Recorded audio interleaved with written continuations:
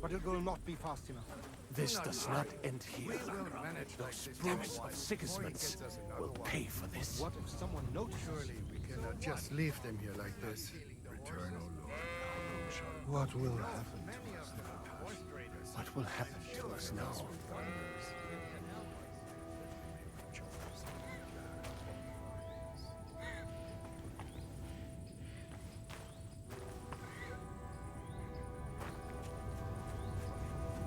What will happen to us now?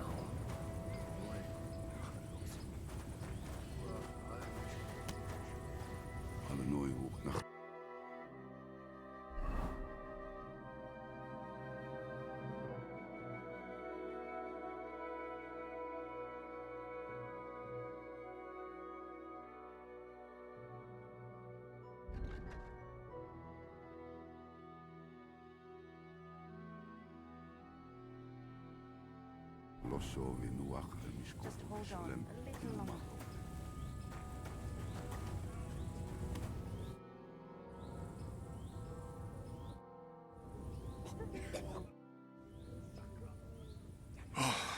We survived. For a while there, I thought we were gonna die. Many have died, indeed. It is a hard trial to go through. So many lives lost, the shul in flames. I'm so sorry. There was nothing more we could do. You are right. It was too late. How happy I would be if we could get everyone out. But what is done is done.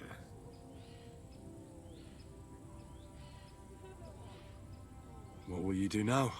Now we must find help in some other community of believers. We will try our luck in Colin. Many of us have relatives there. Do you think you'll be pursued? Well, the mercenaries might follow us, but hopefully it will not come to that. Chas v'sholem. We will split up into smaller groups, so we don't attract much attention until we get farther away from the town. Besides, who would chase us when we have nothing? We left everything behind in the town. So the agreement with the lords in Rabors no longer stands, eh? What makes you think that? Do you not trust us? No, I do. But you've lost everything. I don't think you'll be able to contribute to our army anymore. It is true that the Kuttenberg Kehille cannot pay for the army now, but others might, Be'ezras Hashem. Especially when they get word of what happened here. Sarah told me you drove Martin the blacksmith out of town. Why would you do that? I had my reasons. But if you hadn't done it, he might still be alive. Perhaps. But what about you? If he had not raised you, would you be here today helping us? No. Probably not. Who knows what my mother would have done without him. God be with you, Rabbi. Sei gesinnt, and please, watch over Samuel.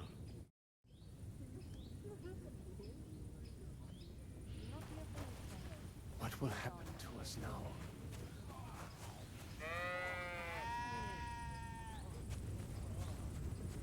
אדוני הוא נחלוסו וינוח על מזקובו בשולם ונאמר אמן.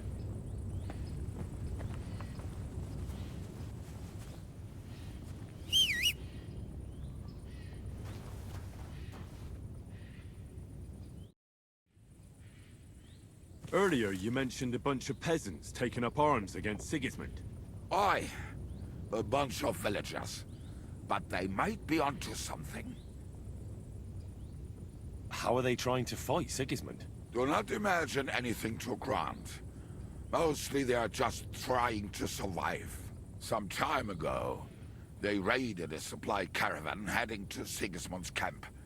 Then the very same supplies turned up with the hungry families in Miskovitz. They are doing a good job.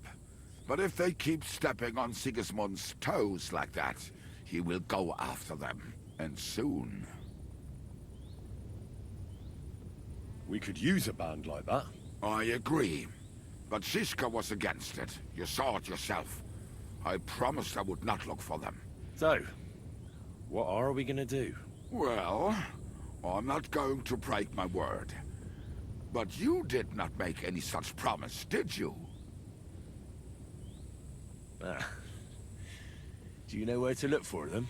From what I know, they mostly hang around Miskovitz. It seems they use a secret password to recognize their own. Password? What password? Fuck. What was it? Ah, I remember. The fox is in the henhouse.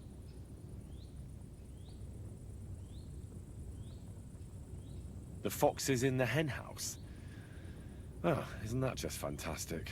What am I supposed to do with it? Go to the herb woman in Miskovitz and say to her. Why her? I suspect she's working with them. Provides them with supplies and such. I have a feeling she might be the way to get to that. Try telling her the password and see what happens. Well, I hope I won't be making a fool of myself.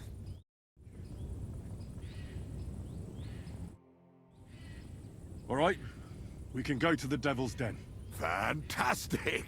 The more people riding together, the merrier. That applies not only to roads, but also to wenches. Well, let's just stick to the roads for now.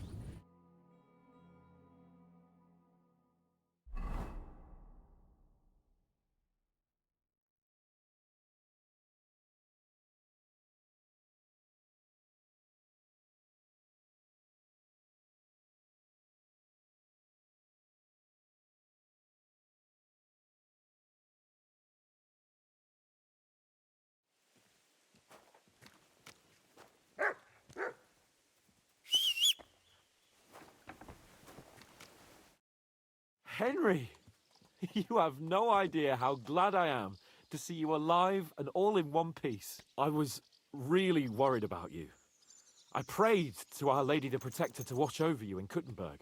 It's good she heard my pleas. Thanks for putting in a good word. It definitely came in handy, because it wasn't nice at all. Lots of violence and death, countless foes. We could have easily kicked the bucket any moment. God damn! What happened there?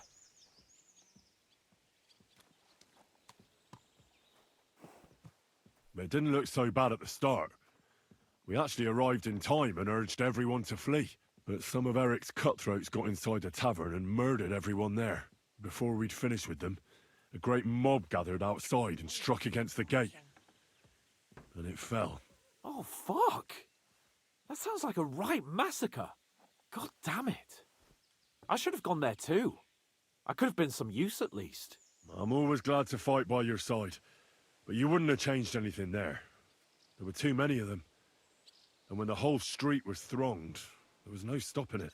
All we could do was try to hold back Eric's people as long as possible, so the locals could flee to the synagogue. See, there's a hidden tunnel inside it, leading out of the city. Fucking tunnels! Ugh. But thank Christ for them. What about Liechtenstein? He's fine. And he managed to get those mysterious documents of his out.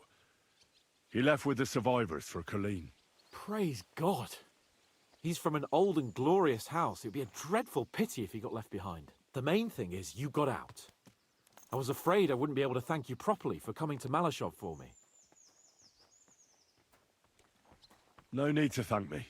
I beg to disagree, my brave and faithful companion. First and foremost, be it known that if you should ever similarly find yourself in captivity, I swear before our Lord Jesus Christ that I shall come for you as you came for me. And secondly, I have something here for you.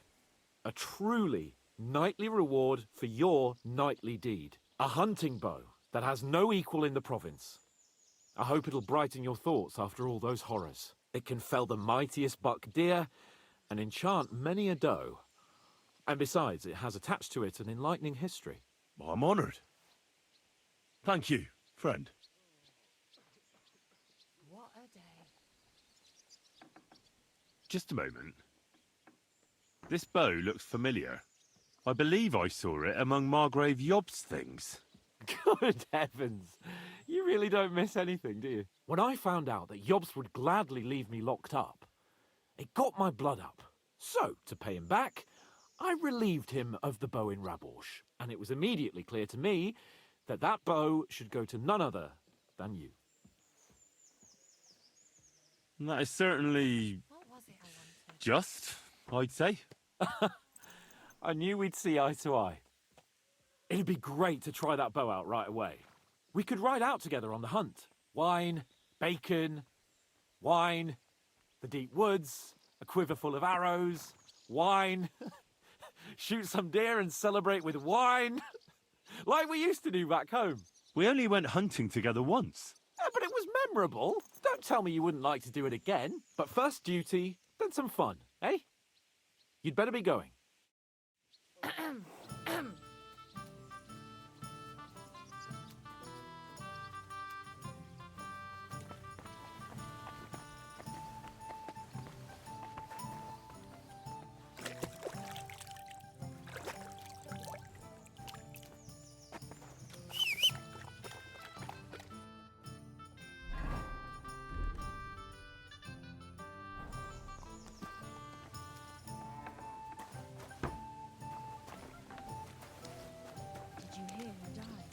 At your I thought it was service. old Bart, but then I heard him coughing his lungs up in the yard again today.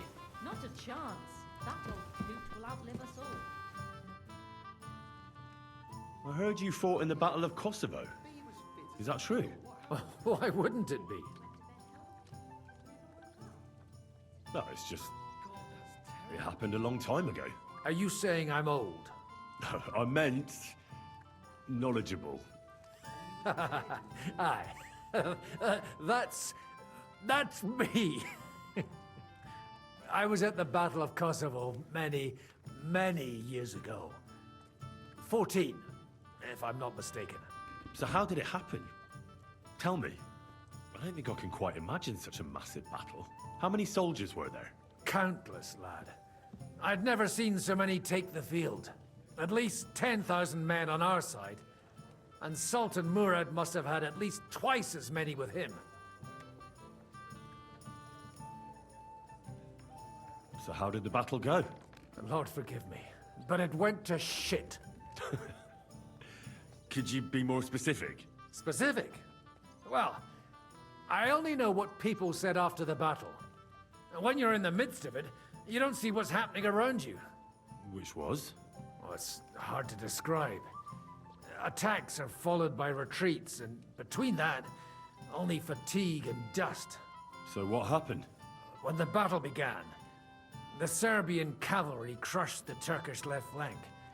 It looked good for us, but alas, that was just the beginning. Soon, we got ours too. We fought valiantly, but they pushed us back, and in the meantime, they hit our center. The Sultan's Janissaries attacked us there. Damn devils, and raised all hell. Rivers of blood soaked the ground. How could you survive something like that? You can't give up, and death isn't an option. But then a rumor spread that Prince Lazar had fallen, and everything began to crumble. But he was a tough old warrior of the Nemanjic royal blood. He wouldn't give up just like that. With an arrow in his eye, he climbed his horse and rode straight for the Sultan. Well, that's how he saved us. The battle then lasted until evening. But no one had the strength to force the enemy to retreat.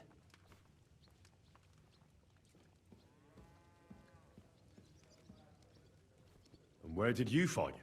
In the saddle. I'm a nobleman, after all. But I lost 3 horses under me.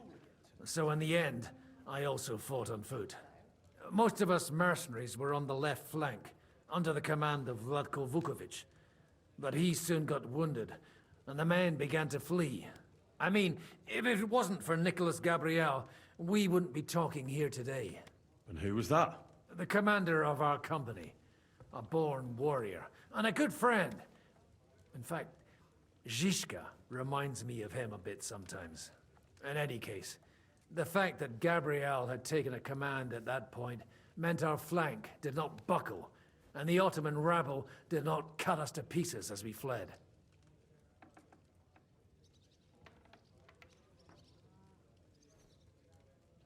So who won in the end? The battle lasted all day, and in the end no one knew who had won, because both sides left the field. Only later did we find out. Prince Lazar had fallen there alongside all his Serbian nobility. Still later came the news that Lazar had been captured and executed by the Turks the day after the battle. They executed a prince? Aye. They beheaded him, because someone had slit their sultan's throat like a piglet. So you didn't win? It's hard to say. We held our own against the odds and survived. Only without their prince, it was just a matter of time before Serbia fell into the new Ottoman Sultan's lap. Fortunately, I didn't stick around to see it. All the same, even as I'm telling it, it strikes me what an adventure it was. I suppose time heals all kinds of shit. In the end, you forget the bad things. And yet, I can only thank God that Nicholas Gabriel was there. Your captain? Aye, him. We actually became friends of sorts. He even taught me one of his sword tricks. He did? Aye, really. I could even show you sometime. A memory of the good man who saved my arse on that day.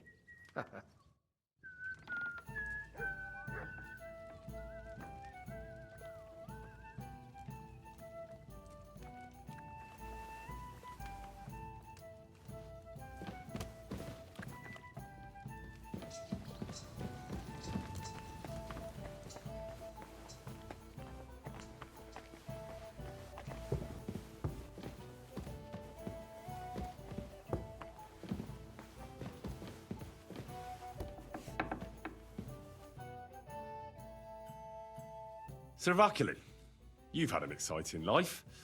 Tell me some stories. Bien sûr. Your interest is gratifying and quite understandable. Where does the name Brabant come from? That is simple. My compatriots call me that because I am originally from Brabant province. And the name stuck. One day, I shall tell you about my place of birth, but I am sure you will long to hear about the conquest of Arezzo, yes? Or would you rather hear how I saved the King of France from certain death?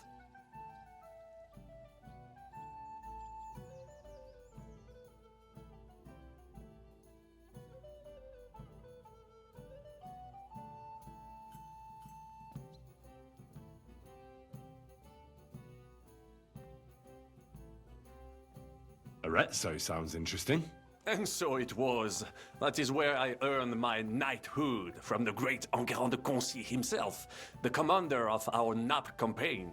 Enguerrand arranged his forces for battle, and I was put in charge of one of the cavalry units. Out of nowhere, the enemy appeared on our unprotected flank, and Enguerrand set me to hold them back so our main force could regroup. But I saw a gap in the enemy's main phalanx. I sounded the charge and sped forwards. Wasn't that rather risky? Un chevalier français fears nothing. I reckon King Sigismund would think otherwise after Constantinople. That was completely different. Alors, I caught them by surprise. I hacked my way to their standard and broke through all the way to the enemy's reserves. My attack sowed confusions in the enemy's ranks that encouraged the overlords who raced to join me, scattering everything in their path. And that is how we won the famous victory at Arezzo. Seeing that the force that was supposed to protect them had been routed. The city then surrendered to us. No doubt you had no inkling at Maleshov what a knight you had the honor to meet. And of course, my feats on the field of battle do not end there. A bold maneuver. Quite right. Courage is my middle name. Just as Monsieur Chapon says, Audantes Fortuna Juva. That day I was the bravest of them all and won the day. So you disobeyed your commander and left your flank exposed. Your attack could have ended in a total fiasco. You were lucky the others came to your assistance and your entire force didn't collapse. I hear thee speaking, but you are still wet behind the ears. So, I can forgive you. In short, I saw an opportunity and took it. Moments like that can decide entire wars. What did your commander have to say? He made me a knight and sent me to the royal court to inform the sovereign of our triumph. I reckon he wanted to get you out of his hair. Do not talk no sense. What other feats have you performed in battle? Oh, many, mon ami. For one battle does not make a warrior. It would take a week to recount them all, so I will just tell you about my second greatest feat. On the Italian field, we faced John Hawkwood, a ruthless Englishman and a fearsome warrior. Surrounded, we were at his mercy. Night fell, and we knew he would attack at dawn, and that would be it. But just then, Providence put an idea in my mind.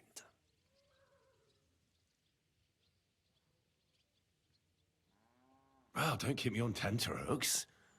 Go on. Unobserved, I mounted my horse and set off to find help. And, La Dame Chance was exceedingly kind to me that day. As I rode away, by chance, I stepped off of our horses. Thinking we were trying to break through, les Anglais went to head them off. But while the English were occupied with Mycenae, our units managed to flee. I saved many men from certain death that night, and many lords from the disgrace of capture. Needless to say, I was generously rewarded for my valor. That is indeed incredible. But you were just trying to flee, weren't you? I wanted to bring reinforcements, but as I say, I merely follow Providence, and she guides my steps, from triumph to triumph, wherever I go. Stick close to me, Henri, and Providence will favor you too. How did you save the King of France?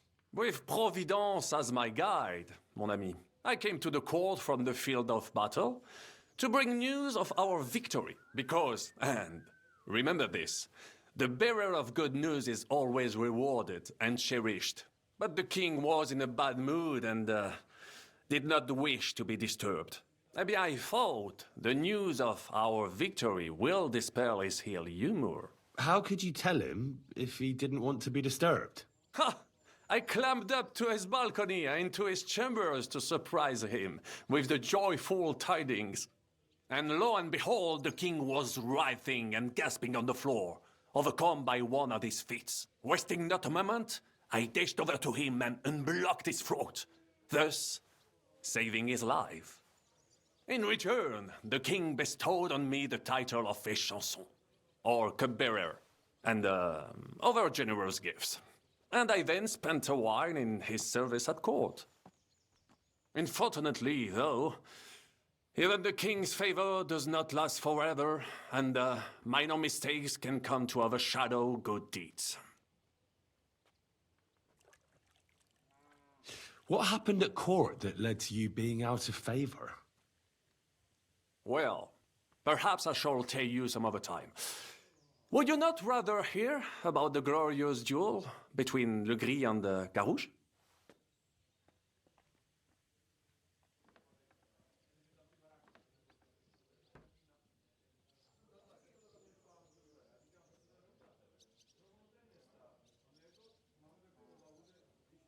Tell me what happened at court that caused you to lose favor. Ah, a major setback and a gross injustice, mon ami. It is an unhappy memory, because it was the first time that La Dame Chance abandoned me. It's nothing to be ashamed of. We can all learn from our failures. And I bet even your failures make for great stories. Oui, that is certainly true. Very well, then. I suffered a combination of misfortunes all at once. But bad luck in business and on a hunt were the worst of all. Luckery and Cargouche. Sounds like a pair of jesters. En aucun cas. Jacques Le Gris and Jean de Carouge. These two great knights were in a legal dispute over an estate. But above all, when de Carouge was on a campaign, Le Gris fornicated with his wife. She claimed that he had raped her, while he said he had seduced him. And because everyone swore to their own truth on the Bible, the matter had to be settled by combat. First, they jousted. Then they fought on foot with sword and axe. Le Gris thought victory was in his grasp, but de Carouge suddenly pounced on him, wrested him to the ground, and beat him so terribly that he knocked off his helmet and cuirass. Even so, Le Gris refused to admit his guilt, and de Carouge drove a dagger through his neck. And if you promise not to tell, I will let you into a secret about that dagger. Tell me the secret. I promise I'll keep it to myself. Bien. As I say, de Carouge killed Le Gris with a dagger. And I found that dagger in the mud after the duel. A blessed blade, an instrument of divine justice. The dagger that ended the last trial by combat France ever witnessed. An item of great value.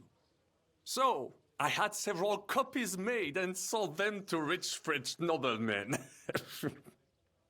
That is how I first came into wealth. And I used the coin to buy the horse and armor I needed to set off in pursuit of glory in battle. That's fraud. You need to be more enterprising, mon ami. Where you see fraud, I saw an opportunity. It was one of the greatest things I ever saw, and I have seen a lot. Believe me, half of France came to watch, including the king himself, who then banned trial by combat in France forever. I later told the story to anyone who was interested. One of my listeners, a certain Froissart, wrote my icon down and became famous. I could have written it myself, of course, but I am happy to help others find success.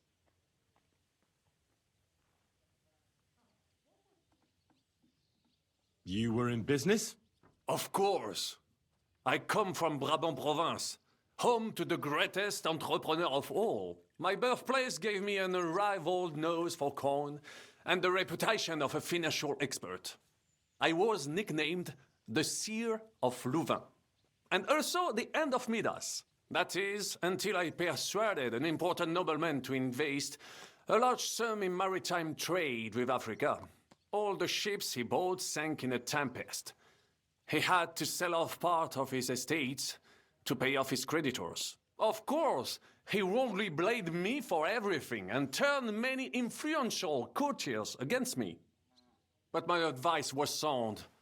He was simply punished by God for fornicating with every wench from the Pyrenees to Brittany, bragging about it and thus bringing shame on his gentle wife. I told him as much, but some people never admit their mistakes and prefer to blame others. A sea voyage from France to Africa? You must have known that was a massive risk. A risk, perhaps. But think of the fortune to be made. A man must think big if he wants to achieve greatness, no? Big ideas often lead to big trouble. Storms, pirates, sea monsters, uncharted waters. It was a disaster waiting to happen, Baron. You should have tried the Baltic trade route. You are right. That would have been safer. But that is under Hanseatic control and there is too much competition.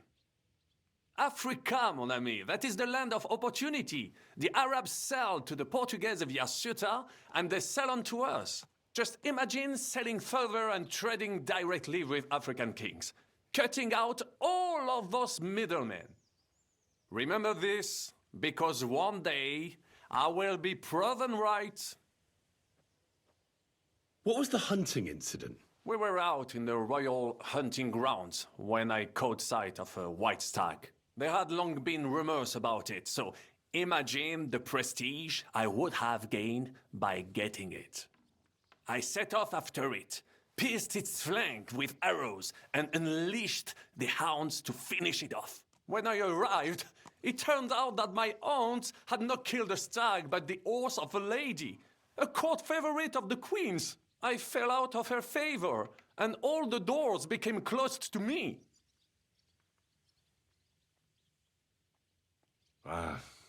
You were damned unlucky. But that could have happened to anyone, couldn't it? Quite right.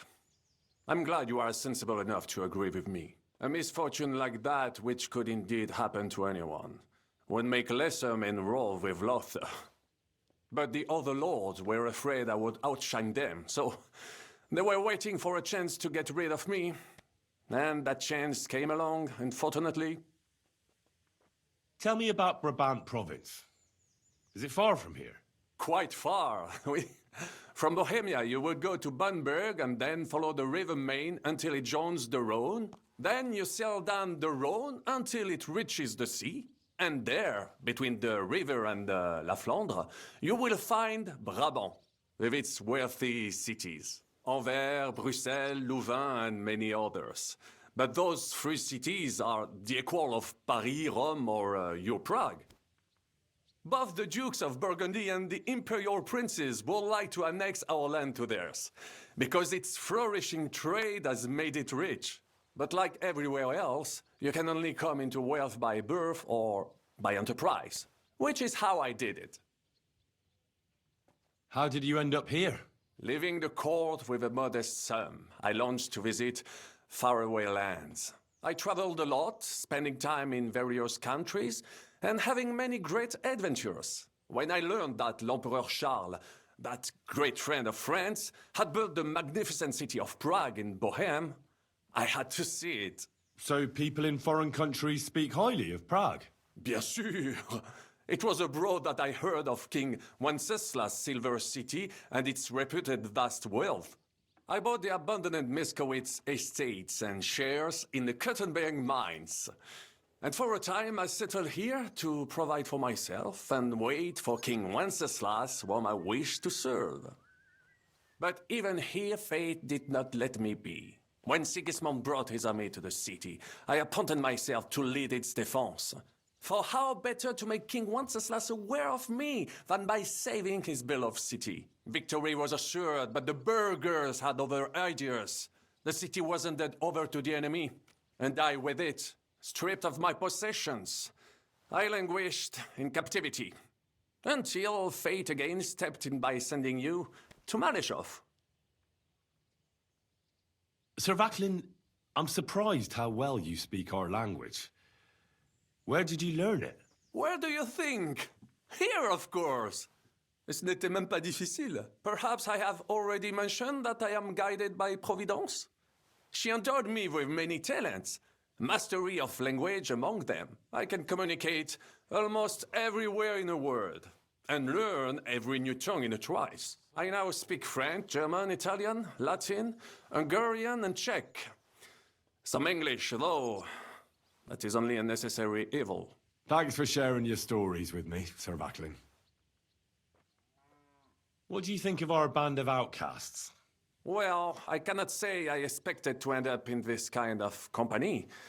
I am more used to royal courts or at least wealthy burghers. But a man must accept his destiny as it comes. What do you think of Zizka? Le Chevalier Jan? Well, he's not doing badly for a minor nobleman, but I think he will never be accepted among the higher nobles and knights. That takes a lot more. Mark my words. I am a good judge of people. I can't get Catherine out of my head. I don't understand her. I'm sure you have more experience of love than me. What do you make of her? Why is she with us?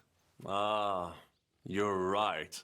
I am a connoisseur of love like I am of wine. But for my taste, Mademoiselle Catherine is of somewhat aged vintage. Though, I have to admit she's full-bodied and fragrant. That's not really what I meant. Why is a woman like her with us? Là est la question. I had the feeling something terrible happened to her in the past. So do I.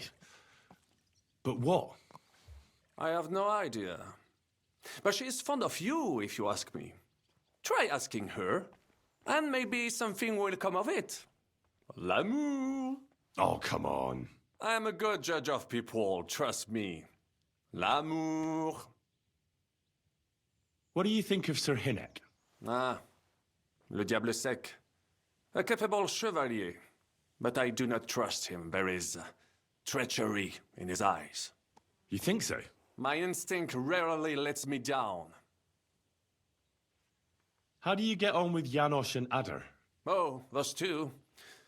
Once in Gothenburg, I also had a servant who pretended not to understand me and thought I did not understand him when he spoke German in my presence. But he was wrong. He is no longer my servant. How do you get on with Sir Hans?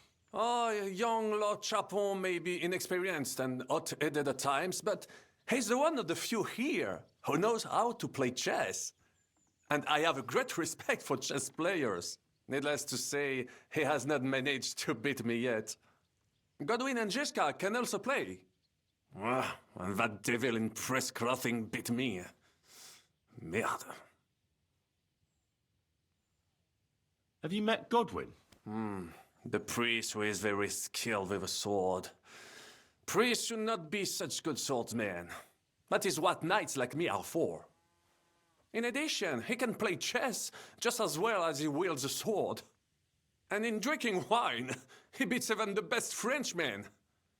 A man of talents.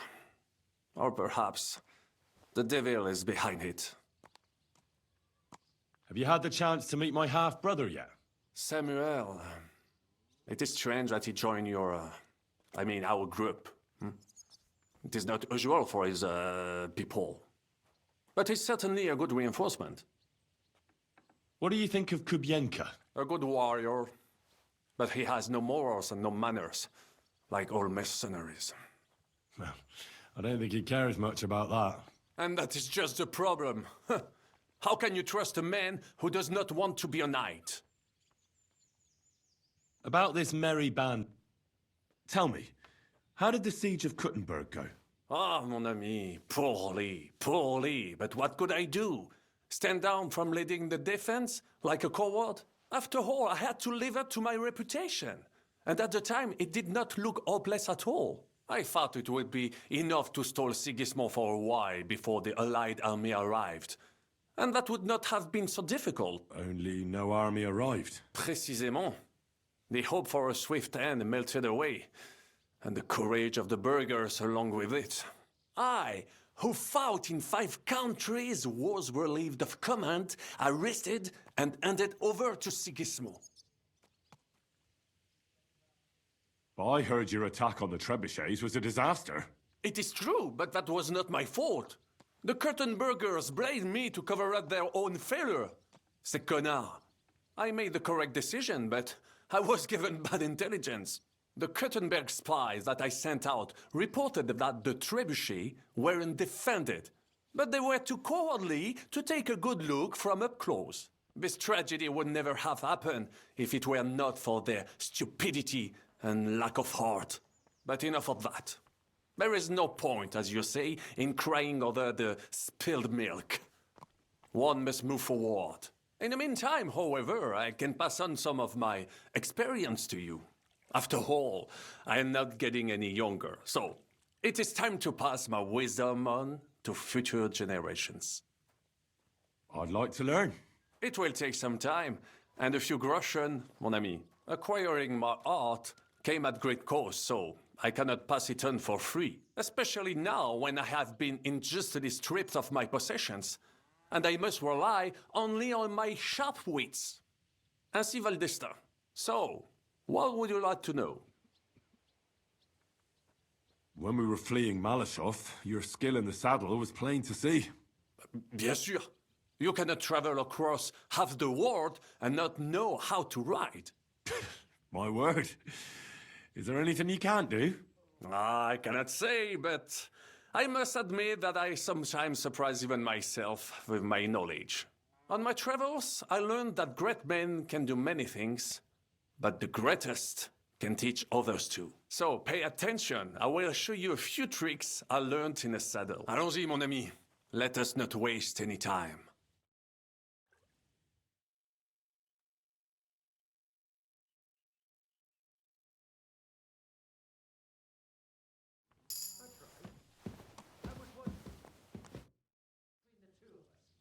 I'd like to learn something. It will take some acquire a special soul. Sir Vaclin, no doubt you're a master of melee weapons, but are you good with a bow? Am I good with a bow, mon ami? You should see me hunt in the forest of Ardennes. I once hit a bison in the eye at 200 paces. You will never be that good, of course, but I will show you how to do it. And I think, with my instruction, you should manage it at perhaps 80 paces. Allons-y, mon ami. Let us not waste.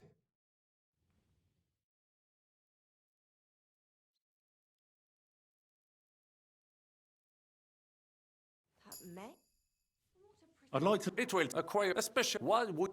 As a knight, you must know how to fight with a polearm as well. Certainement. But not with a halberd or some other farm implement. Such things are good only for les Anglais. I would only ever use a proper poleaxe. 6 feet long, with a blade top with a spike, for piercing heavy armor. Only such a polearm is worthy of a knight. And I shall demonstrate why. Allons-y, mon ami. Let us not waste any time.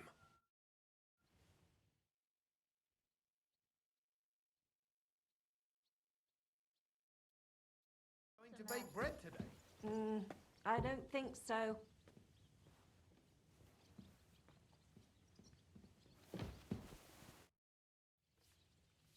Please show me that swordsmanship technique of yours. Well, why not? I'd be happy to show it to you. But whether you understand it is up to you. Oh, at any rate, you need to be quick and thorough. Because for once, you aren't attacking the head directly, but rather the opponent's sword. When you knock it aside, you open up space for a deadly blow. Now come and try it a few times.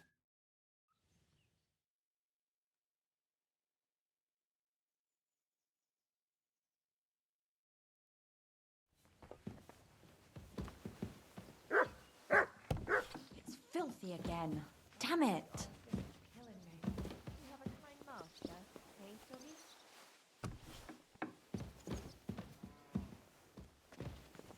Why the hell do they pour the beer on the table?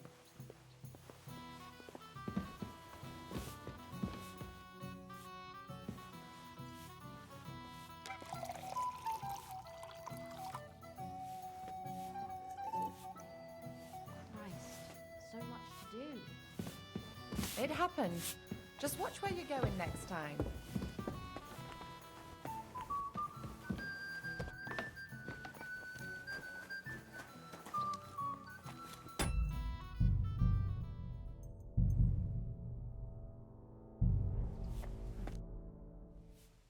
I bring bad news from Kuttenberg. Eric's soldiers and the town rabble have torched the Jewish quarter. Fortunately, we saved most of the people. But I doubt they can form an alliance with us now. Fuck. Where are they now? Oh, Samuel and the rabbi took those who survived to Colleen. Shit. We have to find Dry Devil and Capon and decide what to do next. Well, Samuel said he wants to be around for that, and we should wait for him. I see. But if he's gone to Colin, he won't be back till tomorrow. Oh well. At least we'll have time to get everything ready. All right. I'll come tomorrow then.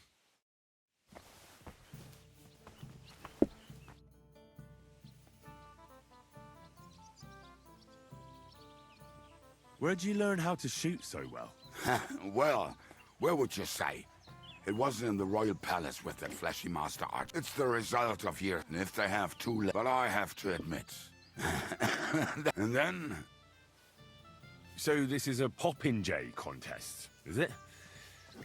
What exactly do we have to do? There's nothing to it. You get your arrows, stand on the mark, and shoot down. The winner's the one who knocks down the most strawbirds. Any idiot can understand the rule, so if you're not feeling too sure, you may not win as much because the... How did you meet Dry Devil? For the first time. Not in the best of circumstances, that's for sure. A few years ago, my company was attacked near Olomouc, and he spared nobody except for my noble master. Wait, what was that about? We were fighting for Margrave Jobst, and he for his brother Prokop. Why did he let you live? Because I shot and killed 2 of his men, and crippled 3 others, before he bashed me over the head. And he just let you go? Not a chance. I woke tied up with a splitting headache. Dry Devil was all fired up, betting with his men that they'd boost me up. And what was the catch? That fucker took me to the ramparts and said that if I piss and hit the ale pitcher down below, he'd let me go. Otherwise, he'd try to hit the ale pitcher with me. The prick. Wow. You're quite the sharpshooter, Kubyanka. You bet I fucking am. But you don't know shit about it. Teach me something, then. I'll happily pay for it. It'll take some time. But for a few groschen, I'll teach you whatever you want. How do you always manage to hit the target? Even when you're pissed drunk? The problem is, I can't hit shit if I'm not drunk. Isn't that addiction? It's experience. And that's what I'm interested in, Kubyanka. All right. Let's get started then.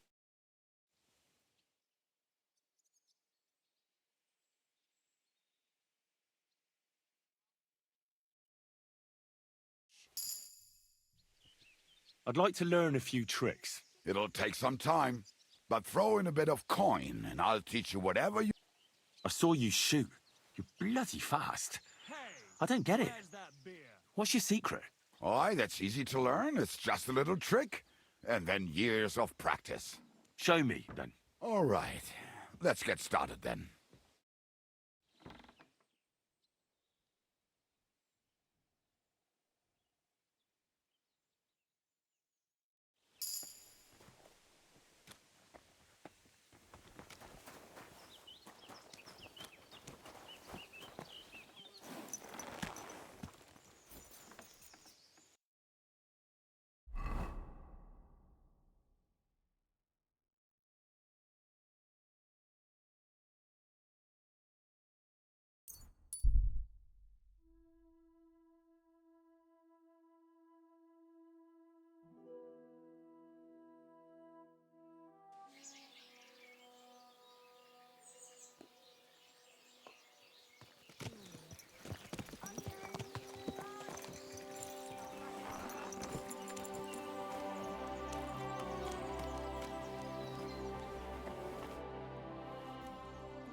What's new around here?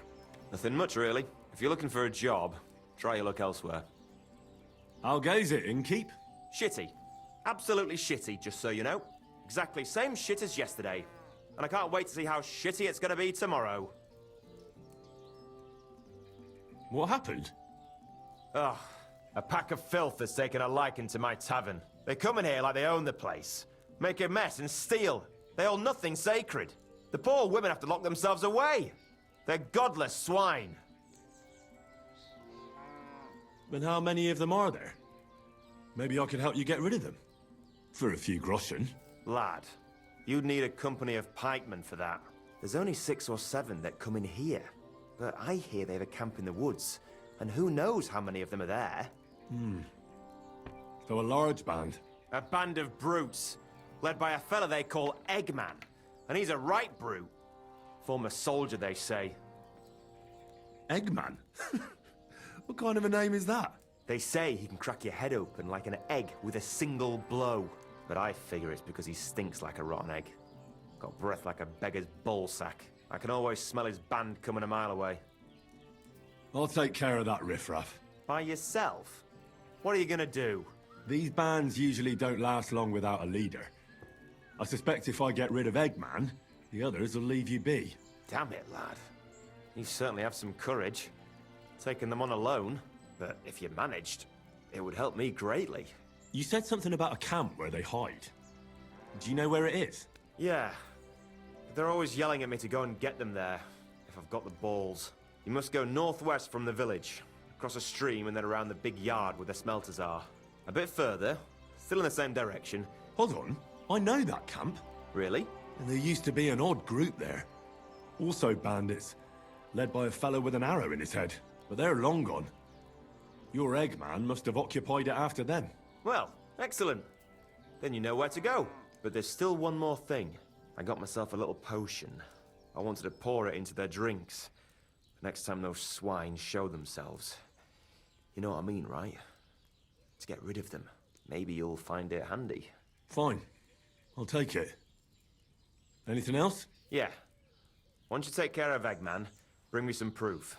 Not that I don't trust you, just so I can sleep calmly at night. Fear not. I'm thorough at my work. And what kind of proof do you have in mind? I'll leave that up to you. You'll certainly think of something. Just don't bring me any cut-off ears. Got it? So, good luck, and be careful.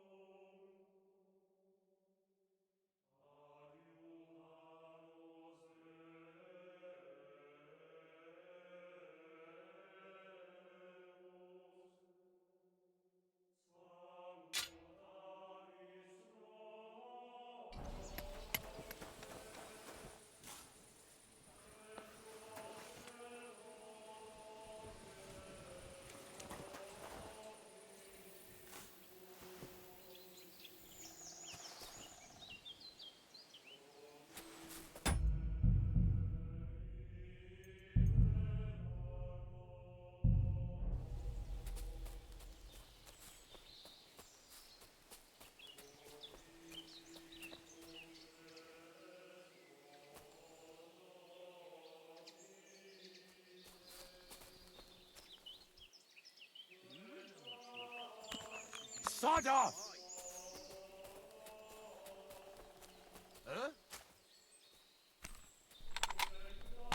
Crap. I'm gonna teach you a lesson, asshole. Attack! Everyone, get over here! For glory! Yeah! Don't spare it! I'll rip your arse open!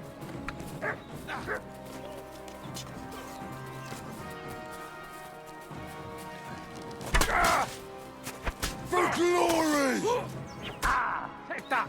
For glory and carnage! God! That hit home!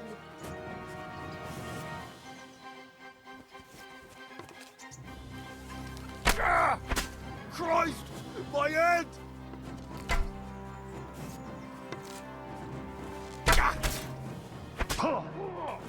No mercy!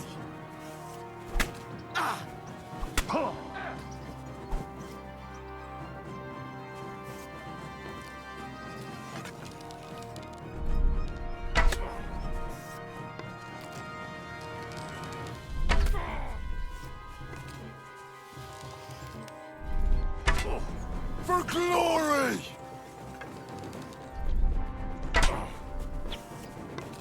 I'll rip your ass open!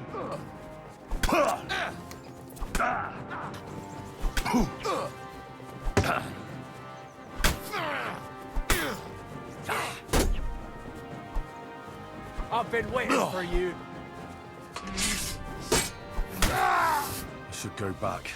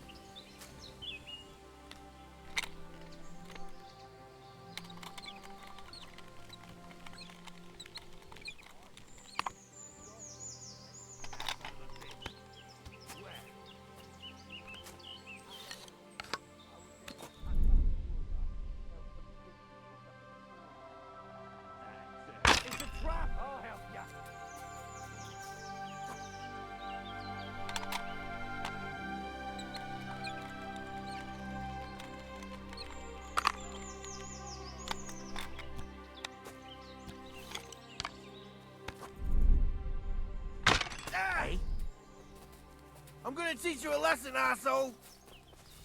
For glory and carnage, die! Ah! Kill her! I'm wounded! Ah!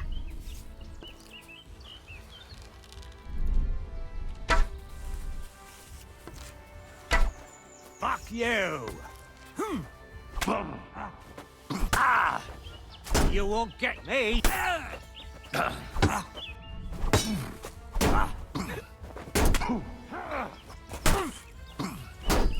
I've been waiting. For glory and carnage, die!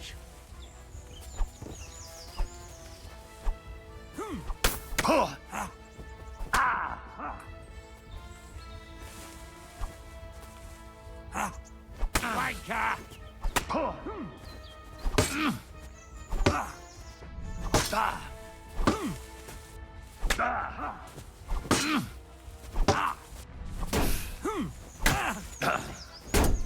You.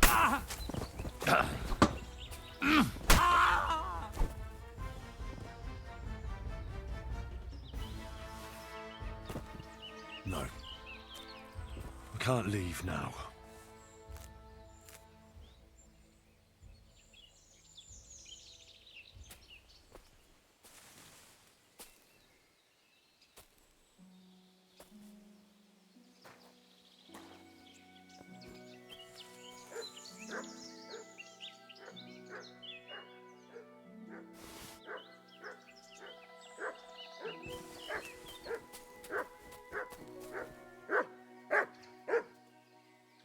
Here you go. Take it.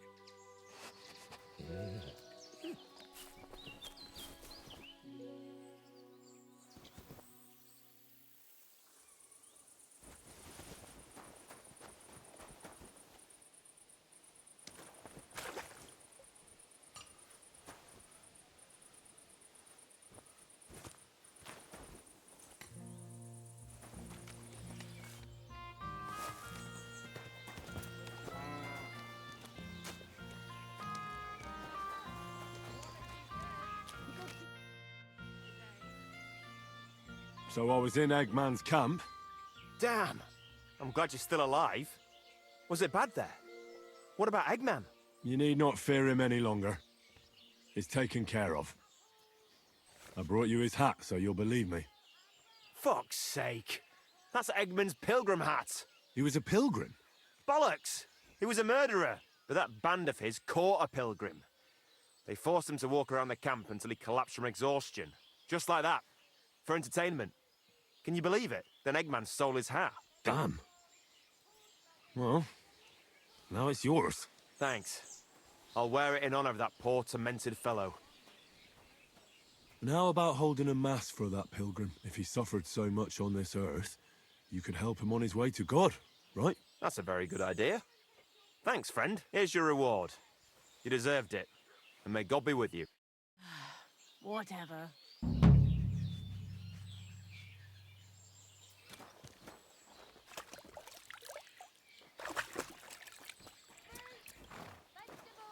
It happens!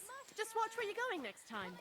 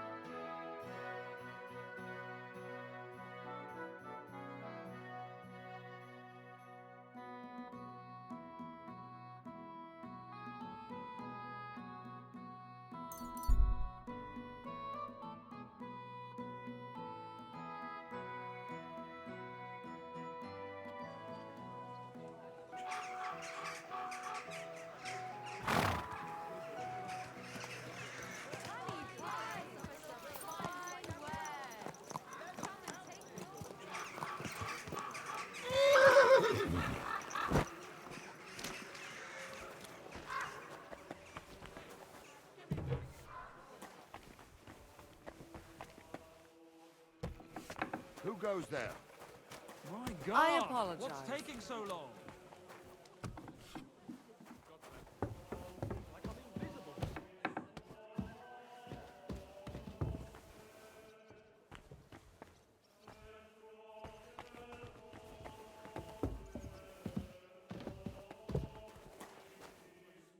Schönen Tag. Was? What's new in the city? Nicht viel. If you are... What work do you have? I could use a few groschen. You look like an Haudegen. Tough man. I have work for such, yes? But what of reading? Can you read? What? If I can read? Of course. Ach. What is written here? Very well. That German Geldstück pours short beers and then charges for a full tankard. His whole inn smells like puke, like he himself does. And the food... Was? What are you saying? It says my tavern is the best in Kuttenberg. Well, that's not what's written there. Der verdammte Schreiber. That youngster. Janek the Scribbler. I wanted to hang that sign on the door. I gave him 5 beers to write that. 5!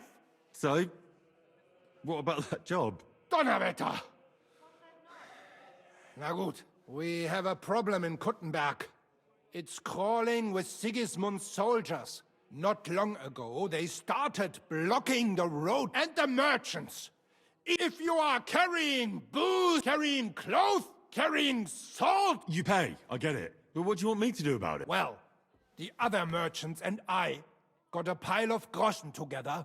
Would you dare? And what about the city council? The soldiers don't bother them? Nein.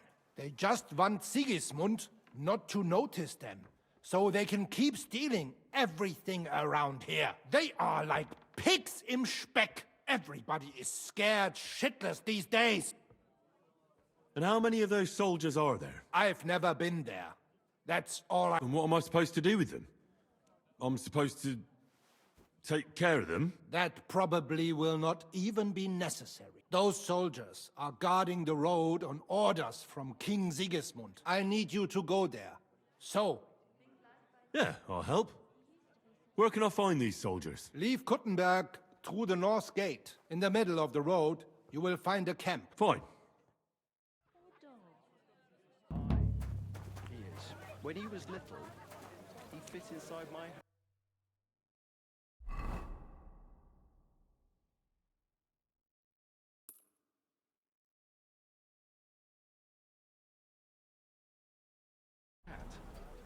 He was such a cute puppy. We'll miss him when he's gone. You should get another puppy. Everyone needs something to cheer them up. Just watch where you're going.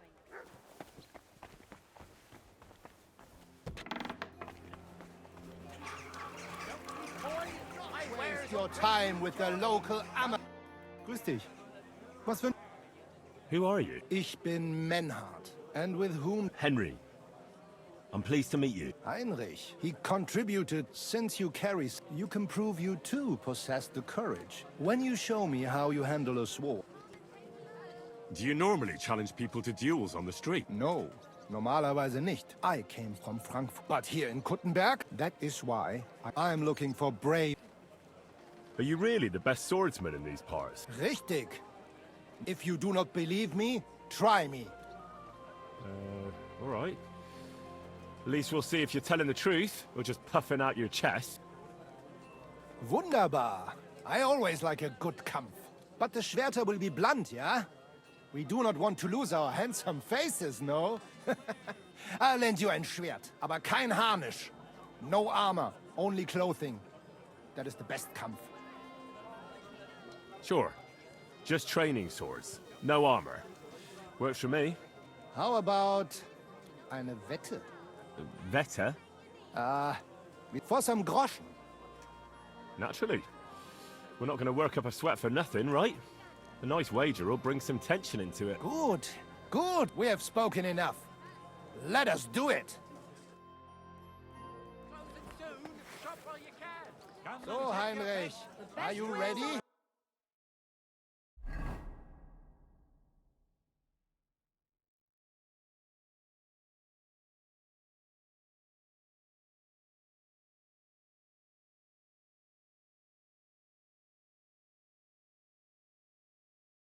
Market, come and take a look.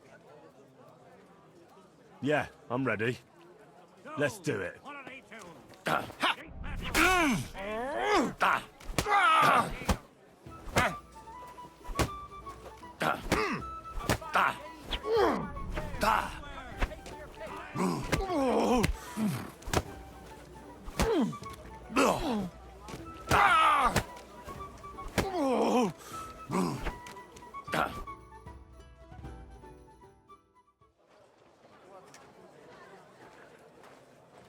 That's enough!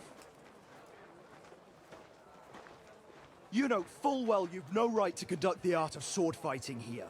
That's the privilege of our brotherhood. Halt die Klappe. I am Meister of Longsword.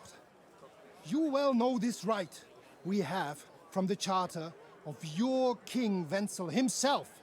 Meister Menhart, let me remind you that your petition was discussed by the town council, and your claim was rejected. That decision was not just, and it went against the will of your king. It's no use arguing, Deutscher. The council represents the king, and the council has decided in his name. Nicholas of Prague here is also a master longswordsman, and we don't need another. Any more than we need your foreign poses. All right then. So I will face your Nikolaus or any other man. We shall see then who is der wahre Meister and who is just full of hot air. Well, I'm ready when you are, Master Menhart. No, I forbid any dueling here. Master Nicholas, do not allow yourself to be provoked by this German cock-baiting. No doubt where they come from, they would rather hack each other in the streets than respect law and order. But here, we have more sense and dignity. If anyone is to clash swords here, it will only be when our brotherhood convenes a tournament, not when some Hundsfott feels like it. Fick dich, du Metzgerschwein. Enough of this, all of you. The council has decided this matter, and I won't waste any more time with your squabbling.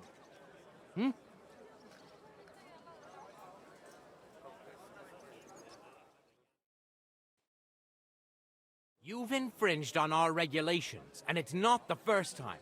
You'll pay a fine. Scheiße. That is ungerecht. Not just. And you will be banished from the town, so that nothing like this happens again.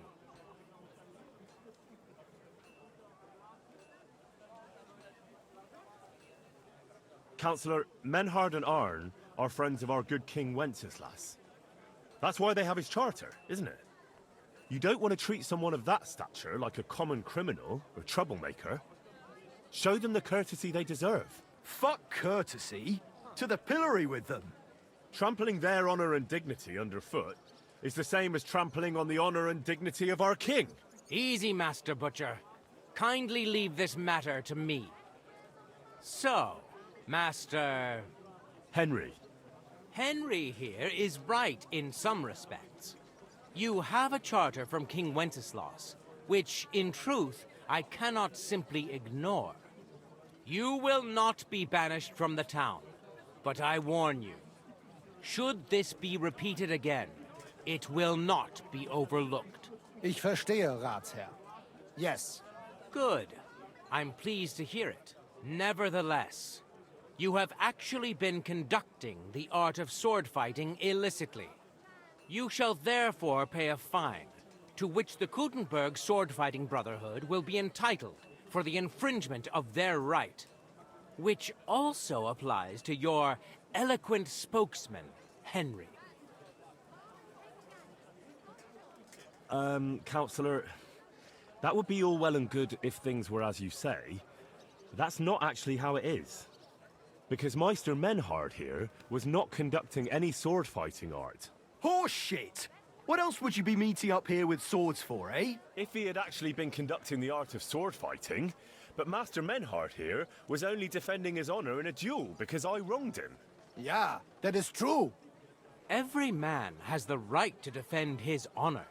But tell me, how exactly did you offend Master Menhard so inexcusably that it came to swords?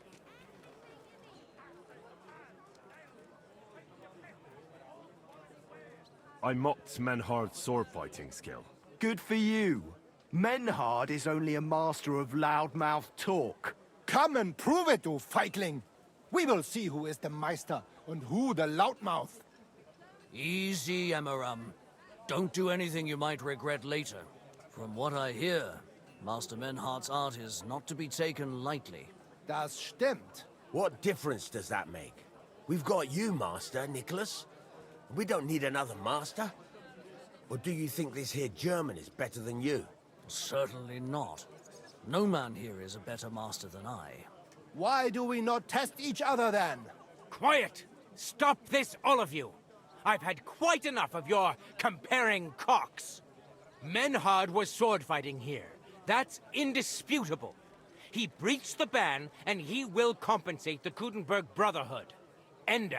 Such audacity! I will not pay any Geldstrafe. Und schon gar nicht to this coward and cheat. Das ist ungerecht. Enough of this. You will pay, or get 20 lashes of the cane in the stocks. Scheiß drauf. Verdammt! I will not put up with such disgrace. I would rather let you have your silver. Henry? I understand. I don't want to go to the stocks. Here are the groschen I owe you. Excellent. So, the matter is resolved. But if anything like this happens again, it will be the pillory for you. Alles klar? Ja, ja, ich verstehe. Komm, Heinrich. We still have business to attend to. We are lodging in the Schenkel Kaiser Karl, not far from here on Merchantstrasse. We will discuss our business there. Good fellow. Could you help me, please? Ha! You can do nothing to us. Sure. You could kiss What is my it you need? arse. I lost something, and I can't find it for the life of me. Be damned. It must be around here somewhere. It couldn't have vanished into thin air. What are you looking for? My leather satchel. I put it down here for a moment. Now it's gone? Where did you put it? Somewhere around here. I made sure it wouldn't be in plain sight. At least I think I did. My stomach started churning so bad, everything went blurry. So I shucked it off my back and ran off to... you know. There was nothing else for it, see? And I was back in no time.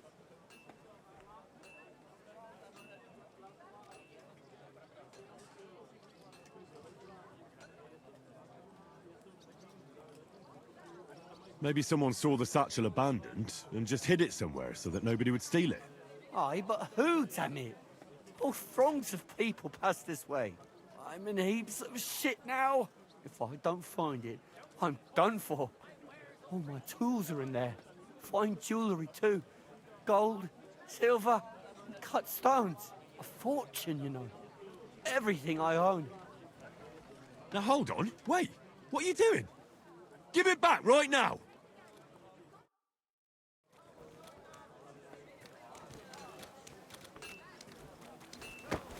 Stop! Enough! Stop beating him! Had enough? Aye. Now hand it back. Everything you stole from me. Yeah, that's all of it. Can I go? Piss off. And don't let me see you here again. What? What happened? Good day. I apologize.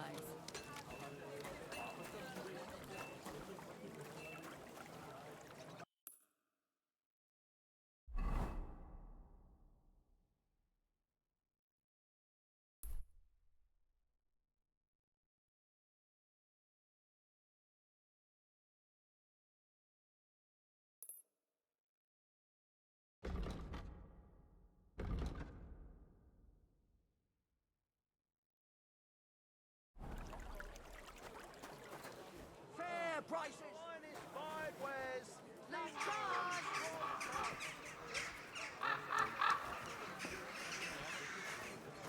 Wood vinegar, lump charcoal, pitch.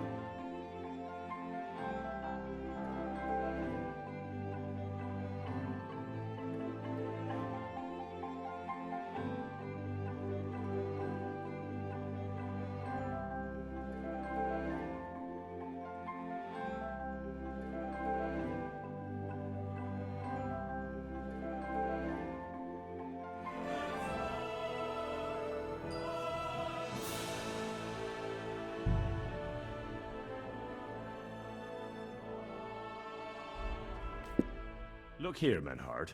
Danke, Heinrich, for standing up for us. You handled it well with the Friedusch. Schade aber, that we had to pay that Strafe. It is a disgrace. Auf jeden Fall, it is not over yet with those Kuttenberger Fechter. We must somehow compete with them to preserve our honor and glory. It is not possible that a Meister such as I can be rejected and humiliated. Richtig. Es muss Gerechtigkeit geben. Listen, Menhard. Tell me what it's all about. You have some charter from King Wenceslas. Ja, genau.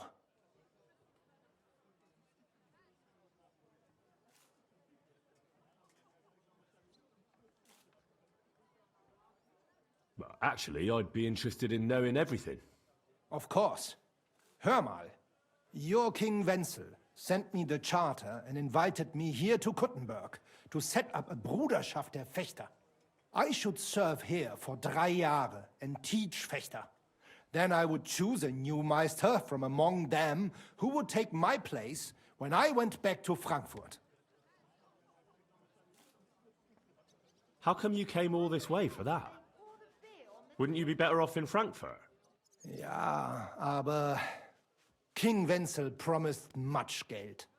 But the most important is my honor and my duty to teach good Fechten.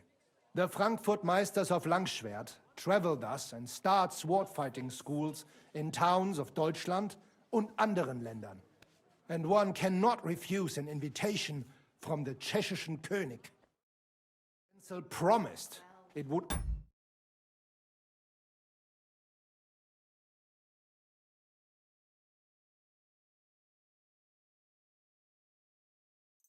all be settled by the Kuttenberg Stadtrat. But before we got here, alles war anders. Ein neuer Stadtrat. Wenzel held captive and König Sigismund here with a big army. What is more, there was here already a Bruderschaft der Fechter. And Meister Nikolaus aus Prague came at the invitation of the Metzger Emmeram and other Bürger. Sigismund named a new Stadtrat and they accepted Nikolaus and rejected our Charter. That is why I muss mich duellieren with Nikolaus and the anderen, to defend my guten Ruf and mein Recht. Aber they have refused, made cowardly excuses and want to get rid of uns.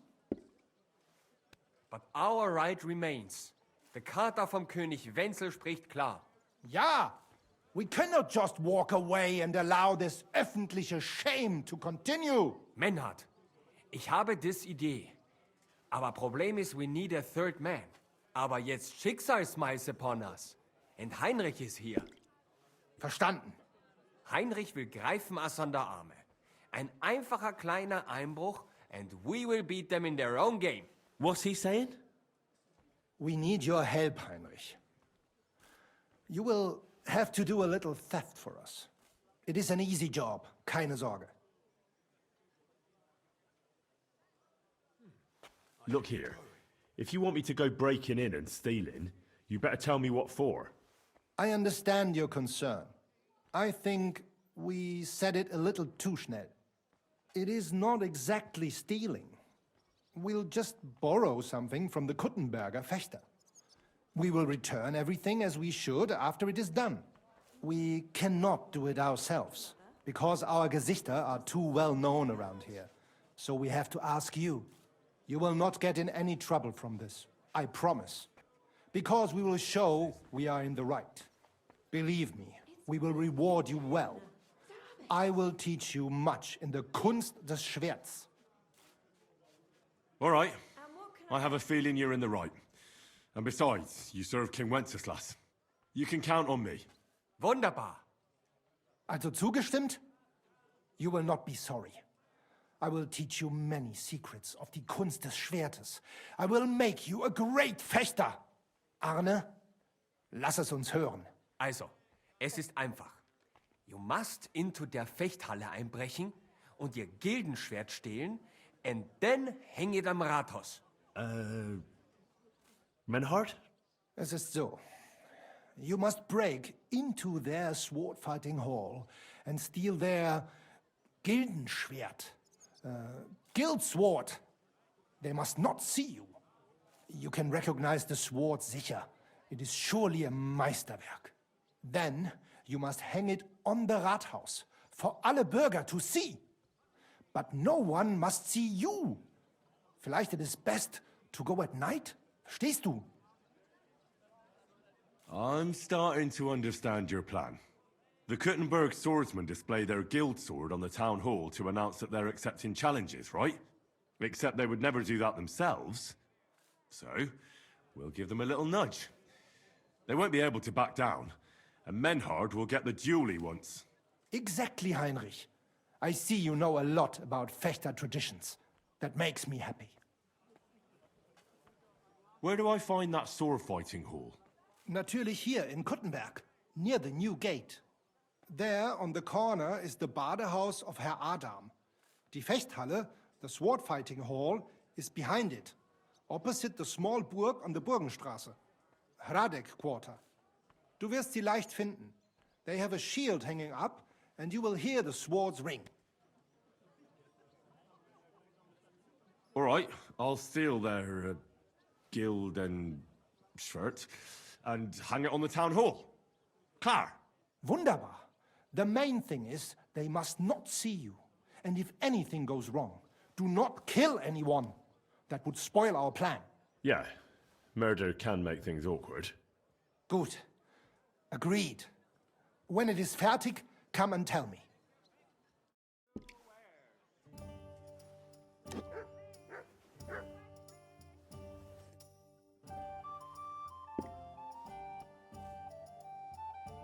What's it like in Germany? Ach, viel Politik, was sonst? It is better to avoid it. Everyone in the Reich watches only their own interest. Die Kurfürsten most of all. And the Kaiser, who would bring Ordnung? There is none now. And what is more, there are zwei Päpste. One in Rome and one in Avignon in Frankreich. There is confusion in the Imperium now. Tell me about where you're from. Frankfurt. Die freie Reichsstadt Frankfurt is a huge and glorious city. Dreimal bigger than Kuttenberg. Tall steeples, rich houses, strong walls, beautiful Kirchen and große Messen. The Emperor Karl der Große himself founded it. There is no more lovely Stadt under the sun. What's this righteous state? Freie Reichsstadt? It means we are directly subject to the Kaiser. More rights for uns, Bürger. Better status in the Reich. Something like Kuttenberg. That is also directly under the crown. But in Frankfurt, der König der Römer is usually elected. Große Messen? Big mess? Nein! Big markets, like you never have seen. Not even in Prague are there such. Goods come to Frankfurt from far and wide, especially fabrics. You can find better nowhere. My word. I'd love to see that one day. You should. He who has not been in Frankfurt does not know what a city is. City air bringt freedom, and nowhere more than in Frankfurt. Well, well. One town is not like another. Genau. How is it with your sword-fighting brotherhood? Naja, in Frankfurt are the greatest Meister of all martial arts. Jeder weiß das. Whatever weapon or technique you can think of, wir Frankfurter know it. Glaub mir. If anyone does not believe me, I will challenge him to a duel. That is also why your King Wenzel came to us when he was looking for gute Fechter. Are you really that good? I'm not convinced. Doch. Glaub mir, verdammt. Some say that in Augsburg or Nürnberg there are bessere Meister. Aber they cannot match our Bruderschaft. They are good, but we are die Besten. Anyone who is a Meister in Nürnberg, he has learned from uns. Ich sage dir, Heinrich, One day the Kaiser will acknowledge our Bruderschaft as the greatest Meister in the whole Reich. And then we will teach Fechten to everyone. Tell me something about yourself, Menhard. So ask. What does a master sword fighter like you actually do? I mean, apart from teaching the art, of course. The same as here. According to the rules of the Frankfurter Bruderschaft, I travel and establish Schwertkampfschule and also see Fechter in other lands and improve my art. Sometimes I also am hired to fight a duel for someone else, or prepare someone for such a duel. Tell me, have you ever been in a famous duel? Yeah, I went to Lombardy to see how they are good with sword there, because I heard they have good Meister. And it is true. I crossed swords in Milan with Meister Luca Beneventi. The Prince of Milan came to watch our Gefecht, and also many of the lords there. We fought with Langschwert, sword and shield, and pole arms, and also ringen. First in armor, then in light clothing. My word. Did you win? Nein, it was undecided. But the Prince of Milan gave us both fine horses and much Geld. He said he had never seen such a nice Gefecht.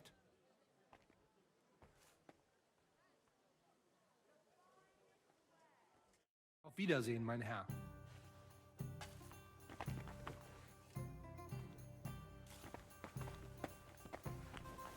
Excuse me.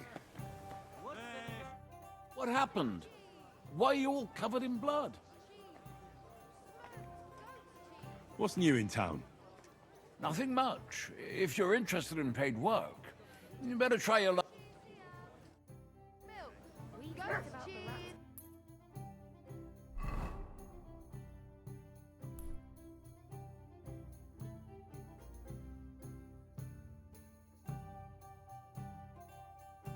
Pantry.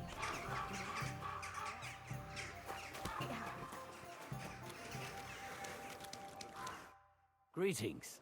Do you need something? I brought you some food.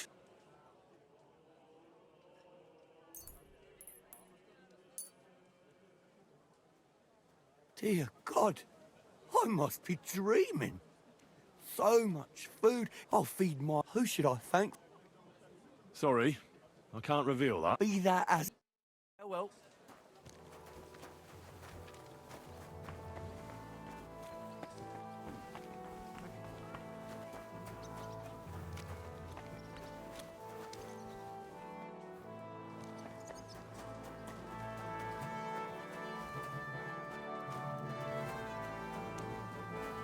Keep close to the others. Good doggy.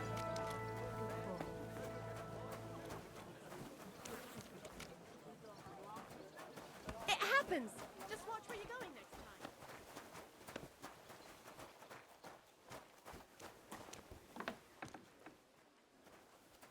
Excuse me.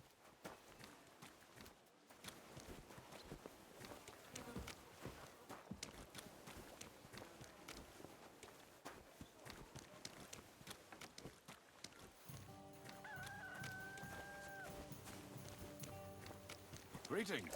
God be with you. Welcome, sir. Greetings. What's new in town? Try asking at the Kingfisher Bats. Betty the Bathkeeper? Aye, that's the one. But that's all I know. Aye, I'll do that. She's a friend of mine. And that's about it. Sounds interesting. God bless. It happens. Greetings. Just watch where you're going next time. Excuse me.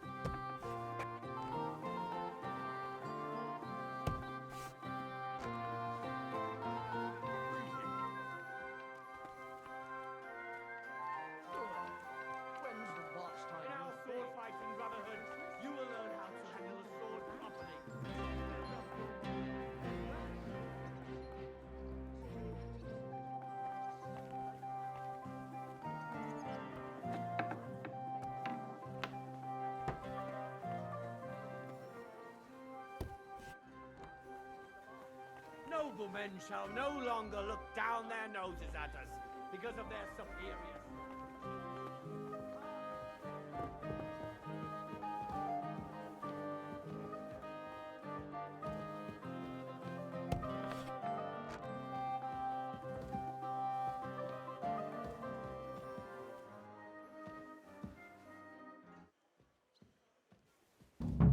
Righteous people of Kutenberg, don't waste your precious time on useless pursuits and come to learn the art of swordsmanship.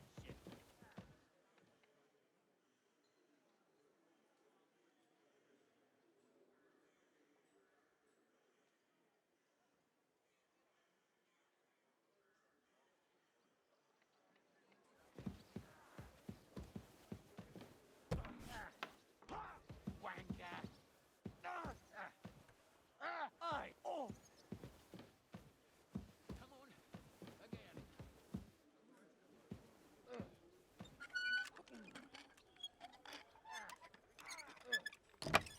Aye! What's that? Bad luck.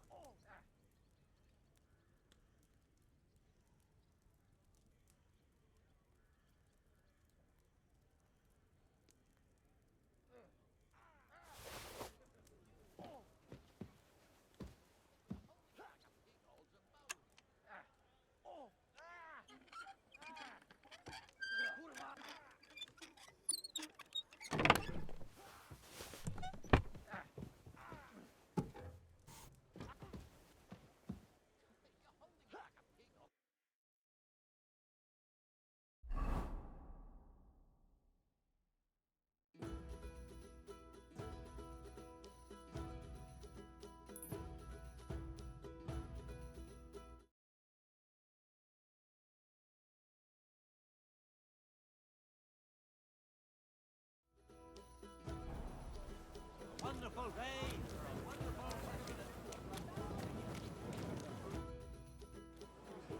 You said you needed some help with something. What's going on? Something's happened. Oh, a real mess. And I need help from someone reliable. What is it? When I was fishing around for information about Liechtenstein, I cast the net a bit too wide. And one of the servant girls I questioned was just found dead. You think she was killed because of you? I don't know. If I did, I wouldn't be asking you for help. I'll help you. Tell me all about it. Who was this dead girl? Her name was Alice. She was an ordinary, pretty girl. She worked as a maid. I heard they found her all hacked up. Tossed somewhere by the town wall. Oh, folk in town are saying it was absolute slaughter. They took the body to the morgue by the St. Peter and St. Paul cemetery. I'll go take a look at her. See if I can find anything. I think that would be for the best. Though, I don't think it'll be a very pretty sight. You can ask the gravedigger for details. He'll know the most. When did you last see the girl? Around a week ago? And did you notice anything suspicious about her? Not at all. She was always cheerful, lively. She was looking forward to a dance. Though I'm afraid she won't be dancing ever again. What was Alice trying to find out for you? She always brought me the freshest gossip overheard from her master. And lately, what the other maids in town were saying. And did you learn anything important from her? Something someone would kill her for? That's the thing. All she brought me was gossip. Who was cheating on who wasn't going to confession, those sorts of things. So you'll have to figure out the rest for yourself. What about your other girls? Are they all right? Yes, fortunately. I'm careful enough to keep them pretty much in the dark about my plans. That's why Alice's death shocked me so much. What are you gonna do next? I'd like to ask the others if they noticed anything suspicious. If someone is following them and the like, but... But you don't want to scare them. I'm scared myself. For them. Maybe nobody knows about them yet. If someone was to follow me, I could give them away. And I can't risk that. I don't want anyone else to die because of me. What if I go and see them? They don't know you, Henry. You'd only scare them.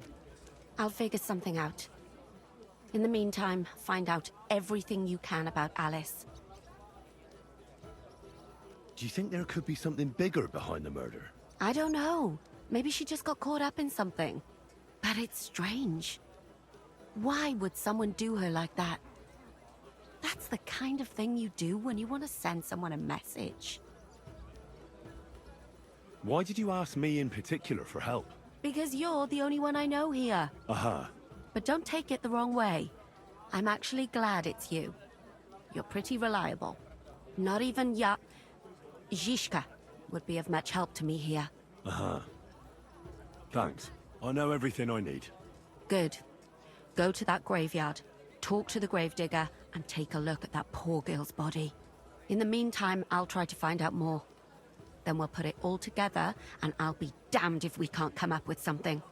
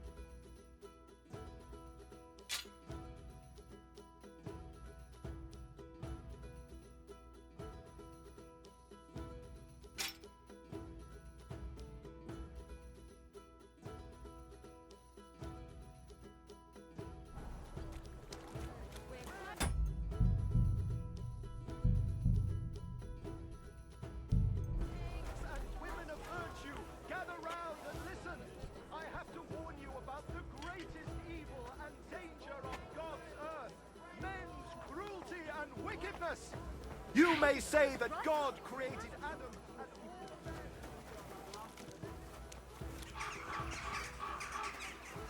I'm sorry?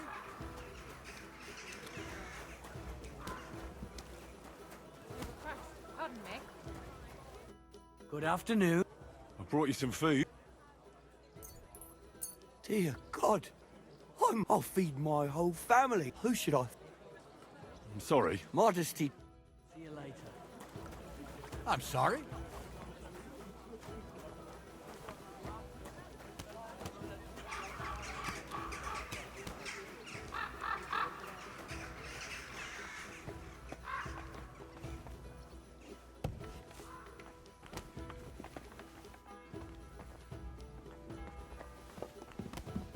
Hallo, Bedino.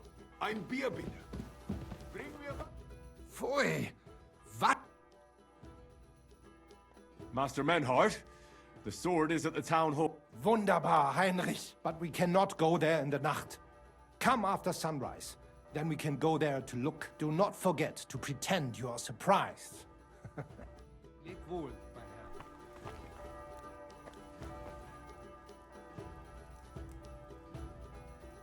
Mein Gott, wo liegt das Problem?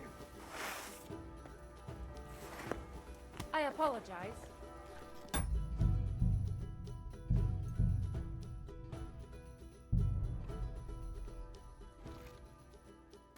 Leb wohl, mein Herr.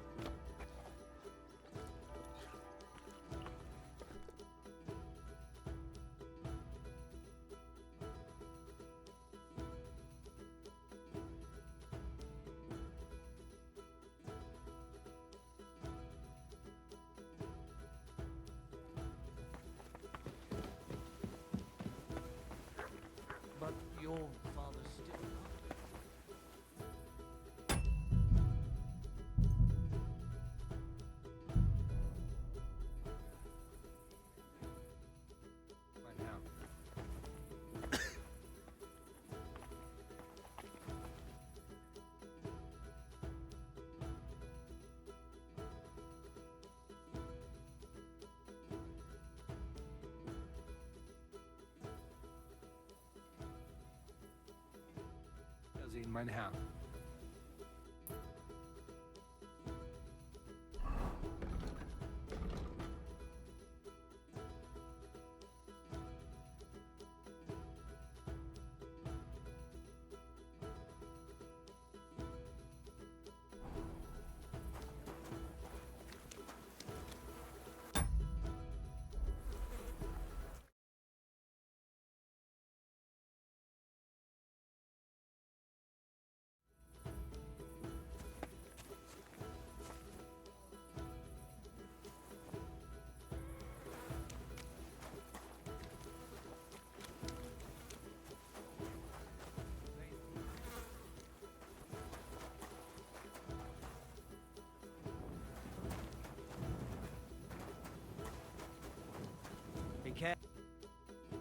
You must be the local gravedigger. That's right.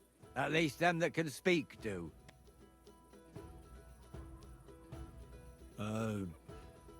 I'm Henry. Greetings, Henry. What do you need? I hear there was a murder here recently. Some young girl? True. True. She's lying in the morgue. But who the hell are you? Another Gawker? Another? Why would anybody come to look at her? People ain't got no respect. As soon as news spread about what was done to her, folk are always turning up to have a gawk. So if you ain't one of them Gawkers, you must be one of them other types. Well, no, you can't shave her. No, no thumb for a souvenir. I don't want to take anything. I need to find something out. Like what exactly? Who killed her? Why?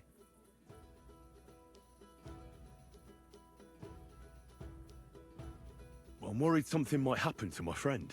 That's true.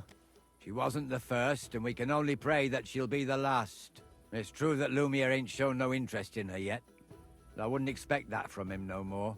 Who's this Lumiere? Another one of those gawkers and collectors? No, no. He actually tried to help. Help? How? Well, he was investigating them others. Right. You said she wasn't the first. Aye. We had a couple of similar cases. Lumiere said they was all killed by the same murderer. And who is this Lumiere? He used to work for the local bailiff. I think he knew the first one what was killed, but that was a long time ago. Do you remember how many girls were killed? You mean you don't know nothing about it? Here, even the sparrows are squawking about it. I haven't been in Kuttenberg very long. I see. There's been one every few weeks for the past year. Do you know where the last one got killed? I heard some talk about it when they brought her here. But what do you want to do there? Look for clues. Footprints, blood, anything. That can help you? That's worth a try. I heard she was killed by the town walls, close to the Hole in the Wall, a dodgy tavern in the Hoprink neighborhood. Thanks. What's this Lumiere got to do with this? Well, like I told you, he used to work for the bailiff. I think he was a scribe. A scribe keeps records in the Black Chronicle, though I've never heard of one doing his own investigations. Well, the old bailiff wasn't all that interested in the common folk. But Lumiere, he was quite helpful. Folk heard about it and went to him with whatever was troubling them. I'd like to speak with Lumiere. Do you know where I can find him? At his home in Bohemia Street, that's near the church. You won't find him at the bailiff's no more. I don't know exactly why, though. Seems he had some quarrel with the bailiff. Thanks. You've been a big help. It's my pleasure, especially helping someone from the land of the living again. Actually, wait a mo. Speaking of the living, there's a girl what comes here and grieves over that dead maid. I think her name is Barbara. And do you know where I could find her? She said she serves in one of the burgers' houses. So either there or in the morgue with that poor dead girl. Thanks again, Master Gravedigger.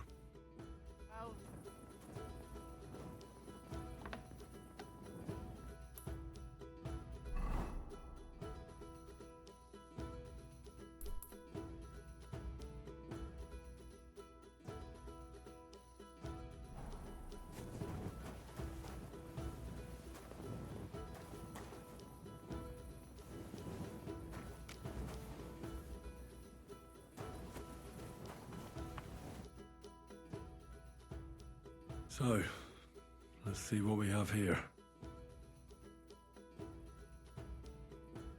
My God!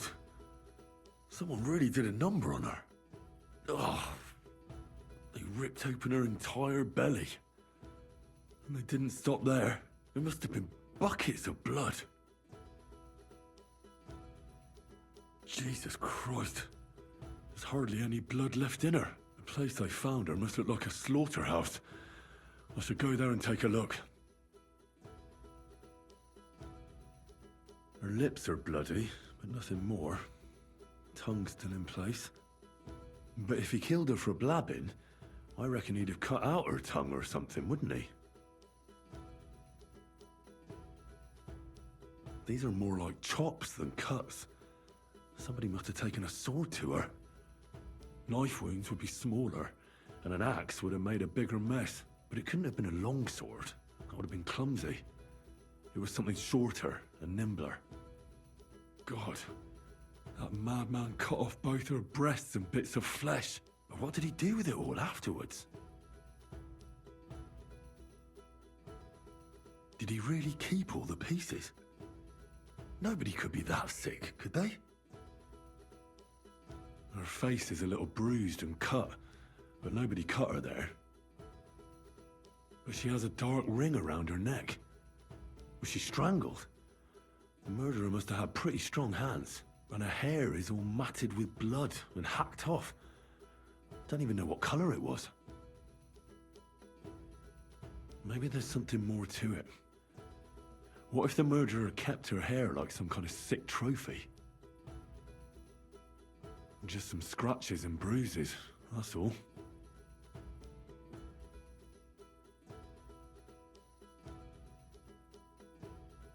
It looks like her attacker was unarmed. If he'd had a weapon, she'd have cuts on her hands and forearms. So, the murderer must have awfully strong hands, because he strangled her and left a dark ring around her neck. Then he took a short sword or saber and started hacking at her. She's missing parts of her torso, but they aren't by the body. He also cut off most of her hair. He cut off her breasts, but left her tongue, then left her lying there for all to see. To send a message, maybe? Or a warning? Only if it was a warning for telltales, he would have cut out her tongue or something, wouldn't he? I don't know why he killed her, but I don't think it's because of Catherine.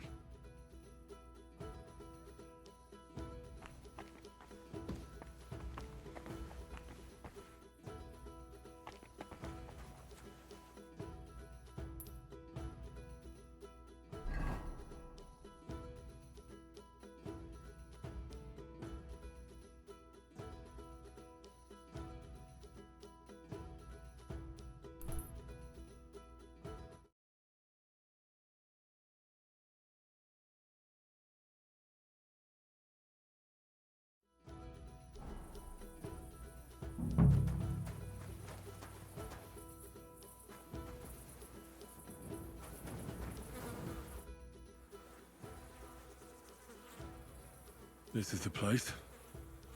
There's a lot of blood and some footprints. I'm not sure how much more I'll be able to find. Christ, that's a lot of blood. But after seeing what they did to the girl, I'm not surprised. I'm not sure I'll be able to find any remains. I wonder what happened to them. I can't make anything out of this. The whole town's been walking around here. I'm surprised I haven't completely trampled out the blood. I'm surprised. It's hard to make out, but I think I see some slashing from a blade. So, there's still a lot of blood left, but I expected even more. I found some faint blade marks. Either the others were trampled out, or someone skilled was wielding it. It didn't look to me like any remains were left lying around. I've no idea what he did with them. Did he keep them or throw them away? Here you go. Take it.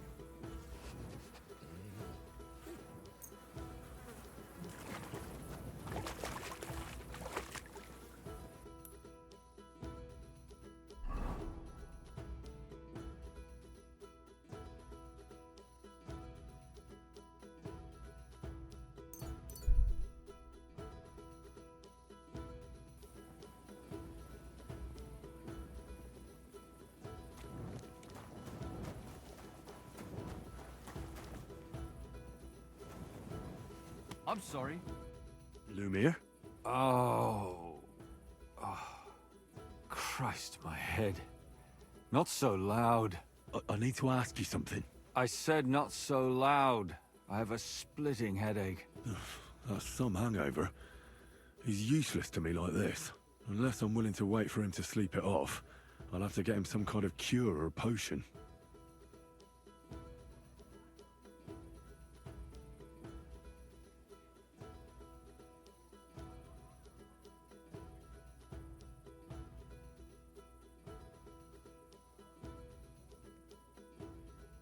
This should sober him up.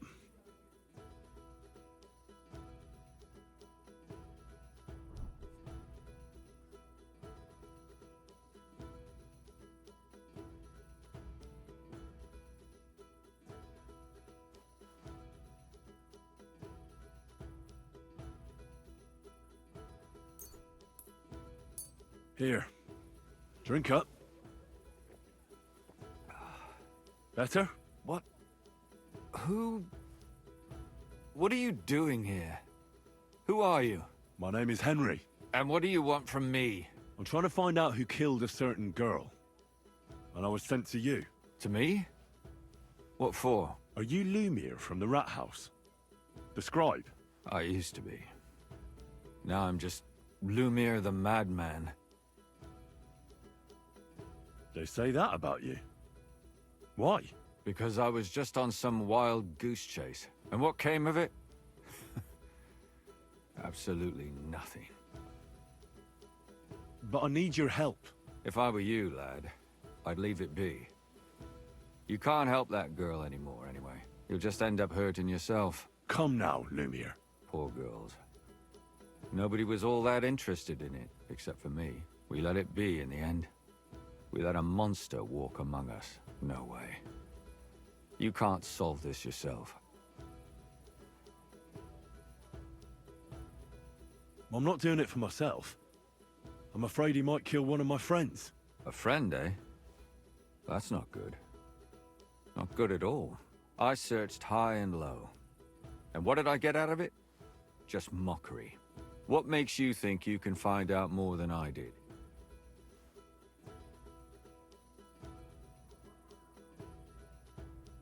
Because I'm not stupid, and I notice things. I've successfully solved a murder before. Is that so? A murder investigation under your belt. And educated and observant, too. Well, I said I'm not stupid. Not that I'm educated. I can read and write, too. Sometimes even count. If only more people knew the difference. All right. Talk to me. Who was this dead girl? Her name was Alice. She worked as a maid. A maid? That fits. Yarka was a maid, too. As were most of the other victims. What did she look like? What did he do to her? I think that he strangled her first, and then went at her with a longer blade and disemboweled her. Did you notice the strangulation right away? It took me a while. Maybe you really will track him down. Do you think it's the same murder? Counting your girl, that makes 6 victims who were first strangled and then mutilated. If it's not all the same person, they must be collaborating somehow. This is the 6th one. How long has he been killing? Probably about a year now. Sometimes it takes him months, sometimes weeks. But I'm including missing girls. Stanya and Zdena. Did the dead girls have anything in common? Aside from being pretty young girls with no proper family or background, no. I couldn't find much. Do you think somebody is killing them because they're poor and nobody will miss them? Certainly. If somebody killed the daughter of a local lord, no stone would be left unturned. But why does he even kill in the first place? I don't know. Maybe he hates women. Damn it. I feel like I'm going in circles and can't get out.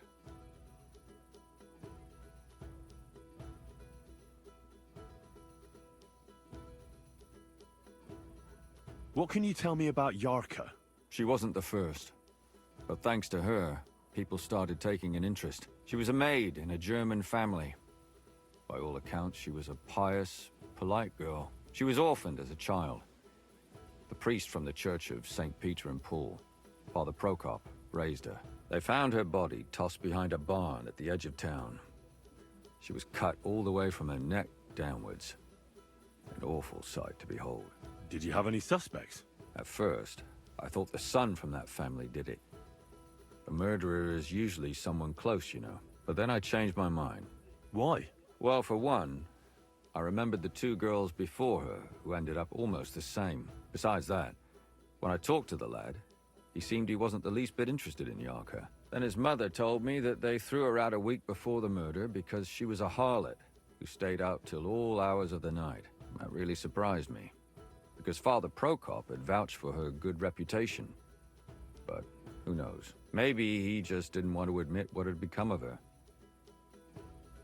What about Stanya? She was an alehouse wench in a tavern of ill repute called the Hole in the Wall. You said her body was never found.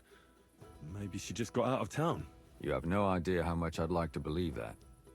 Only there was a lot of blood. Unfortunately, the investigation wasn't very successful. The Hole is a world of its own, and the people there aren't very forthcoming with information. Did you suspect anybody? You could suspect every second man there. Those people have nothing but thievery and deceit in their eyes. The innkeeper, Mole, definitely knew Stanya, since she worked for him. But he isn't all that chatty either. So if I want to learn anything more, I have to ask this Mole? In the hole? Yeah. He still runs the place. And what about that Zdena? You said her body was never found. Exactly. But to tell the truth, nobody spent much time looking for it. Besides Alice, Zdena was the most recent victim. It's only been a few weeks since she went missing, but I suppose nobody wanted to do any more digging. But if her body was never found, how do you know she was killed? Because she was the same type as the other girls. Maybe the prettiest of them all. Young, beautiful. A real live one. Lively as the devil. She was a thief. A pickpocket. I never could pin it on her, though. She always found some way to get out of it. Maybe she robbed the wrong people and had to get out of town. Maybe. She had a partner in crime by the name of Strunad. Quite a number. He's always sitting in the hole, boozing. When I asked him about Zdena, he told me he'd rather rip his own tongue out than talk. Do you think he'd be more forthcoming with me? He might be. You're not known all over town like a catchpole. It's worth a try. Besides, it might still be fresh in his memory. That would be a great help. And what about the other two victims? It all started with them, though nobody did much about it at the time. The first one worked as a bathhouse maid. They called her Chestnut. She'd only been in town for a short while, and nobody really knew her. So I couldn't find out anything more. But the other one, Libushka, she was from Loretz. She was a maidservant, too. I also talked to her mother. She said she was really cheerful and outgoing. There were lots of suitors circling around her, but she refused them all. She knew she was pretty, and knew she could do better than some farmhand. You mean she wanted someone higher up? That's what it sounded like. But her mother never found out who she had her eye on. Interesting. I'll try to see what else I can find out from the mother. Where can I find her? In the graveyard, lad. The poor woman died of grief. It's sad to say, but we can't help those two dead girls now. And they can't help us with our investigation either. There's nobody else left who could tell us anything about them. Why were you looking into it? Who were those dead girls to you? I don't know what people told you about me, but for many long years I was a scribe for Kuttenberg's bailiff. Kuttenberg is a big city with a lot of people. Silver, silver, silver. Mining it, smelting it, stealing it. There's always something going on. The bailiff was always running from hell to Hades, from one rich man to another, settling their quarrels. Often trivial nonsense. But there are more than just rich burghers and lords in the city. Exactly. There are common folk, too. There's a lot more of them, and their troubles are usually more serious. So when one of them came to the bailiff's one time, and the bailiff was running around somewhere, I started to deal with it myself. I was pretty good at it, too. Behind the bailiff's back? Not really. Andreas supported my activities until recently. What happened? I don't want to talk about it. Sorry. Did you have any suspects back then? You can always find some suspect. I always dragged the most suspicious ones to the body in the morgue by force. And they threw up at the sight. Or fainted. Couldn't it have just been an act? Fainting? Vomiting? That's hard to act. I'd swear none of them did it. Can you sum it all up for me? We have 6 victims here. And I believe they were all murdered by the same killer. Unfortunately, we only know a little about the last 4. The most recent ones. By now, we won't learn anything about the first 2. Of the remaining 4, the first to be killed was the maidservant, Yarka. She was raised by Father Prokop from the Church of St. Peter and Paul. He should know the most about her. The next were Stanya and Zdena. Their bodies weren't found, but we assume they also became victims of the same murderer. They both hung around a tavern they called the Hole in the Wall. Stanya was an alehouse maid, and Zdena a pickpocket. And the last victim is Alice now, also a maid. What they all have in common is that they were young, beautiful, and brunette. Good. I know everything I need to know. When you learn something more, stop by and see me. You've aroused a bit of hope in me, lad. I hope you won't disappoint me.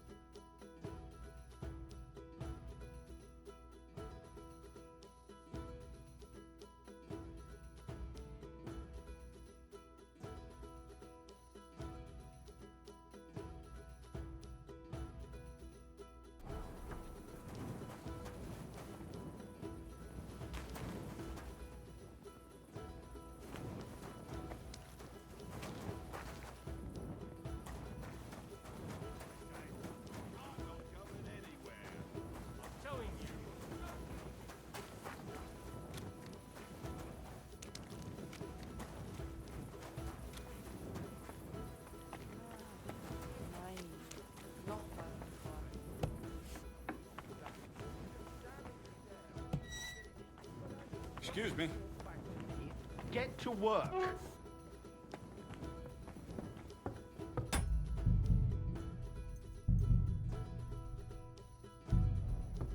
My God! Why are you all covered in blood? Father, I need to ask you a few questions. I don't have time for theological discussions, my son. That's not why I'm here. My name's Henry, and I wanted to ask about the murder that happened recently. Someone killed and gutted a young maidservant and left her body lying by the city walls. And I hear it's not the first time this has happened. Another one murdered. Why is it you... I fear for my sister. She's also a maid. Yes.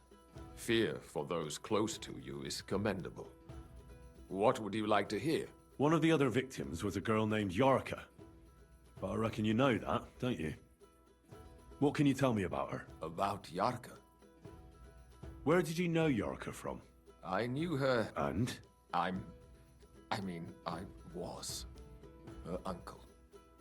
Who do you think killed her? William. That pig of Satan. Yarka always went there to listen to me. Why do you think it was William? Do you have any evidence? Evidence? He's a skirt chaser. And does anyone else come to mind? No other man spoke with her? No. You raised her? Yes. Unfortunately, I'm... No offense, but how did you know what to do? Without a wife, without a family? I would have been lost. I was a bit, when she was smaller, it was fine, but when she grew up a bit, maybe I was too hard on her. How does that even work? Did you have her with you at the presbytery? When she was small. Why do you think you were too hard on her? Yarko was her only chance of... the more... You're well off, though. Couldn't you provide for her? I couldn't. How come? The church's property. How did she rebel against you? She wouldn't listen. She ran away. Disgrace? What the devil are you talking about? She was pregnant! Even if she had lived, what then? Nobody would want to marry her anymore. Why don't you respect Lumir? That's my business. I won't tell you anything. Come now, Father. I'm not just asking out of curiosity. This is about all the dead girls. Isn't it written in Scripture, speak up for those who have no voice? A layman quotes the Bible to me. Fine. Lumir accused me of her murder. What? Yes. He slandered me in public. And how... What happened then? It turned out he was deranged. He's finished! I've heard enough, Father. Son?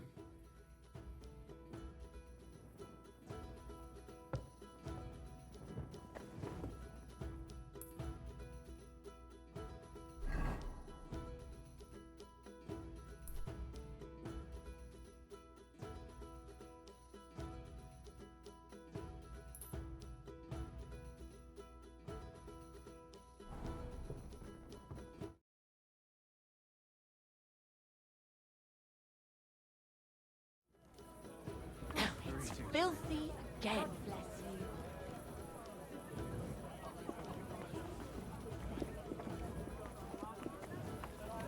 You shouldn't be out here alone like this. Greetings, like all these things have been happening here. Am I supposed to open my the kind master, eh, mate?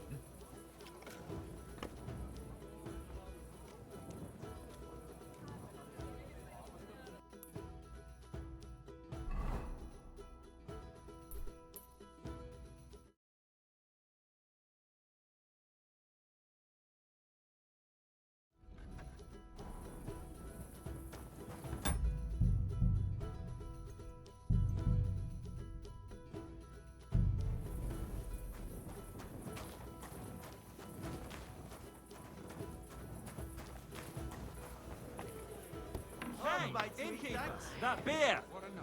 Right. I'm sorry. My God! You're all... I brought you some... Sweet Jesus, I can't believe it. I must be dreaming. So much food. Who do I thank for this feast? I'm sorry. Be that as it may. Care and have a good night.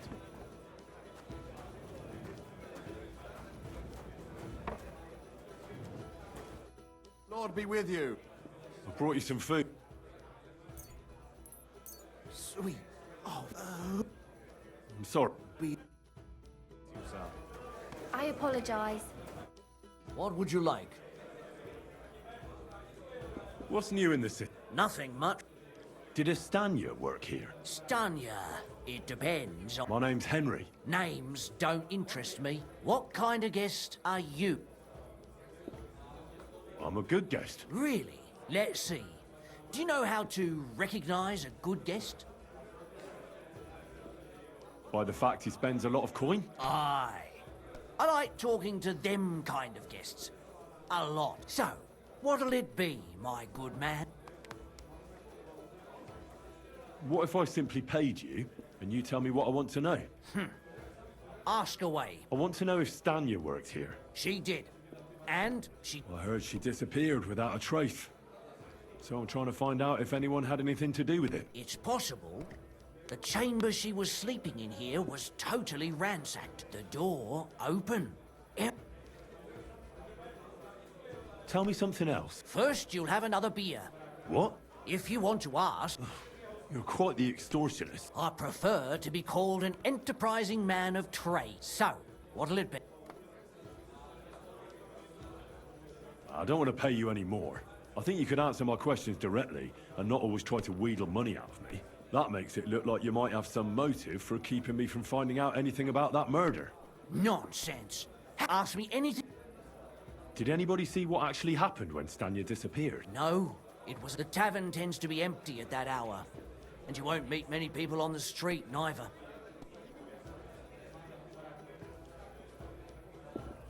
What was Stanya like? What can you tell me about her? A bold woman. One has to be here. Everyone's ballsy here unless you nib it in the bud right away. She was hanging around a bard for a while. I don't know how close they were, but she also had another suitor. Someone from the city? No, a charcoal burner. I heard he was from somewhere in the, Verchlitz Valley. I think his name was Barton? What do you know about that bard? What about him? He's a minstrel, a skirt chaser. What more can I say? He called himself William. As far as I know, he plays in the Miners' Tavern in the evenings. But sometimes he shows up here, too. You think he might have been the one who... Now that you mention it, he cleared out of town for a while and only came back not long ago. It could be him, all right. I know he met with some odd people and talked about God knows what, like bloody spies. Besides, you know what minstrels are like. Lasses just flock to them. And like they say, opportunity makes the thief. Or in this case, a murderer. Apart from those men, did anyone else know Stanya? I mean, more intimately. Well, I got bad news for you. She had 2 close friends, but you won't get much out of either of them. Why? One was hit by a cart, even before Stanya disappeared. And she died. And the other one got married and moved away.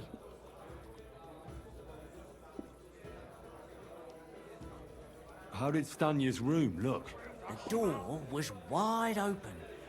Most of her things were gone, but some remained. And there was blood all over the place. Blood? Was there a lot? Not so much, really. More like hand or footprints. But they were near everywhere. If someone done her in, they definitely didn't do it in that chamber. Where can I find this Barton? I already told you. In the Verchlitz Valley. Could you be a bit more precise? I don't know that bloke at all. All I know is he's a charcoal burner. So if I was you, I'd look somewhere around the charcoal kilns. That's all I need to know.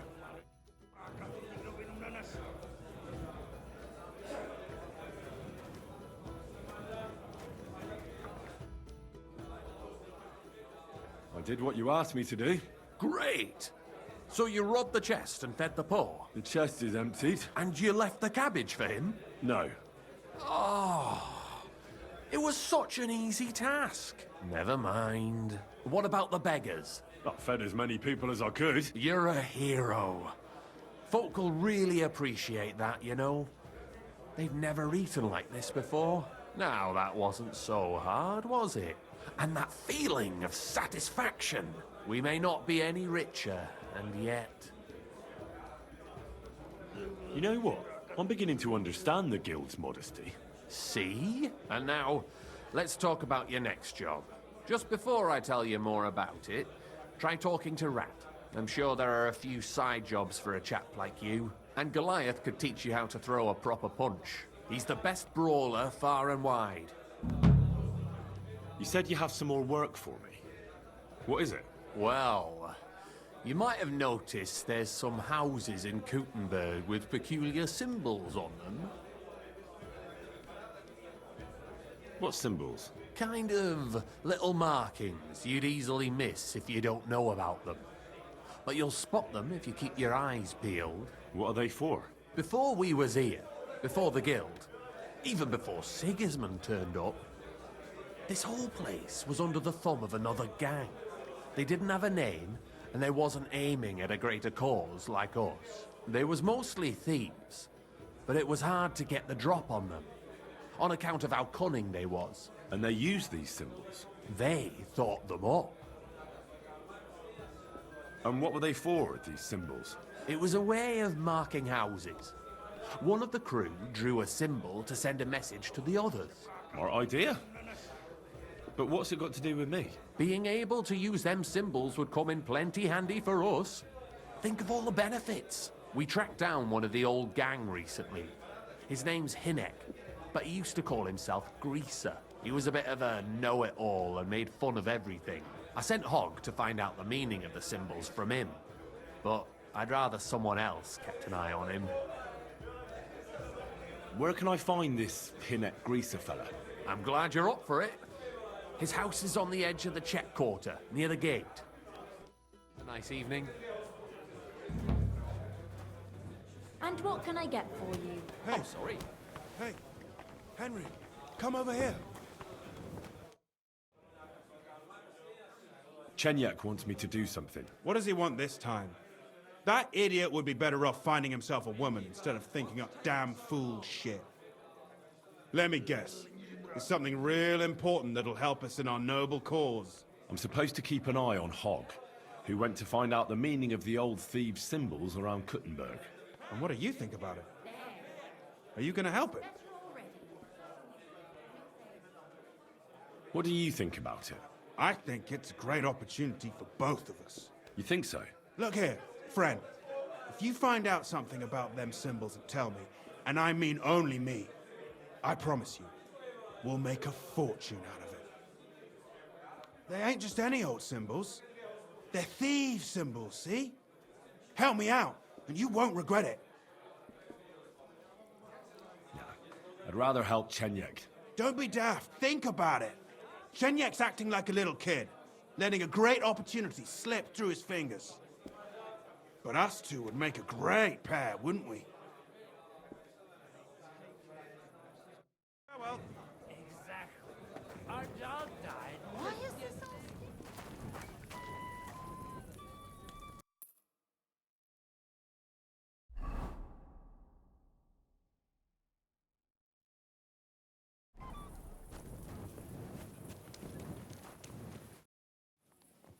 Are you Sternad?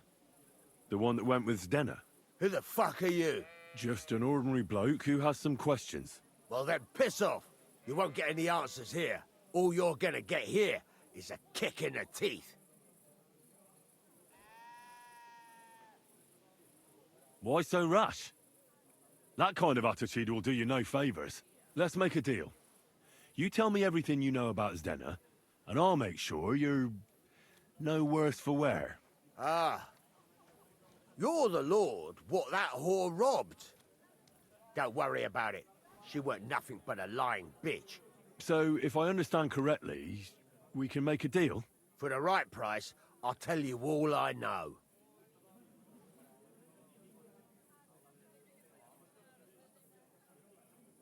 Is this the right price? You fucking bet it is.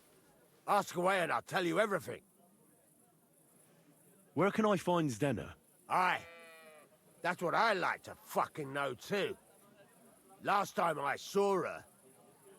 Well, that'd be back when she managed to fleece you. Yeah. Well, I'd like to find her. I can well imagine. Well, she went to Rabstein Mill. It's quite a long ways away. She had some unfinished business with some bloke called Pint. Ain't nobody seen her since then. What can you tell me about Zdenna? What do you want to hear? I try to keep her out of trouble, but there's just no helping some women. So you were taking care of her? Well, just in front of the others. Other than that, she did what she wanted. Always made her mind up and did things her own way. So you weren't too fond of her? Not really, no. But she did have a knack for making coin. Did she have any friends or lovers who'd know more? Did anybody come here to see her? Who come to see that bitch? She was always off somewhere, seeing someone. Although, once... Someone came to see her? Well, aye. Some stuffed frock came here once. All old and decrepit. He said he had some job for her. That she should leave behind her sinful life and all that shit. But he left empty-handed. She told him to go to hell. Do you know who that priest was? Some fucking Prokop or Pravoslav or some such shit. But that reminds me, I saw her a couple of times with another bastard. That fucking bard, William. And could she have run away with this bard, William? With that lily-livered fop? Well, he ain't been seen in town for some time, but I think someone was out to get him. He still don't come here no more. He plucks that loot of his in the miners' tavern. The wee shit. What do you know about this priest? Not much. Seems they knew each other from before, and he had some job for her somewhere, serving as a maid or something. But she weren't stupid. She told him to fuck right off. And did he go? Aye, indeed. He didn't look like the kind of fella that'd knock some sense into a woman. I think he just told her if she changed her mind to come and see him, or some shit like that. And could she have changed her mind and gone to him? And that's why nobody's seen her? No, no. She took off. I'm sure about that. I've heard enough.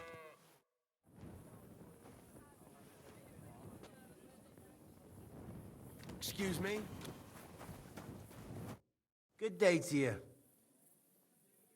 I'd like to learn something. There's no time for it now.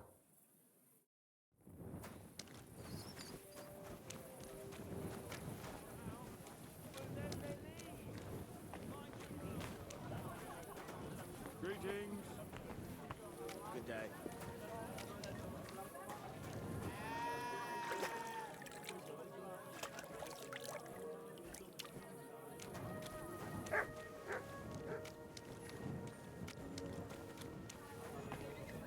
I'm sorry. It happens. Just watch where you're going next time.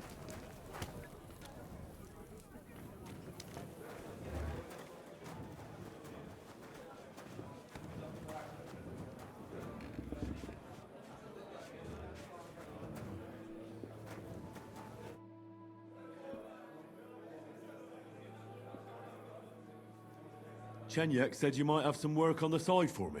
Sure. You did a pretty good job last time. I'll give you that.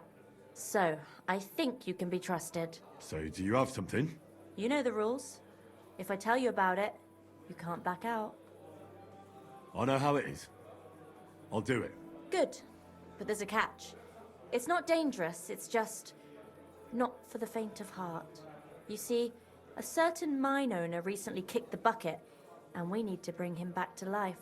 That Hanneman rot may have been a cunt, but he sure was rich, and above all, childless. So, by law, the church, the city, and that Hungarian horse son Sigismund will all get a share of his property. And what do you want me to do? Fortunately, Rot was vain enough to be buried in a tomb with his rings, and more importantly, his seal. Now do you get it? Ah, I understand. The guild could use the seal to conclude a few interesting binding contracts, eh? Most astute. Exactly so. Bring me the seal, and whatever else you find on the way is yours. Corpses can always be difficult, so if you want any good luck charms, just say so. Where is the dead mine owner's tomb?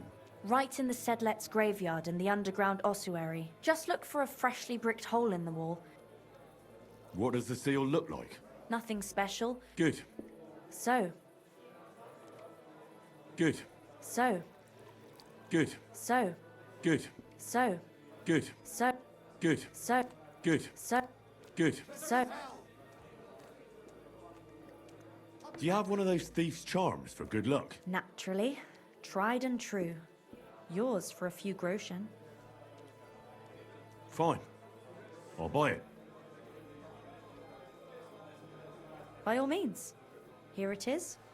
May it serve you well. I'm Henry, a new member of the guild. I'm Wrapped. That's what they call me. My nimble fingers can deal with any lock. Me and Hog. We're the main workforce in the guild. Hog is my best friend. Tell me more about these thief's charms. One couldn't get by without them in our profession. You can usually buy them cheap from an executioner or knacker, since they're the only ones who can cut into corpses. Fingers, hair, veins, teeth, and fingernails. They're all good if you want to be lucky and not get caught red-handed. What do you think of the guild? If you want to talk, go to Chenyek. He's the chatty one. All I can tell you is that ever since the guild began, even thievery makes more sense. Suddenly, I don't feel so guilty. And a part of every haul goes to the poor, so everyone is happy. Isn't that just an excuse? Not at all, friend. You can see the results with your own eyes. Most of the city is on our side. Tell me about yourself. Where did you come from? What are you doing here? I'm doing what I've always done. I'm stealing.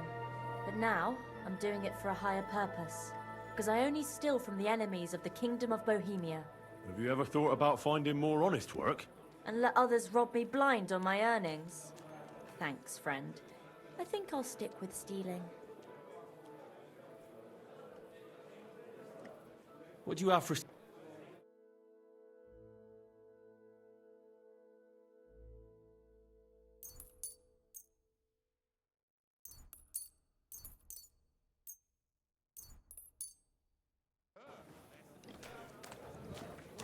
I could eat.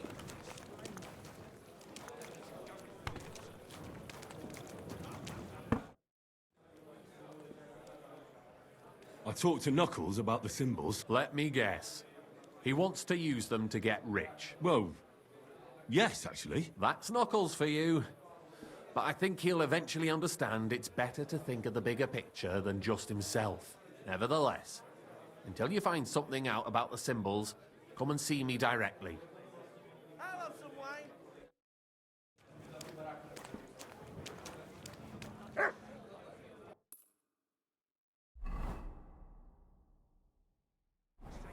He's nothing but a bloody fraud. I mean, who the hell does he think he is? Tell me more about the guild. Look, I'm not all I can tell.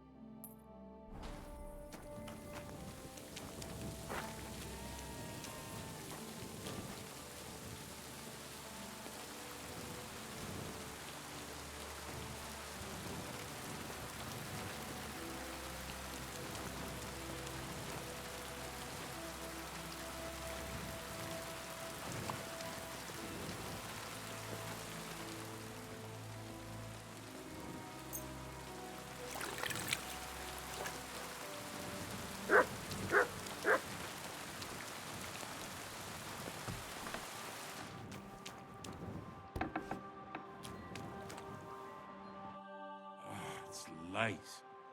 What do you want from me? I've been told you're looking for a blacksmith. Aye, I'd like a new sword, but Work is work, isn't it? and coin is coin. And why do you want a new sword, anyway? Are people here so stiff-necked that you broke the old one? No, it just brings me nothing but bad luck. Ever since that bloody botched execution in Ratai. What execution? In Ratai. They invited me to do a job there recently, but it went sideways. First the rope broke, then a bloke condemned to torture died as soon as I touched him, and it took me 5 slashes to behead the last one. Since then, I've been really down on my luck, and I'm bloody sick of it. So I thought I could have a new sword made to bring me good luck. And very bad luck to your customers. Stop joking around and listen. When I was a lad, my father used to tell me about lucky charms. I want you to use them to make me a sword, understand?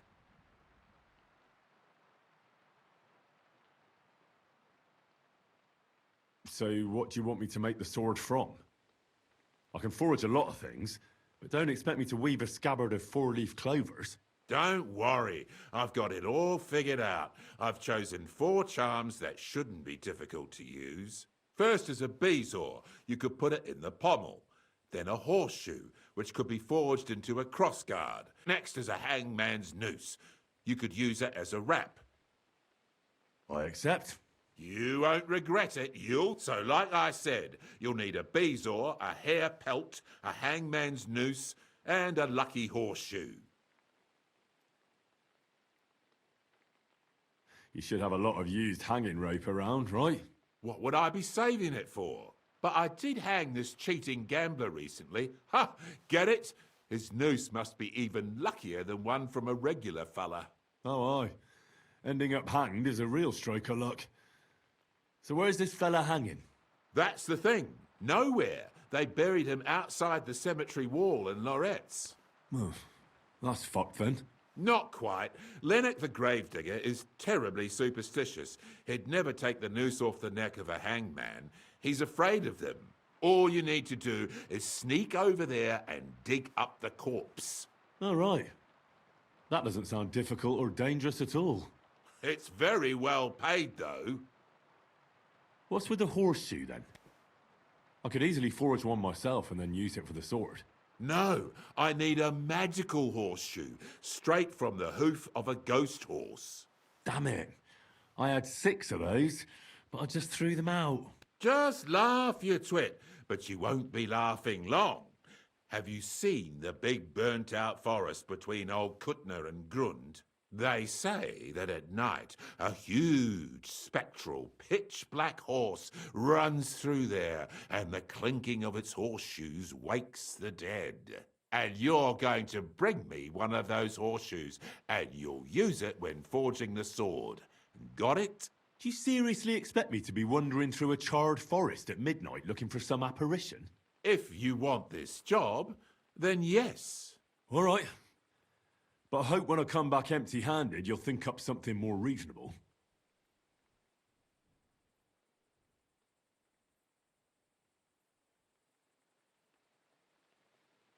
Bezoar? What is that? Some kind of stone, I gather?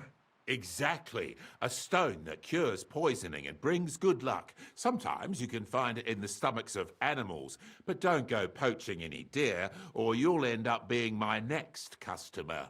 You'd be better off buying it from a herbalist. Getting a hareskin shouldn't be too difficult. Of course not. You just hit the hair behind the ears, or ask some tanner to sell you one. So I'll find the noose by the cemetery. The pelt and the bezoar can simply be bought or obtained from animals. And the horseshoe, well, I'll be chasing ghosts for that one. I think I know everything I need. I knew we'd make a deal, and here's something for you. Think of it as a down payment. I'd help you with the other stuff too, but considering my luck, I reckon it wouldn't be a good idea. Thanks. And don't worry, the sword will be so exquisite, people will be lining up for execution. I can't wait to see that. Good night, and God be with you.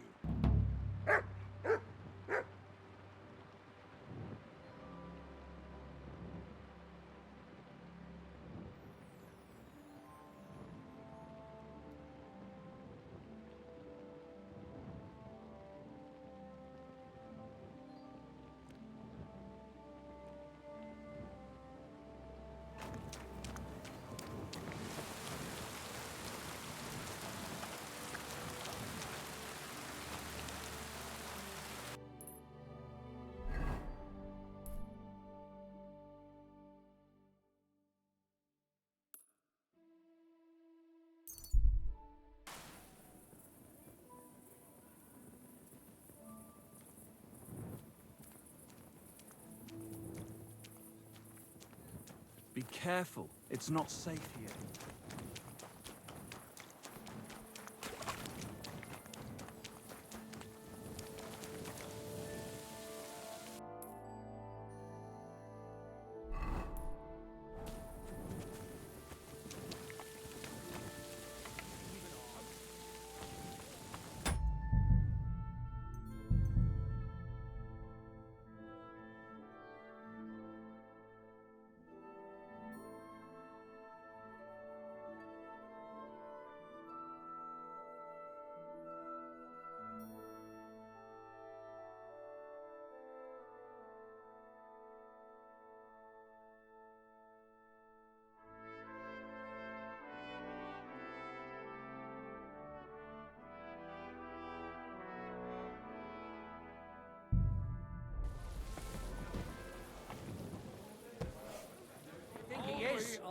He's not the one with the itchy prick.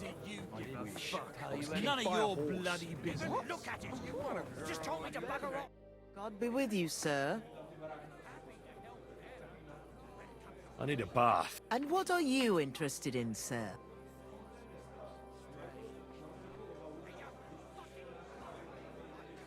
Prepare me a hot bath and wash my clothes. All right, but money up front. Let's talk about the price. Certainly. Excellent. You won't regret it, sir.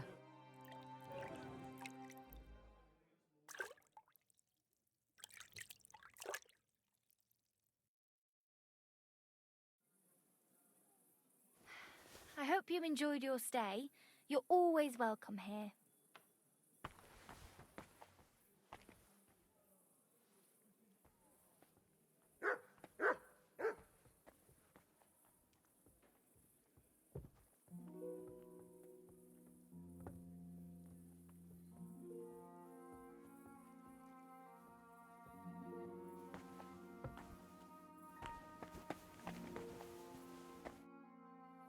I hear you're having some problems with the city council. Has word got round already?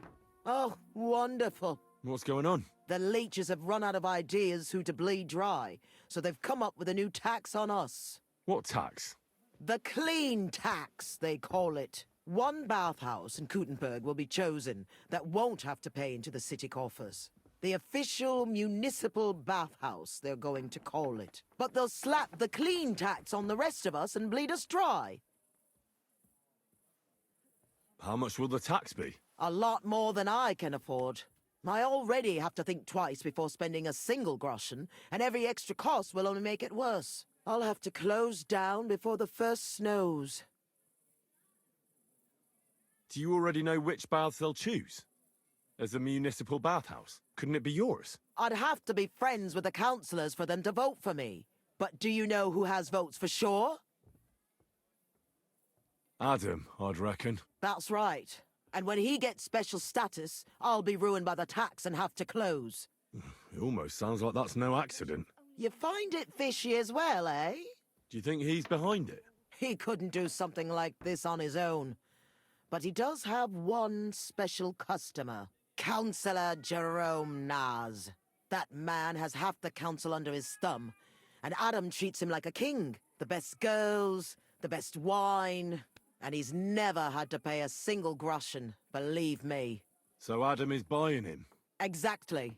And I bet he was the one who came up with the clean tax. Extra coin. No councillor will say no to that. Is there anything we can do? I don't know. These last days I've been trying to persuade at least some councillors to vote for me. But without Naz's supporters, it won't do me much good.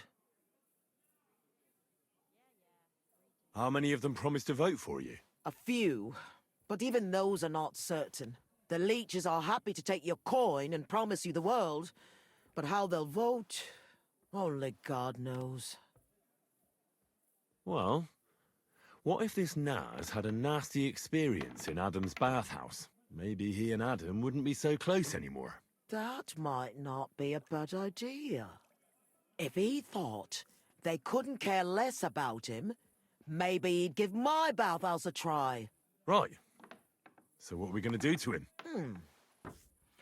I'd try asking the wenches at Adams. They're bound to know the councillor's likes and dislikes. Right. I'll try to spoil his day somehow. Thanks very much. It's wonderful you're willing to help. But please, don't leave it too long. It's not long till the council meets, and I need to win over those votes before then.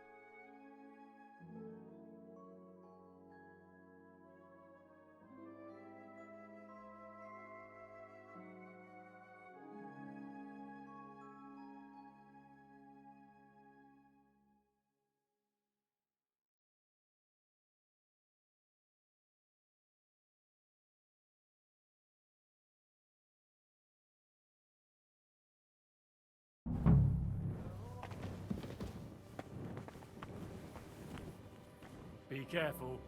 God is punishing us for our sins.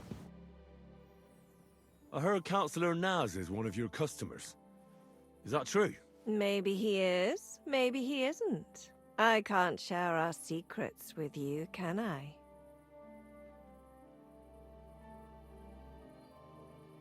Aha, I see. You don't know anything about that. I know everything. Yeah, definitely. I think you've never even seen Naz. Yes, I have. I'm the only one who's allowed to prepare him wine. Nobody else is allowed to even touch his cask. He has his own special drink. Special and expensive. Adam gets it from...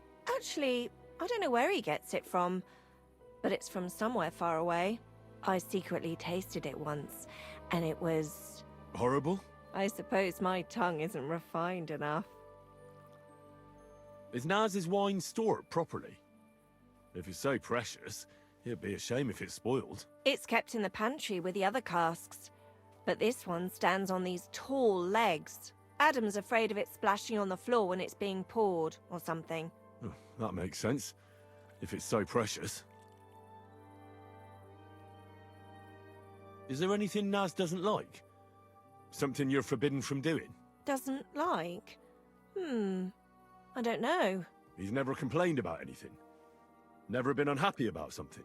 Oh, he can't stomach herbs, actually. I recently brought some chamomile brew to his bath to give him a compress on his eyes. But the drunk Burke drank it when I wasn't looking. He came out in nasty rashes. Horrible it was. Chamomile, you say? Interesting. I'll have to go now. But thanks. You've been a great help. What with? That's not important. Pleased to be of service, you man of mystery. Take care, and have a good night.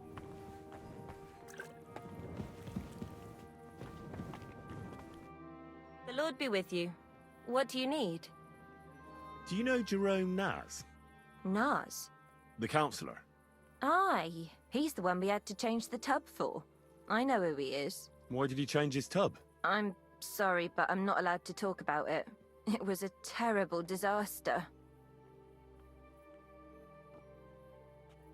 You can tell me. Councillor Naz sent me to check up on things here. Uh-huh. And he didn't tell you what happened here? No. He said I'd find out everything here. I'm supposed to measure it and, well, check it. Right. If that's what Councillor Naz wants. What happened to the tub? We had these fleas. Like, lots of them. Oh, I see. It was terrible. We had to scrub the bathhouse top to bottom and wash or burn everything. And Councillor Naz found out and wanted his tub changed. Said he wouldn't use one that was crawling with fleas. How did the fleas get in here? Most likely some beggar broke in one night and partook of the bathhouse services. He left some flea-ridden rags lying about, and all of a sudden... One rag is enough to infest the whole bathhouse. You can't get rid of them. Interesting. Where is the new tub? Where the old one used to be, upstairs. But it's got new curtains now, made from this lovely embroidered fabric. And we put this nice cupboard next to it, where Councillor Naz's towels, bath hose, wine goblets, and all that stuff are kept. I see Adam really pampers him. Aye, he does. He's our best customer. What did Naz say about the fleas? Was he angry? Adam talked to him about it, but I could hear him ranting. I heard he threatened to take his custom elsewhere, and said the whole city council would turn against, and we all got it in the neck from Adam. Thanks. Are you going to check the tub then? I can see you take excellent care of the councillor, so it won't be necessary. Bye for now.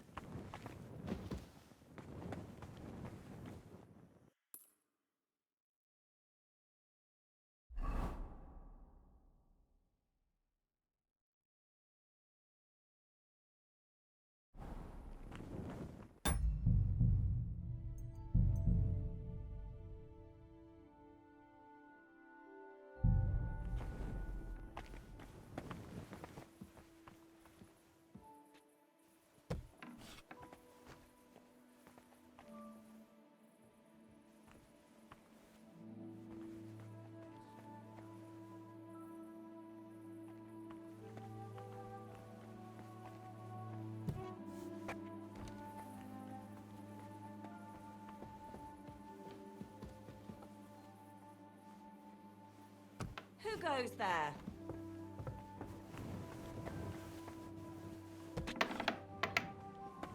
You shouldn't be out here alone like this. Awful things have been happening here. Come on, come and have a sip.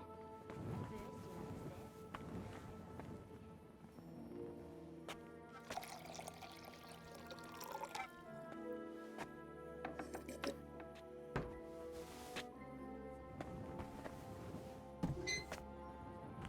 Hey! What are you doing here? You're not allowed. That's right.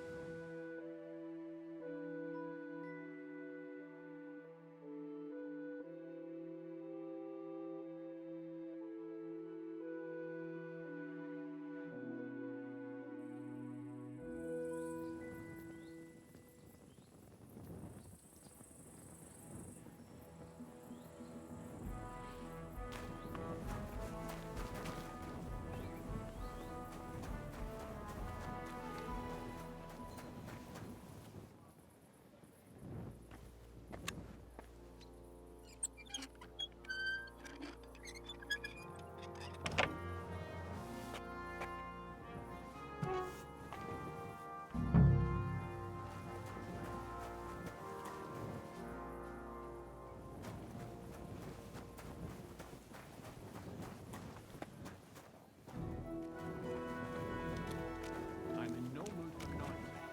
So no messing about. Got it? What do you want? Keep watch and leave me alone. Who are you to give me orders? Just you wait. You'll get what's coming to you.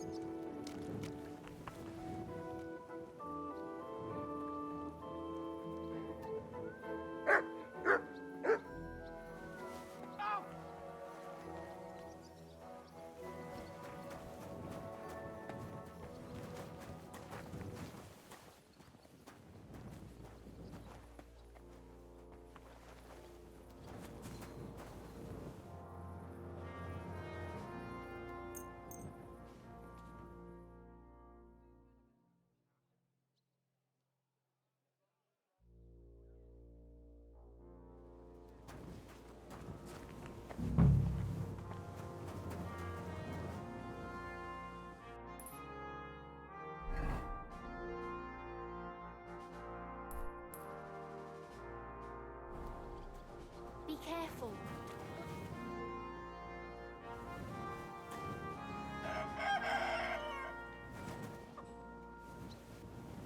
This property belongs to someone else.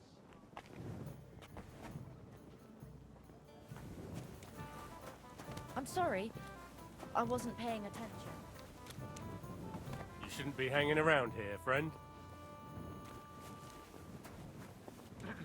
All right. I'm sorry. Greetings. You shouldn't be bothering us here. So you're just wandering aimlessly?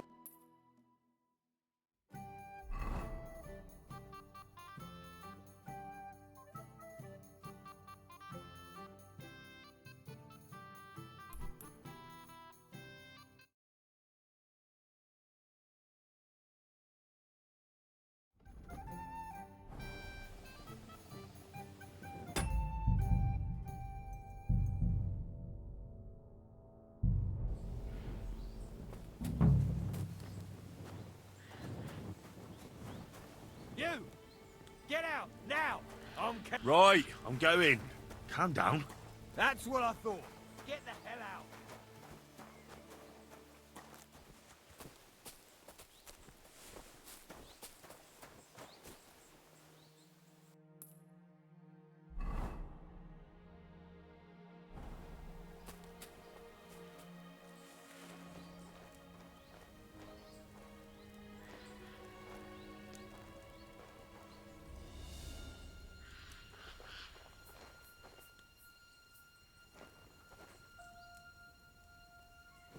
What the?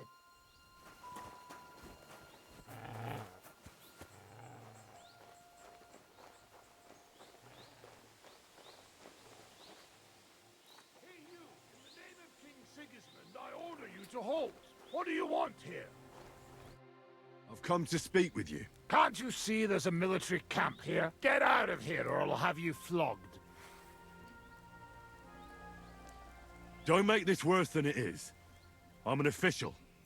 I've come on behalf of the Kuttenberg Council. Who did you say you are? Silence! You're illegally blocking the road and collecting money from merchants. The council demands that you immediately allow free passage and disperse. Well, yes, but well, we're here on direct orders from the king.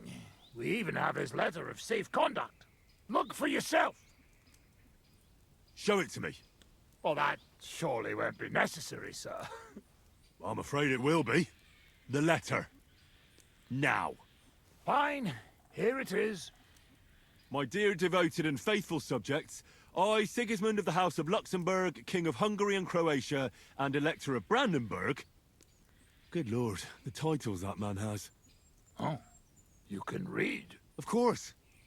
Why else would I want that parchment from you, numbskull? Do entitle the bearer of this writ, blah blah blah. It's all in order, you see, according to law. You don't need to read further. Hereby ordered the bridge over the Teplitz River to be guarded where crossed by the southern route to Eulo. What is the meaning of this? What? Not me. You've certainly... Shut your mouth, deceiver. Teplitz River, my arse. You're stealing here. Plain as day. But I didn't know. Didn't know what? That you're on the road to Kuttenberg and not on a bridge in Hungary, thief? Don't yell. It's not the end of the world. Just a few wagons. Nothing bad happened to anyone.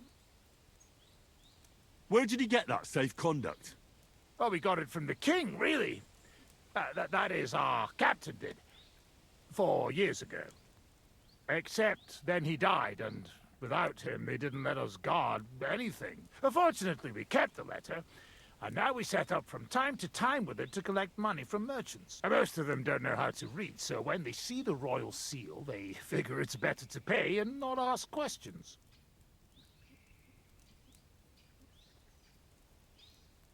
Enough. Pack up your shit and get out of here before I lose my patience. I'll keep this safe conduct, and if I ever hear of you running your fraud elsewhere, I will find you personally. Is that clear? Yes, you'll never hear from us again, I swear.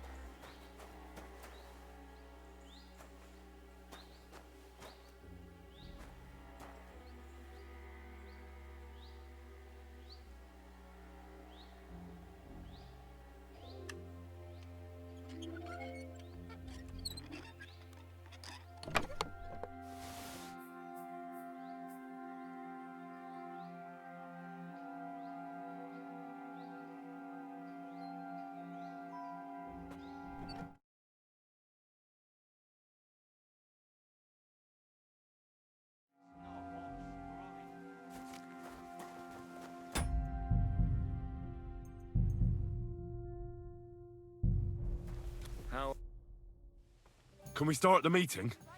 We don't have much time. Hold on. There's something I need to clear up with you. I sent Catherine to spy on Sigismund's camp. But I hear the two of you are trying to solve some murders in Kuttenberg. Could I tell her to go back to the city? Or are you going to drop the murder investigation? Well, those poor girls deserve justice. But I'm definitely going to need Catherine's help in the city. All right, but make it quick.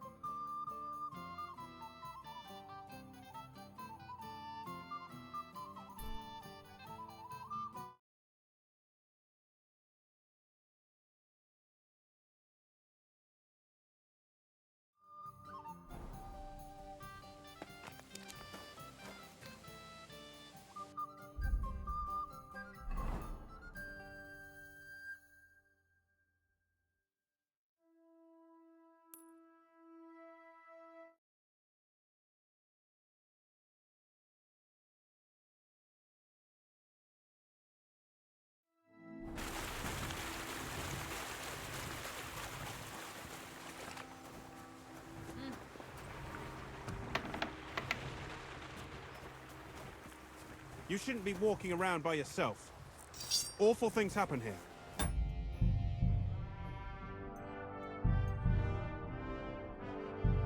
God. Are you Pine? I am. Why? I'm looking for Zdena. I don't know any Zdena. Sternad said something different. You're a friend of Sternad's, are you?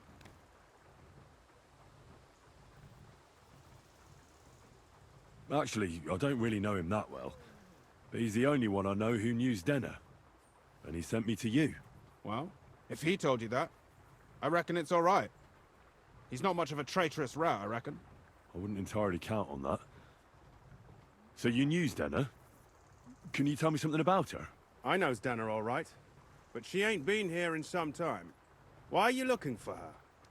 What do you want from her? I'm looking for a...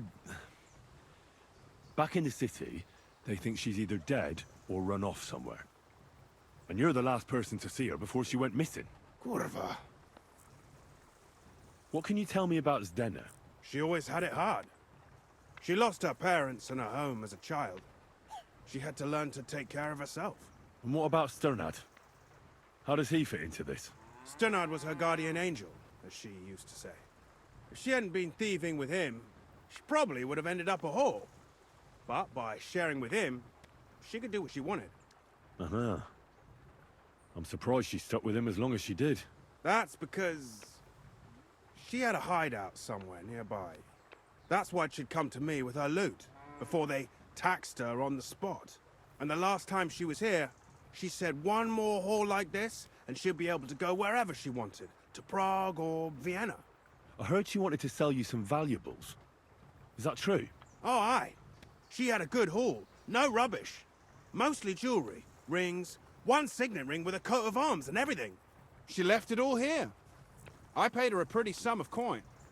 It was a good thing she had a basket with her. Otherwise, she couldn't have carried it all. And what about that signet ring? Do you still have it? She didn't sell me the ring. She wanted to keep it. Said it'd bring her luck someday. Do you know what kind of luck she meant? Did you recognize the signet on the ring? No. I didn't recognize that signet. But all the while, Zdena was giggling to herself. I reckon she had her eye on another mark. Where did she go next from here? You said she had a lot of coin on her. That she did. She also had a feeling someone was following her. Someone on a horse. Someone followed her on a horse from Kuttenberg. Did she say what he looked like? She didn't. At first, she thought it was some wealthy lord out for a ride. But he held back. Never passed by her and... And did you see him? Did he come all the way here? No. But Zdena thought he would show. She even left her scarf here and paid some girl to walk around with it to make it look like she was still here. And then where'd she go? She wanted to go the back way, through the woods, so nobody could follow her. Past the woods is a road and a ford across a stream.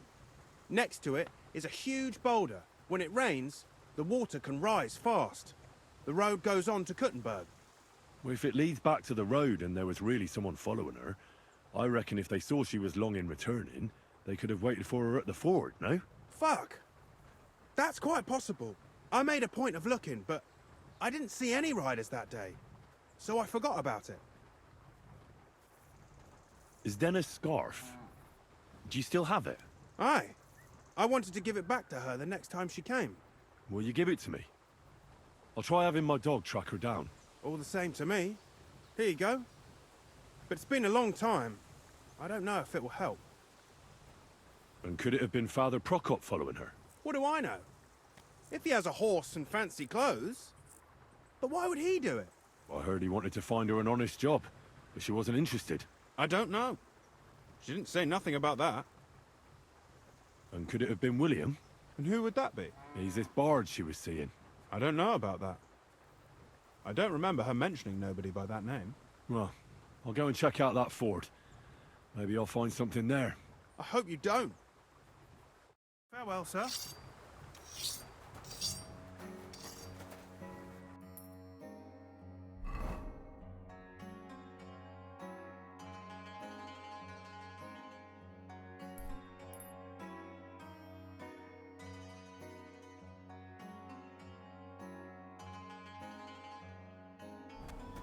Oh, excuse me.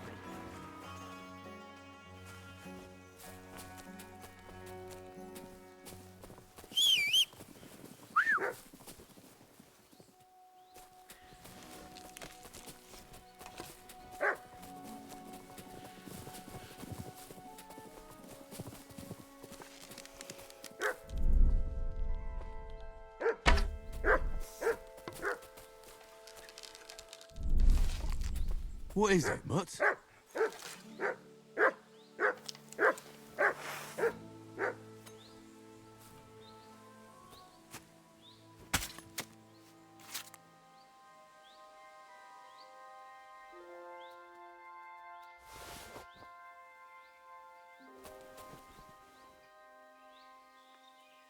That has to be that ford Pint was talking about.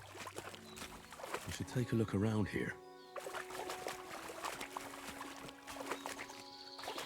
This must be that basket of silvers Denna was carrying with her.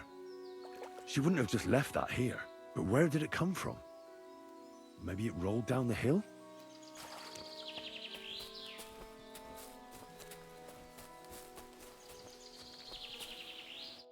Oh, poor thing.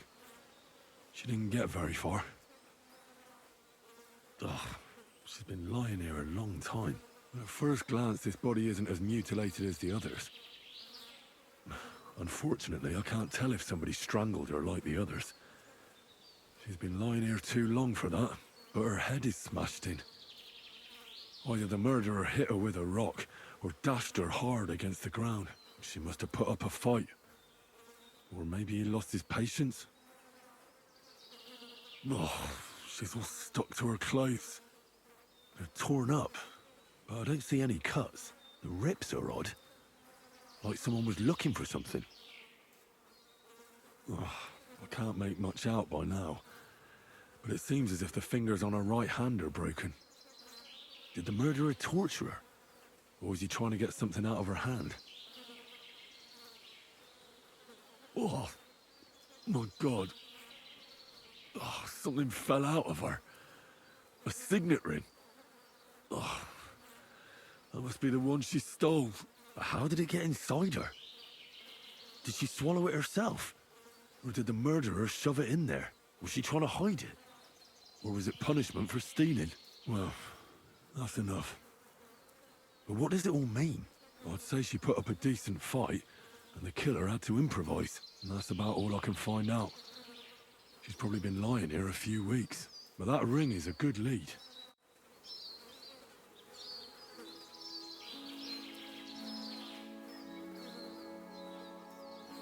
Come here!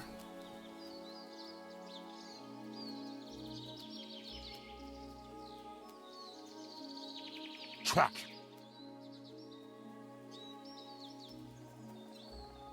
Here you go. Take it.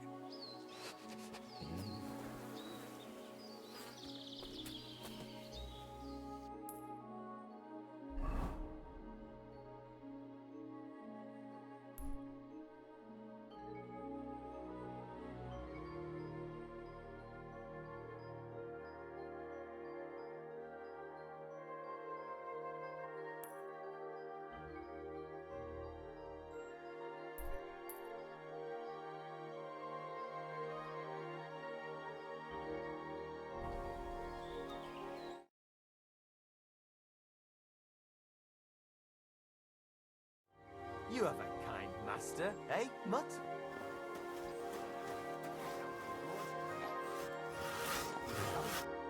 I need to ask you something. I don't have time for that.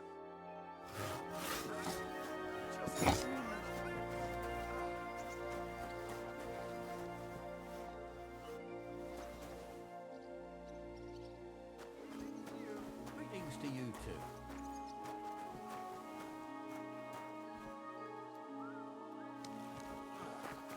Good day. I'm sorry.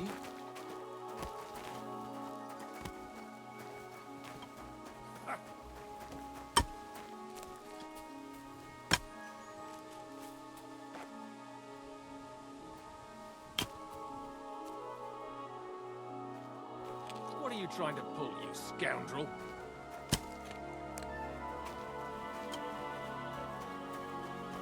Excuse me?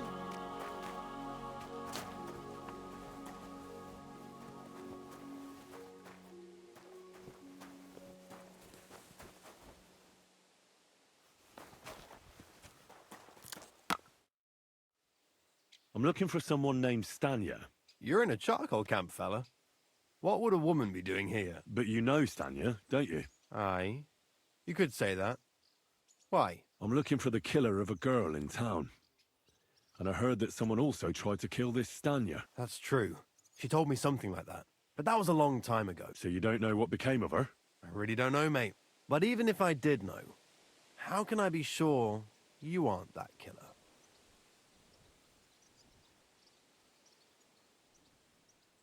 I wouldn't be foolishly asking around for her then, would I? Why not? How else would you find her? Without getting seen by any witnesses. What do you mean? What witnesses? I mean you. If I tried anything, you'd remember me. Well, that didn't occur to me. That would really be stupid of you. I really only want to talk to her. Sorry, but after all that happened to Stanya, I like to be careful. So Stanya is here? Aye. She's hiding with us. Since that thing happened, she's afraid to even go outside. I don't know what to do with her anymore. Can I speak to her? If it'll help you. She's hiding in that cottage, but be nice to her. She's in a bad way. She used to be such a gutsy girl. See you later.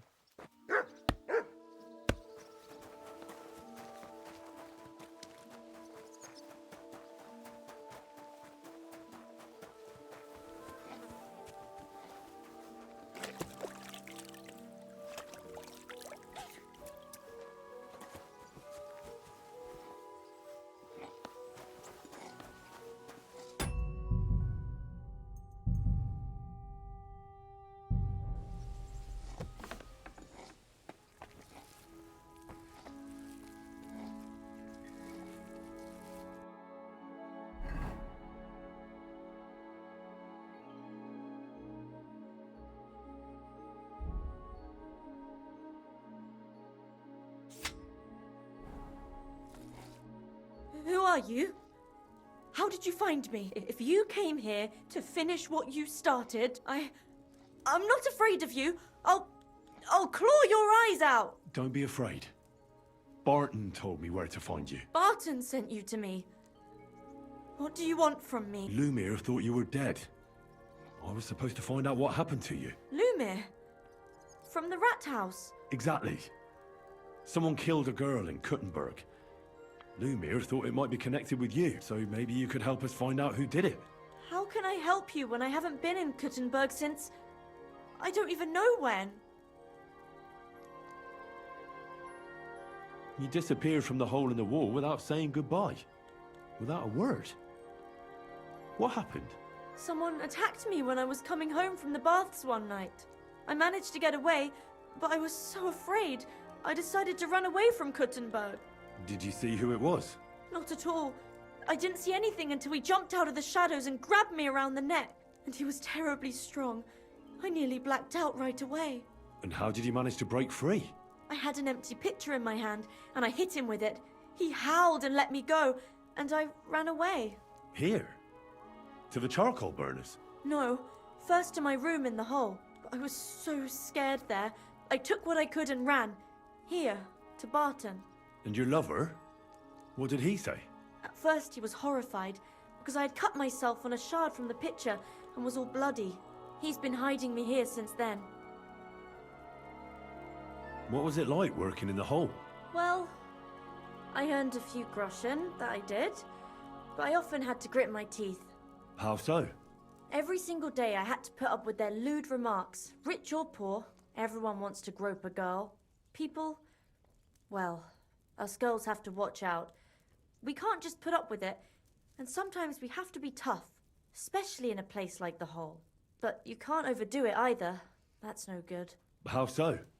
Because if you smile at them nicely, then sometimes they leave a groschen, or even two. You have to keep a balance. To look friendly, but unavailable. You said that rich or poor, they all like to grope girls. Like who? Truth be told, the Hole isn't exactly a good place for a rich man, but young von Groll used to go there for a while. Is that so? Did he talk to you? He smiled at me a lot, so I smiled back, but beyond a few groschen, there was nothing more to it. Then this thieving wench started hanging around him and... oh, it doesn't matter. But that servant of his didn't like it, tried to drive her away, and so the young lord stopped bringing him with him. Von Groller had a servant with him? Aye, a pudgy fella, well-dressed, but had a mean face. He never said a word or smiled, or even said thank you. You walked home from the baths at night? What's so odd about that? Well, at night, the baths are... Ah, right. I went there after closing. I always brought the girls a pitcher of wine or ale and took a bath while they drank it. Ah. So that's why you had the empty pitcher you hit him with?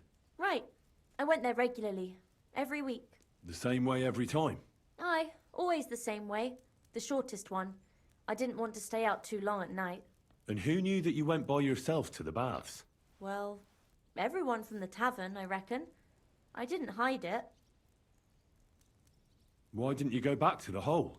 Just to get murdered there? Are you mad? I'm never going back there. Not until they catch him. How are you now? I'm still awful scared. I can't fall asleep knowing that, and I can't even really leave the house. Do you remember anything important about the attacker? What he looked like? What he was wearing? I don't know anything. It was at night. He grabbed me from behind, and then I ran and never turned back. And what about when you hit him? What did he do? He let me go and cursed. Aha. And what did he say? He said Scheisse in German.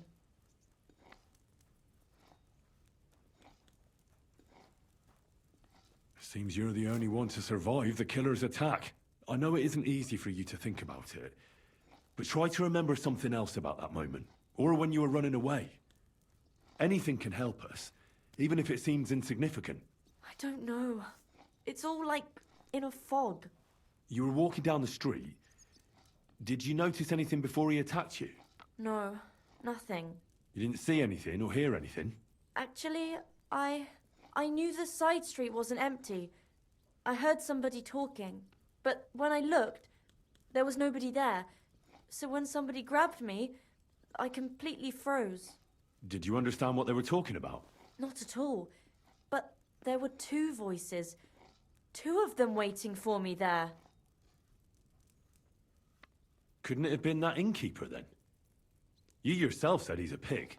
Aye, when he drinks, he turns into a total bastard. All lewd remarks and groping fingers. The lecher. Only when I got to my room, I could hear him snoring. It couldn't have been him. Couldn't it have been Father Prokop? Father Prokop?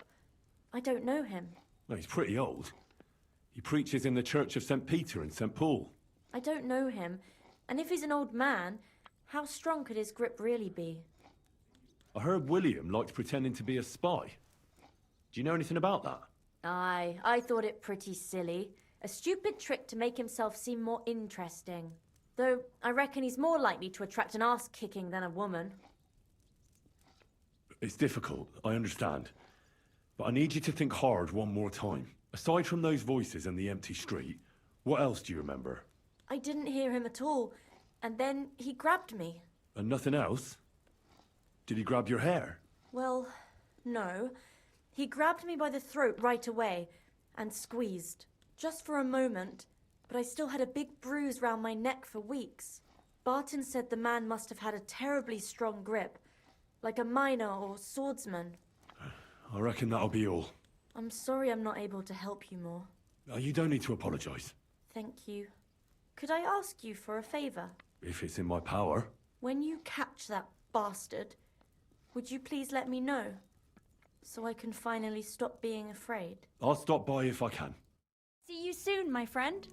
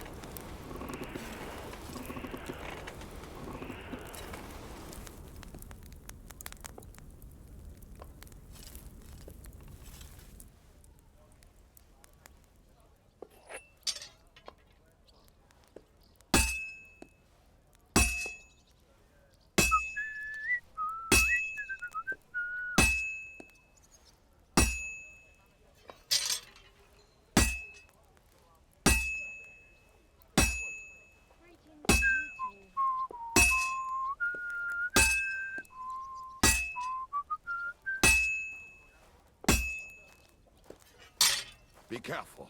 It's not safe here.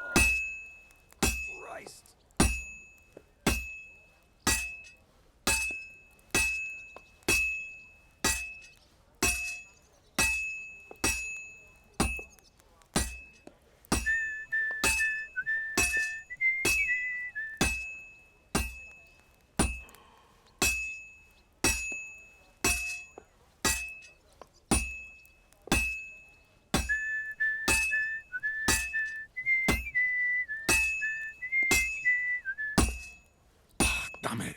I have to be careful not to ruin it.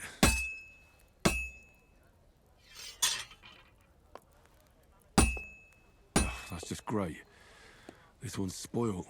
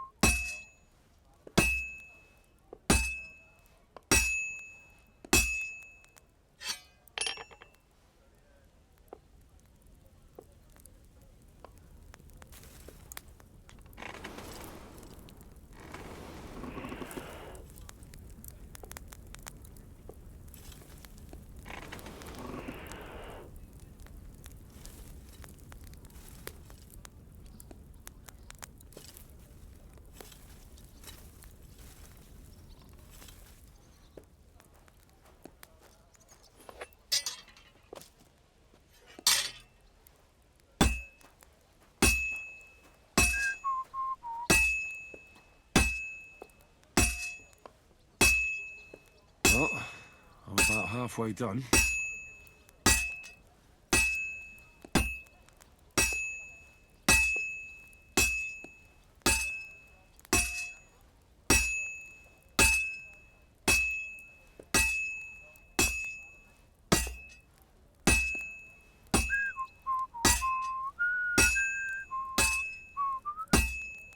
I hope I don't fuck it all up.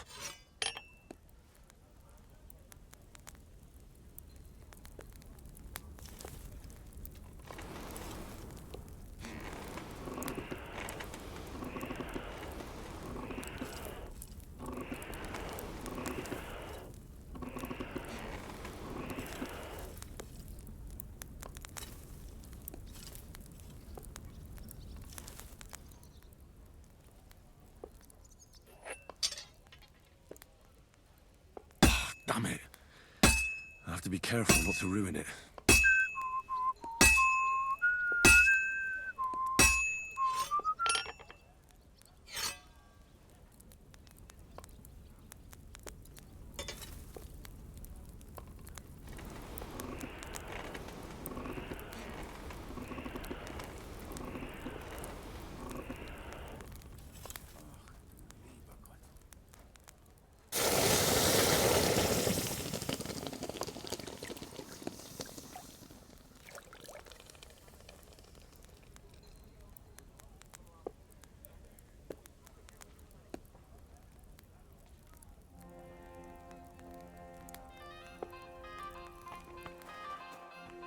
Keep close to the others. It's not safe here.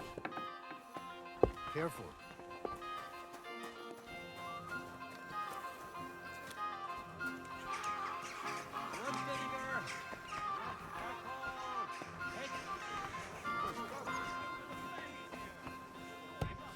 Goes for Councilman Nars as well. Of course he knows. Gepriesen sei der Herr. Here I am. We can go. Geil! Wir gehen! I look forward to seeing their confused Gesichter.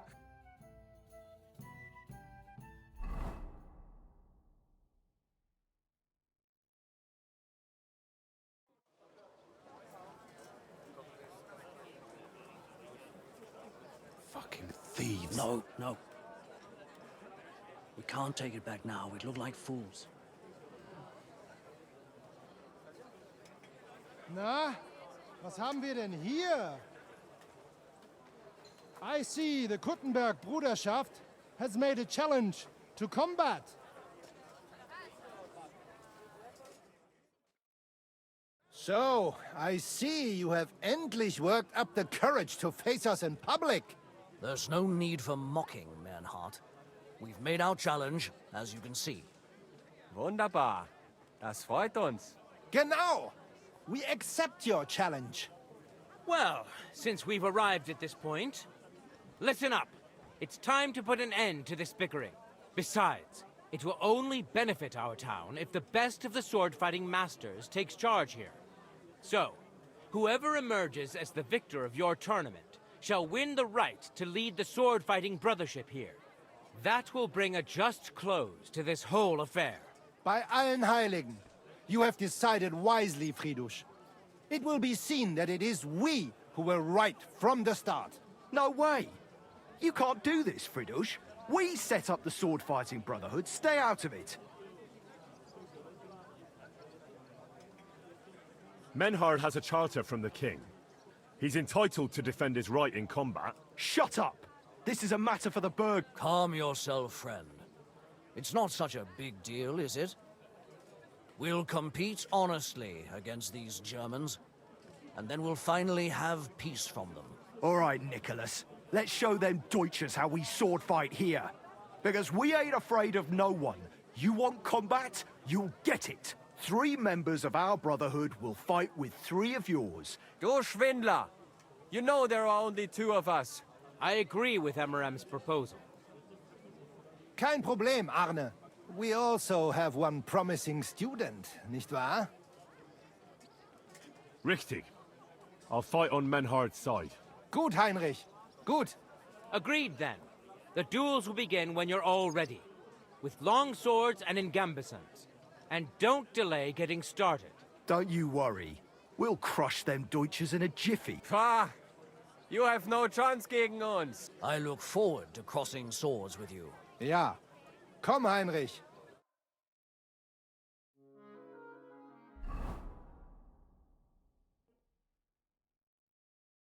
So, Heinrich, you have heard it yourself. We shall engage the Kuttenberger, and it is all due to you. You can count on me, Menhard. It will be an honor to fight by your side and enforce the will of our King Wenceslas. Genau. But first, we must make you one of us and accept you into our Bruderschaft. All right. Is that a problem? Nein, nein. You must only take an oath and undergo a test. We cannot just take everyone. You must show that you have some skill with a Schwert and that you will not bring us shame in the... Surely that's not necessary. After all, I defeated you the first time we met, remember? Na ja, you are right. But you fought well, yes? So, we can receive you into our Bruderschaft.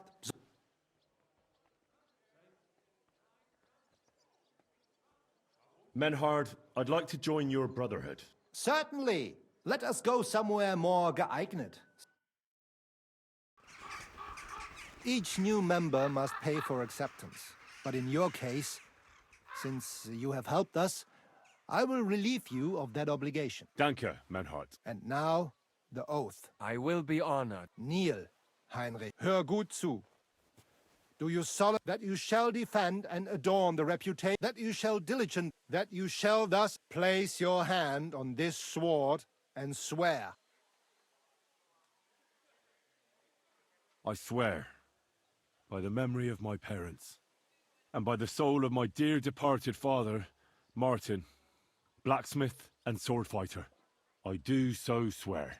stand as one of us. Heinrich, I hereby name you my student in the art of sword fighting. All honor to you, Heinrich.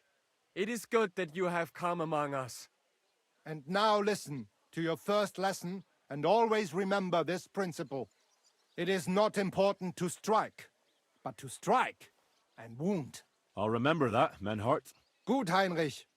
I shall make a great fechter out of you one day. Let me know when you are ready. We will get to work and cross swords with the Kuttenbergers.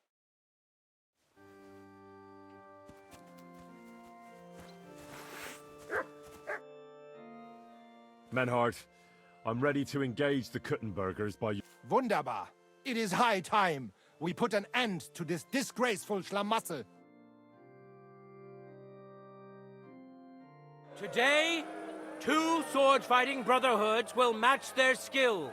The Kuttenberg Brotherhood, led by Master Nicholas. Glory to Kuttenberg! And the Frankfurt Brotherhood, led by Master Menhard. It is an honor to be able to show off our skill. The reason for these duels is the dispute over the right to the local brotherhood. The king ain't here. And since King Wenceslaus cannot resolve the dispute, so a wise decision by the duels will be fought with long swords and in light armor. Each dueler will face each on the opposing team, and whoever beats his opponent twice wins the duel. The brotherhood whose members get more victories will be declared the overall winner.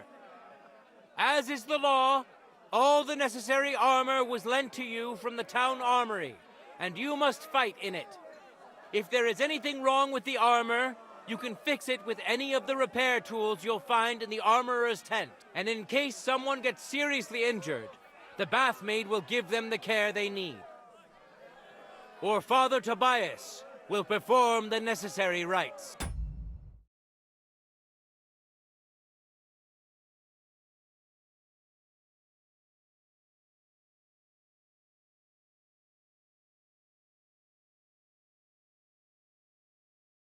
Before God, you will fight fairly, justly, and respect the judge's decisions, as well as the outcomes of the duels.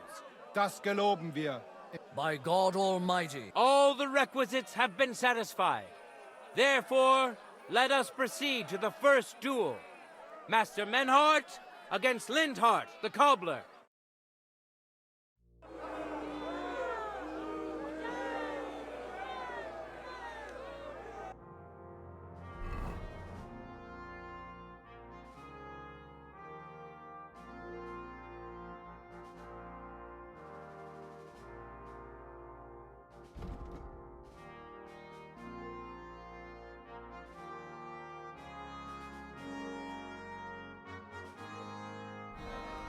Ready? Go for it!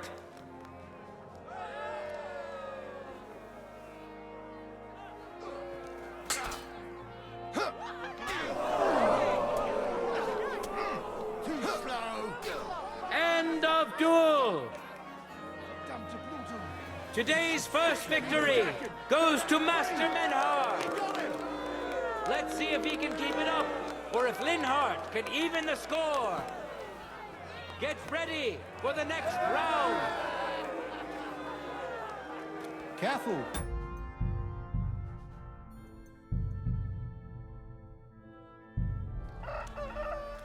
Contenders! Henry, your villainy disrupted the court dispute, and I therefore ban you from participating. But because you have broken the law as one of Menhart's duelists, your offenses also fall on him and his honor. I therefore declare the dispute settled in favor of the Kuttenberg Brotherhood, and you, Henry, will be punished according to the law by the guard.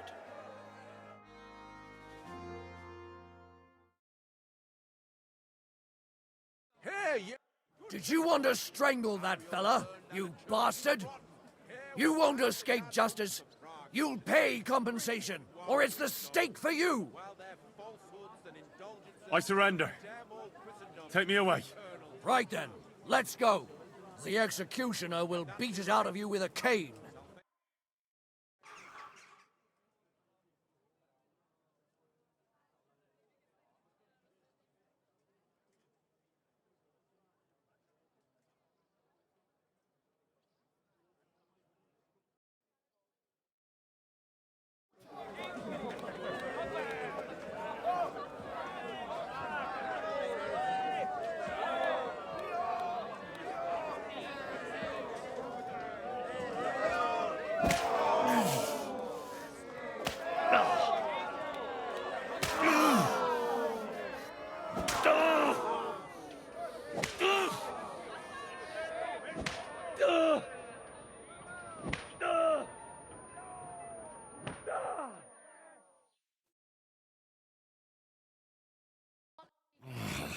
God, you sure didn't go easy on me. Oh, feels like you broke all my ribs.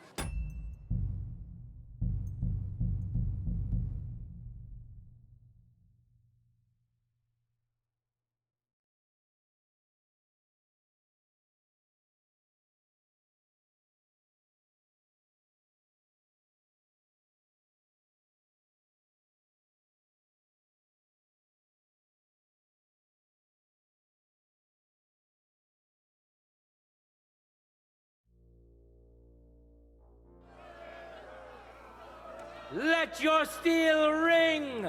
Fight!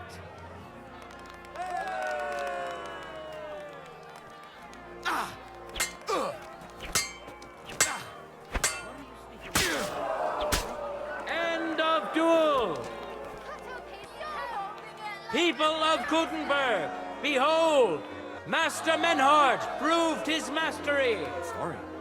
He defeated Linhart for the second time, giving the Frankfurt Brotherhood its first victory!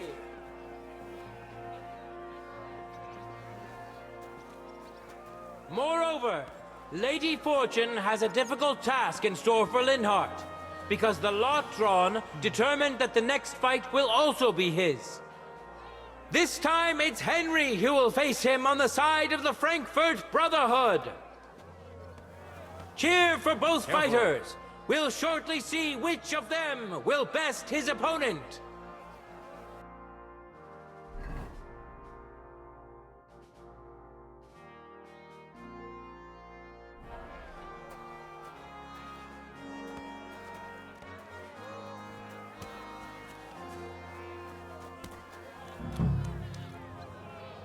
Contenders, get to it!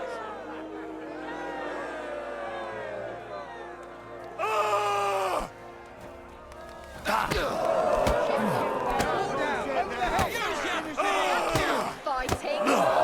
Dancing! End of duel! I yield.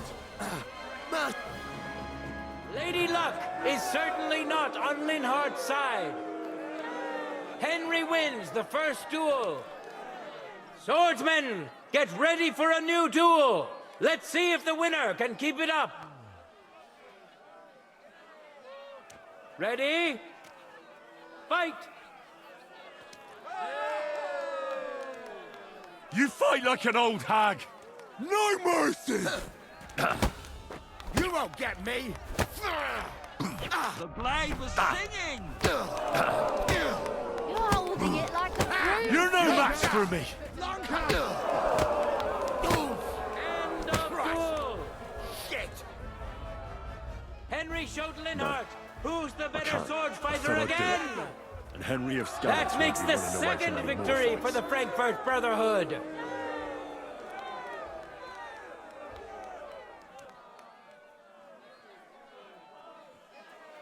Follow the rules, damn it! Get the fuck out of the arena!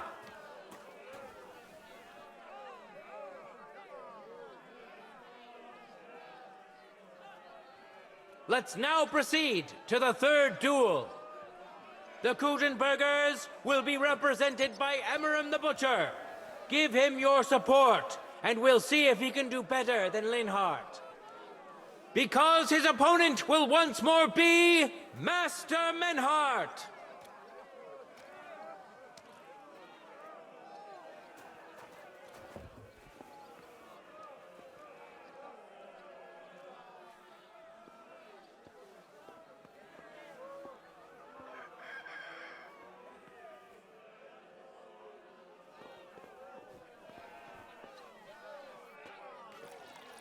For the glory of Gutenberg, let the duel begin!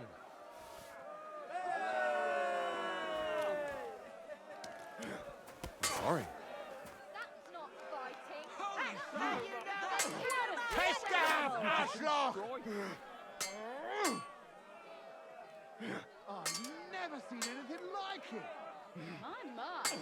He's handy with End of duel!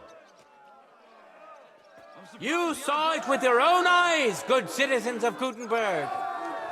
Menhart's skill is second to none. He wins again.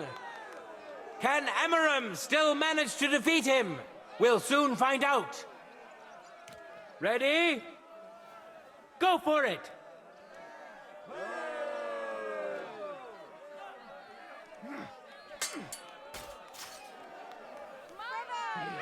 Oh, don't come! My word, that was some monster now. Fuck that! End of duel! What a magnificent strike! It's finished! Not even the illustrious Amaram could withstand the German master's sword. The Frankfurt Brotherhood thus has 3 wins already. None for Gutenberg so far.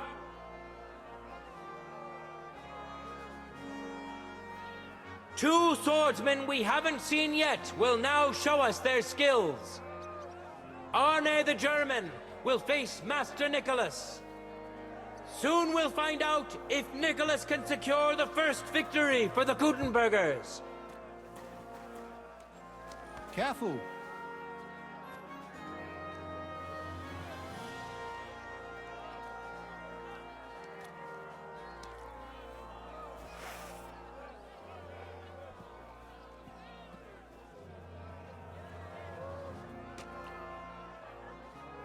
Contenders, forward!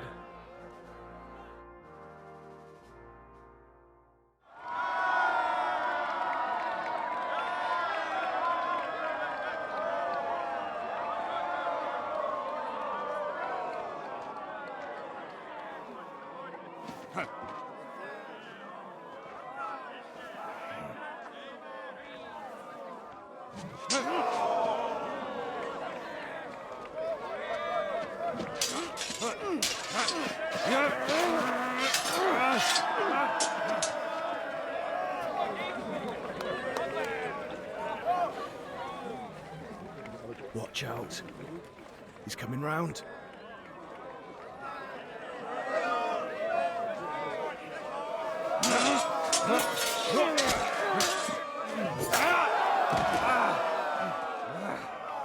Zum Teufel.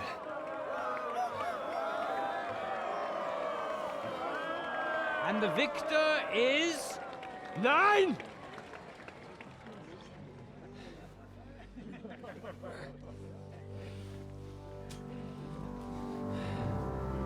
Mit der Hilfe Gottes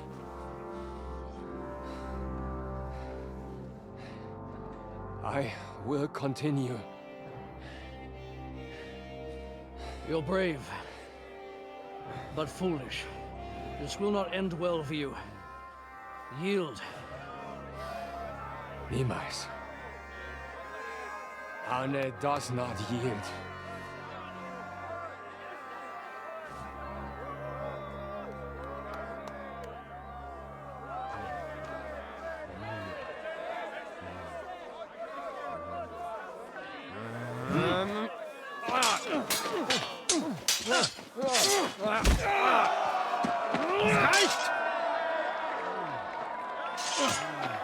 This Gefecht is over. You win. You acted with chivalry, Master Menhart. But intervening in a duel is a breach of the rules. There is no choice but to disqualify you from the tourney.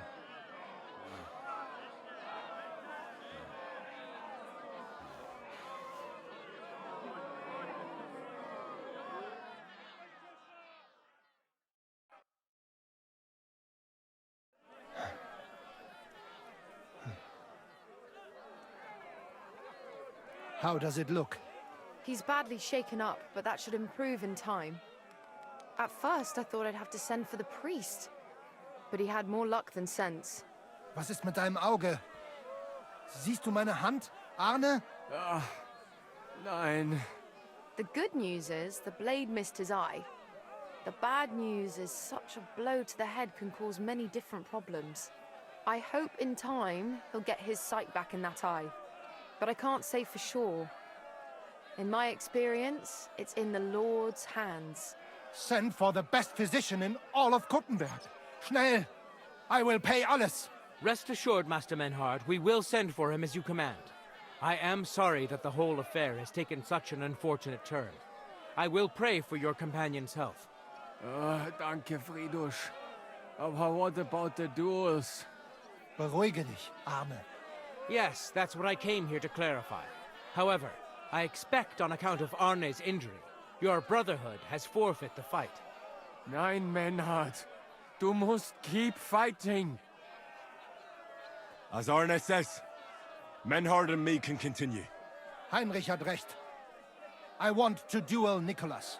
I understand your wish, Menhard, but I can't grant it. You've been disqualified. Scheiß drauf!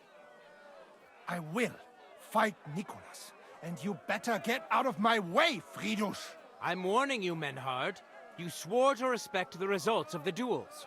Verdammt! Listen, Nicholas has defeated Arne, and Arne is in no shape to continue, so all 3 victories go to the Kuttenbergers. Menhard, you defeated Emmeram and Linhard, but you can't duel Nicholas, so 2 victories belong to you, and 1 to the Kuttenbergers. The only one who can still fight for you is Henry. He already defeated Linhard, so the score is 3-4 in favor of the Kuttenbergers, with 2 duels left. Hold on, Friedrich. Arne could duel, but it's clear he wouldn't win. So all the victories here belong to the Kuttenbergers by right. But the only thing preventing Menhard from fighting is your decision. Otherwise, he's at full strength and ready. That is true. We swore we'd respect outcomes of the duels, but since there was no duel between Menhard and Nicholas, there is no outcome. So neither side can claim victory. Wise words, I must admit. The way I see it, both sides have 3 victories, and I have 2 duels left. That sounds right and fair to me. All right, so be it. So if Henry beats both Emmeram and Nicholas, you'll get the overall victory. Gut, Heinrich. Fight for us. You are ein guter Fechter. Also, Heinrich, our fate and our honor lies in your hands.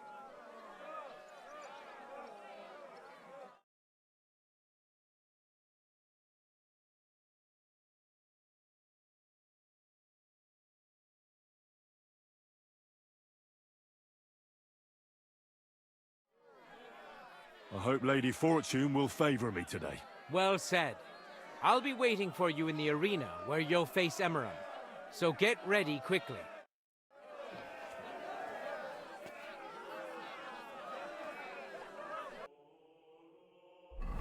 Here!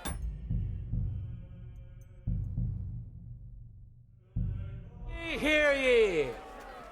Arne the German can't take part in further duels due to his injuries. So 3 wins go to Gutenberg.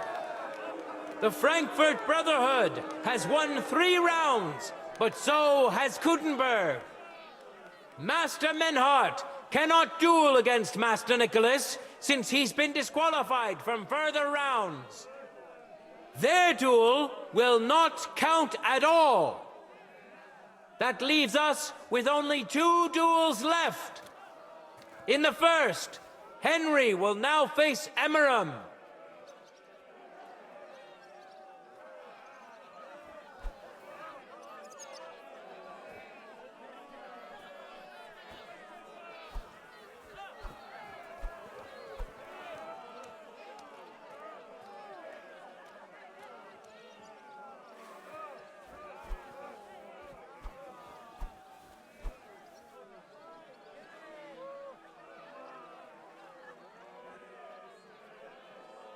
Contenders, get to it!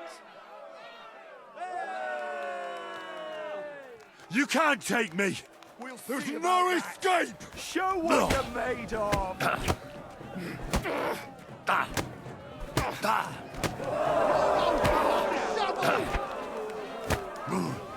You're holding it like a princess!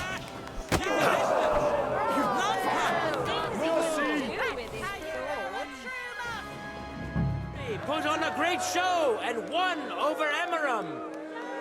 Even Arne's severe injury doesn't seem to have broken the Frankfurt Brotherhood's resolve. Let's see if Henry can keep it up in the second round. No time to lose! Get to it! I feel quite hungry! You're no match for me! Cut the bullshit!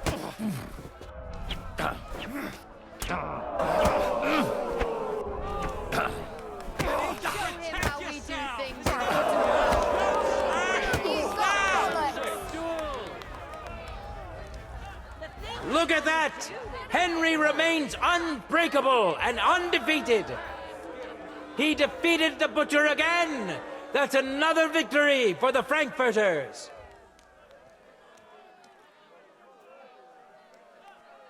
Good citizens, wise counselors of Kuttenberg, it is time for the last duel! Here, Master Nicholas will take up his sword again to face none other than Henry. The current score is 4 wins for the Germans and 3 for Kuttenberg. If Henry can win, the match is over.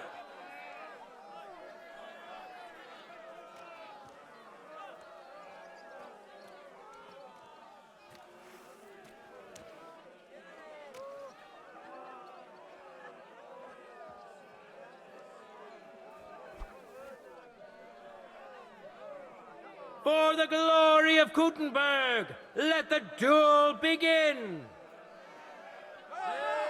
You fight like an old hag! I feel quite hungry!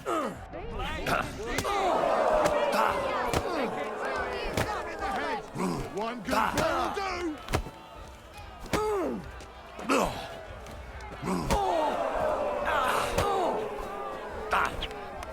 Holy fuck! That's skill! How we do things in Kuttenberg. End of duel! Cut up his coat. Unbelievable! Master Nicholas is defeated! Henry is now in for a really tough fight! I can see that Nicholas is burning with eagerness to get revenge! Here comes his opportunity! Ready? Fight! You fight like an old hag!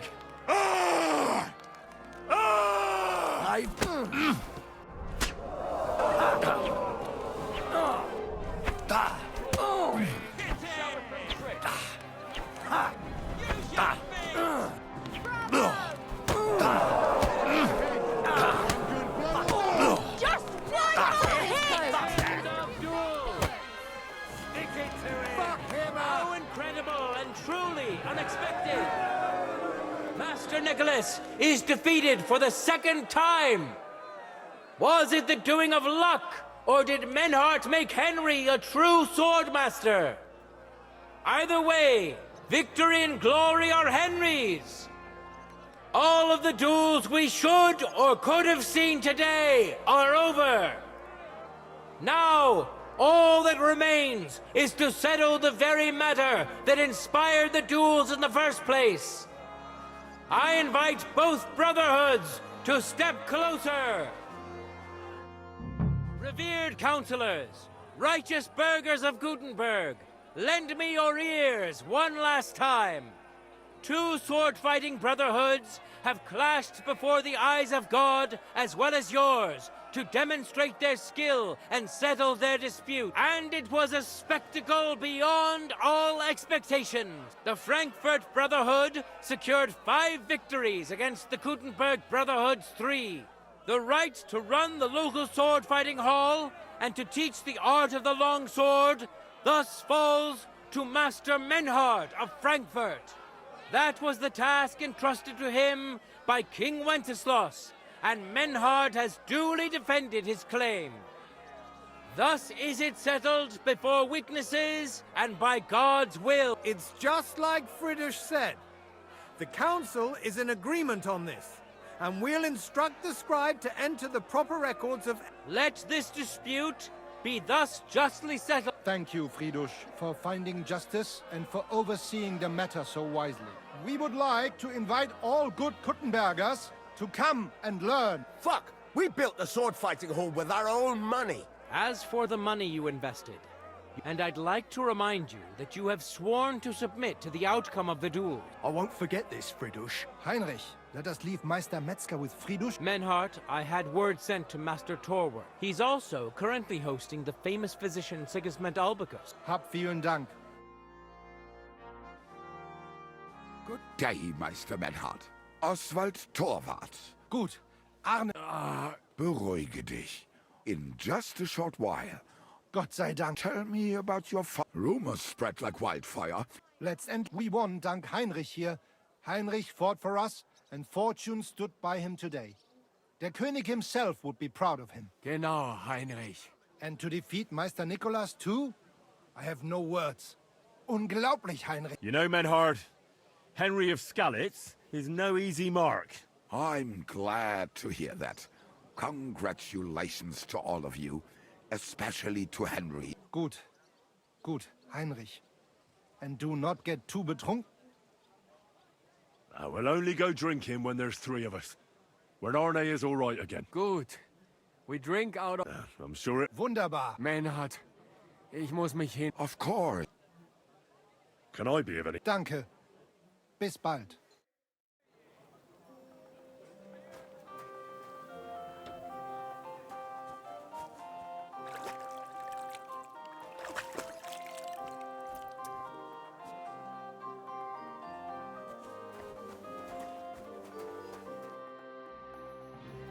I'm pretty new in Kuttenberg, but I find it strange there aren't many alchemists here. Natürlich. And yet the royal city of Silver should be full of them, right? Exactly. Take a walk through the street. What does that have? Sigismund and his army, only a few of us. I'm interested in alchemy, and I'm looking for someone to teach me more complicated procedures. Can I become your disciple, Master? Nein, I have too much to worry about, right? The local alchemists were persecuted by Sigismund. And I'm sure you... Alchemists... Yeah, then Sigismund... Are you the master of the Alchemist Guild? Yes. Well, our guild is more... And is that... Yes. What about poisons? Are you selling those? Poisons? And where else could I buy some poison around here? Here in Kuttenberg? There was such a miscreant here. When poisoning began to be a problem, it said he lead Rabsteiners. Gott mit dir sein.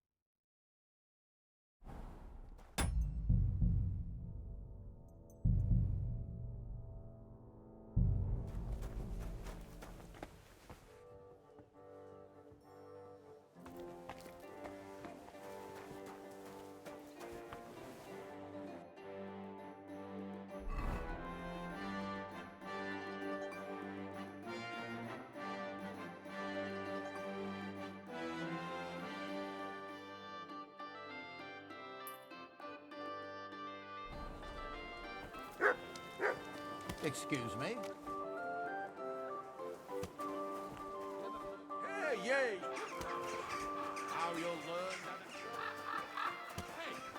Give it back. Or what?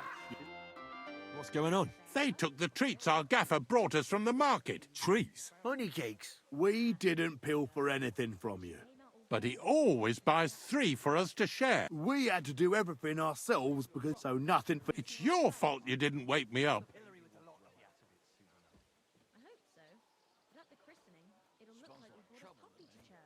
Stop squabbling, or I'll give you all what for. You're supposed to be learning a trade, not fighting over treats. Forget the cakes and get on with your work, or I'll fetch your master. I'm not... Let's go. Hey! I sod the cake. Do some work before the 3 of you get into trouble. Oh, all right then. That'll teach you. Excuse me. Stop now, for God's sake. It's William, right? I need to talk to you. What is it? Do we know each other? My name's Henry, and no, we don't know each other, and you don't owe me money. We have a lot of mutual friends. What? I don't have to talk to you. You don't need to. I can go and chat with the guards instead.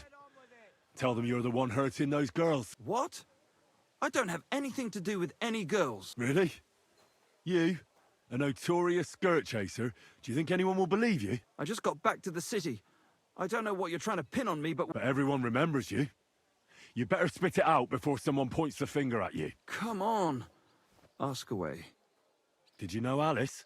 I know a lot of Alices. The one they found dead somewhere. Oh, her. I heard she used to go to dances. Yeah, and? And did you ever meet Yarka? It was a long time ago. Oh, that one. Ah, yeah. Because somebody killed her. I know what happened was a tragedy, but it wasn't my fault. And did you know she was pregnant? What? That's horrible. That's what I'd like to find out. What about the unwilling father-to-be? It wouldn't happen to be yours, would it? What? Mine? I never even got under her skirt. And can you tell me anything else about it? I don't know anything. It was... And I hear you knew Stanya. Which one do you mean? The alehouse wench from the hole. Well, she batted her eyes at me a couple of times when I was still playing there. And the innkeeper Mole told me a different story. Fine. We had a bit of fun together. Before she gave you the boot for an ordinary charcoal burner. That's not true. And you didn't mind? Why should I? So what did you want from her then? You're yanking my pizzle, right? Someone wanted to kill her. What? Her? Yeah, but... What does that have to do with me? It wasn't me, and I don't know anybody... And what about Zdena? You knew her, right? Do I know Zdena? As wild as the wind and always full of life. Did she steal something from you? A travelling minstrel doesn't have much to steal. Well, Zdena's days of stealing are over. They caught her. I told her she'd be better off travelling the world with me. And worse. Someone killed her. So her too? I'm afraid so. Thanks. You don't happen to know who she wanted to rob? There were lots. Like young von Groller. When he started coming here, she got to him right away. Said she was gonna rob him blind. And might she have stolen a ring from him? I don't know. Look, why are you asking me about all this? You don't seriously think I killed her, do you? Well, you did know them all. And? I'm surely not the only one. That may be true. But everybody knows you're a skirt chaser, and they were all pretty girls. And now, they're dead. But I had nothing to do with it!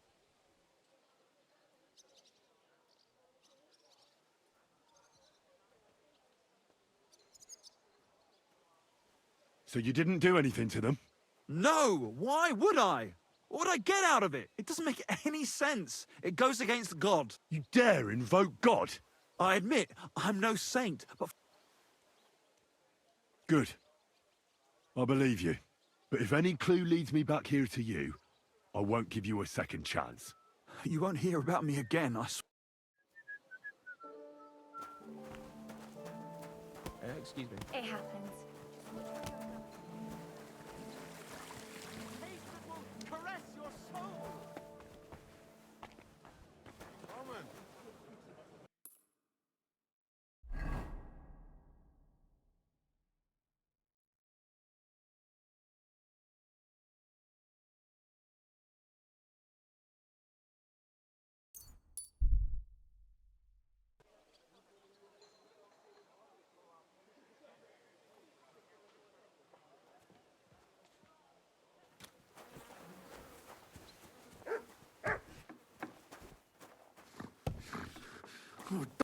Halt!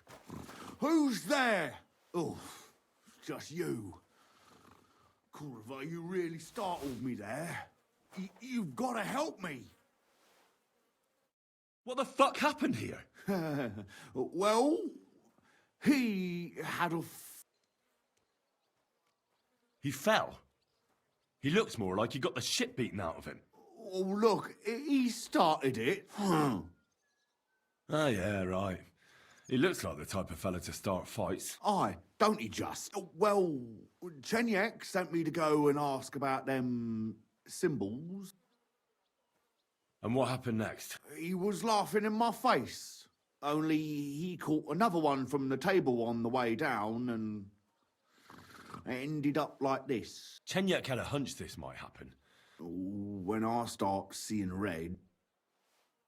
Do you remember anything, at least? Well, he talked to me in riddles. And then? When he saw the smoke coming out of my ears, but that annoyed me even more. Was there something written on it? Well, how should I know? Well, take a look at it yourself.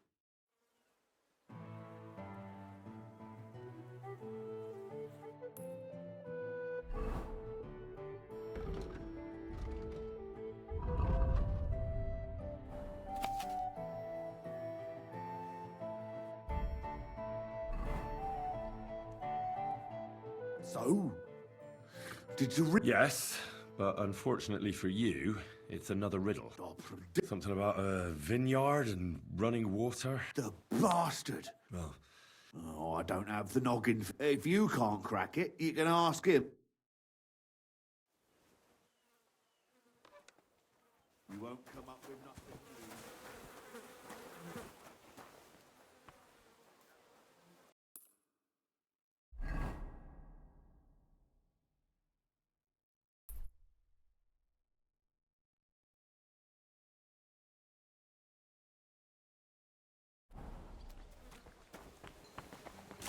Halt! What? I'm sorry.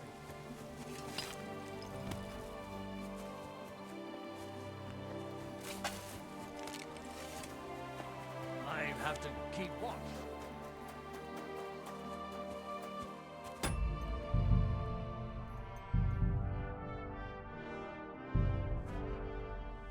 I found out some interesting things about those murders. Just like you said. That's wonderful news. I promised Catherine we'd wait for her. You know Catherine? She came to see me soon after you did. Will you send for her? So, we're all here. I hope nobody else shows up. How did it go? I reckon I've found out all I can. And do you know who the murderer is? Not exactly, but I have a few ideas. I've asked around a bit, and I have my own suspicions. Is that so? See... I didn't do all this for nothing. Well... Well? Who do you suspect now? Well, I'd say William did it. You can't be serious. He's innocent. Uh-huh. And who do you think it was? Prokop. I'm sure of it. No. Really? That's impossible. So I see we disagree. Well, who do you think it was then? I'm not entirely sure. First, I'll tell you what I found out, and then it might be easier for us. Go on then. Starting with who? Let's talk about Yarka, the one raised by Father Prokop. What did you learn about her?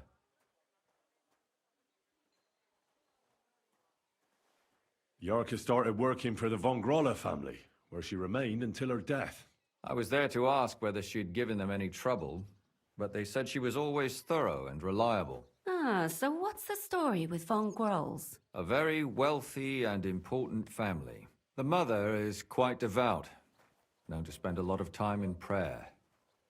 Old von Groller's been sick for years. So, who runs affairs? That would be young Hendel. Prokop didn't just raise her out of the goodness of his heart. He was actually her uncle. Really? His own relative? Why not? Prokop also admitted that he didn't know how to handle her. What do you expect from a Bible thumper? Well, maybe I wouldn't hold it against him. He really tried to make sure she was well taken care of. He wanted to find her a husband, too. And did you learn who he found? No. I think it fell apart when Yarka started rebelling. And now, most importantly, Yarka was pregnant when they killed her. I didn't know that. Do you know for sure? So they gutted her? To make it impossible to tell she was pregnant? I wouldn't be surprised. May God forgive us.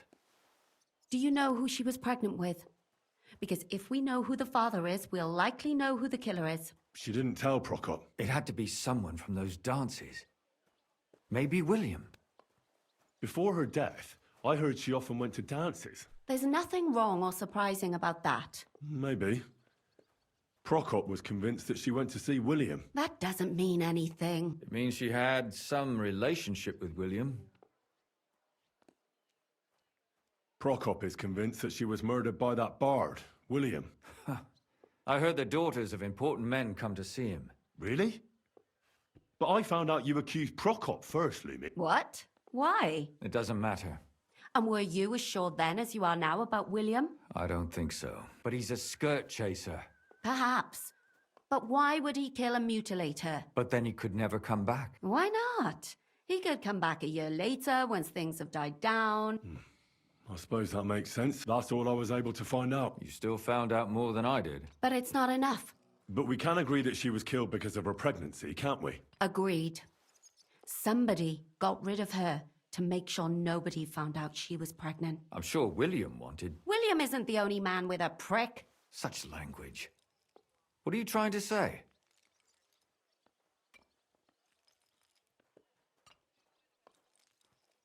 That making babies and murdering folks require different tools.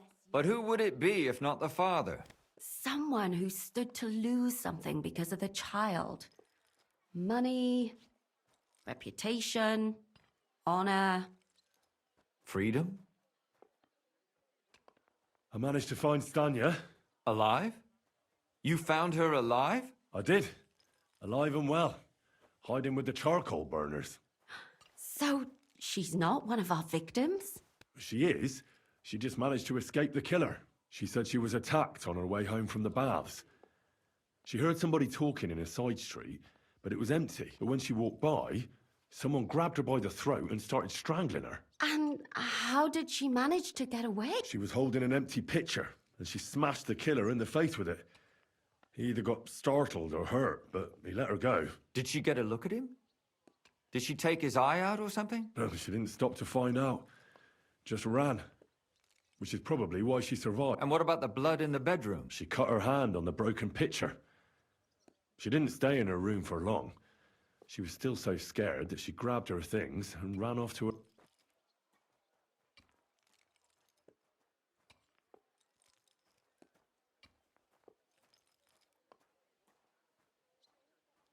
According to Stanya, the murderer didn't say a word the entire time. That's strange, right?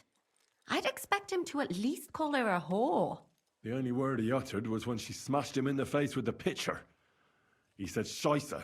So, we're looking for a German? Even I say Scheiße sometimes, and I'm not German. She said she returned from the baths in the evening regularly, and somebody knew exactly which way she would take and where to wait for her. You mean someone followed her beforehand to figure out where to ambush her? Who knew that she went to the baths? Apparently everyone in the tavern. She also said she was sure it wasn't Mole.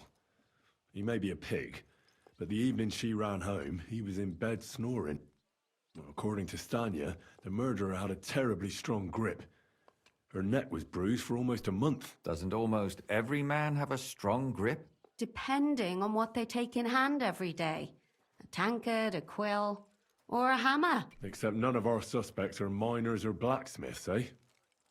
Besides that, she also recalled hearing two voices in the alley. Someone was talking to the killer. So we have a witness. Now, just to find him. Or an accomplice. If I remember correctly, the other one must have seen the whole thing, right? And he didn't go to report it. I asked Stanya if she knew Prokop. She said no. Maybe she just doesn't remember him. Or he gave a different name. I don't think Father Prokop is the type to frequent the worst tavern in Kuttenberg.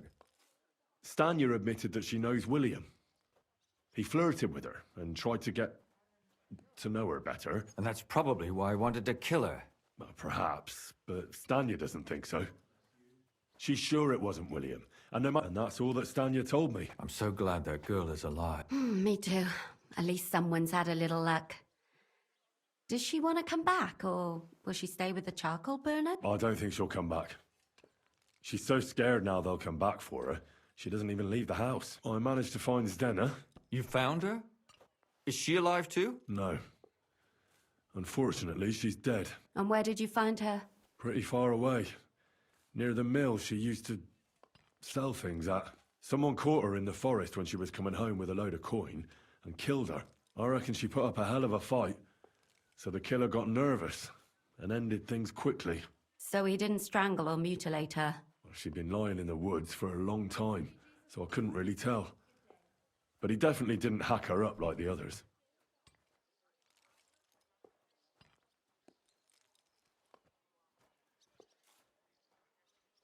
Judging by what her accomplice said, she robbed someone good. She had so much jewelry on her, she could hardly carry it. And what's odd is when she was murdered, the killer left her basket of valuables behind. So I reckon he didn't kill her for the money. She said someone followed her on horseback from Kuttenberg. On horseback? Only as a wealthy type who never got too close. That doesn't fit in with the previous murders. Father Prokop came looking for Zdenna and nearly cursed her on the spot. What did he have in common with a thief? He had also looked after her, but unlike Yarka, she ended up on the street, and he took it badly. Zdenna tried to rob young von Grolle. It's possible she succeeded. Von Grolle? Yarka worked for them, didn't she? That whole family is suspicious. Assumptions. Nothing more. I'd say it's pretty obvious. Why else would I have found that ring on her? They just left the ring by her body. That's odd, isn't it? It wasn't by her body. It was inside of it. I don't know if she swallowed it herself or someone shoved it in her. That's awful. But I can't say it surprises me. My mouth is starting to hurt from all this blabbering. So are my ears and head. Come now, we're nearly there. We just need to find our suspect. So, Henry, who do you think did it?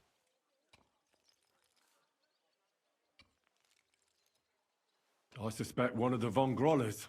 What leads you to think that? Are you sure it wasn't William? Yarka was pregnant. And if the father was young von Grolle, it would make sense if he got rid of her. Sakura, you're right. But William could have fucked her too. Just say it. Zdenna robbed von Grolle. That's true. It's all coming together, isn't it? Zdenna was followed by someone on a horse. Von Grolle could afford a horse. That's not so sure, is it? But it certainly worsens the case for him. Yarka was their maidservant until she started rebelling, right? Yes. Perhaps the young lord? That's possible. And that's all I can pin on him. So, do we agree that it was young von Groll? Well, old von Grolle can't do much now, can he? So do we really agree that our most likely suspect is young von Grolle? Aye. I agree. I don't have a problem with it. Little rich boys are capable of anything. But what are we gonna do about it? They'll just laugh at us without something more tangible. So, you want to search their house? There's nothing else we can do. We have to find some evidence. None of our conjecture is enough. What will we do? You could sneak in there. Or break in. Catherine, that's not necessary. The young lad wants to learn swordsmanship, and the old one is sick and always calling for a physician. So I can either pretend to be a sawbones or a swordsman, or break in? That's a lot of options. You're a clever lad. You'll figure it out.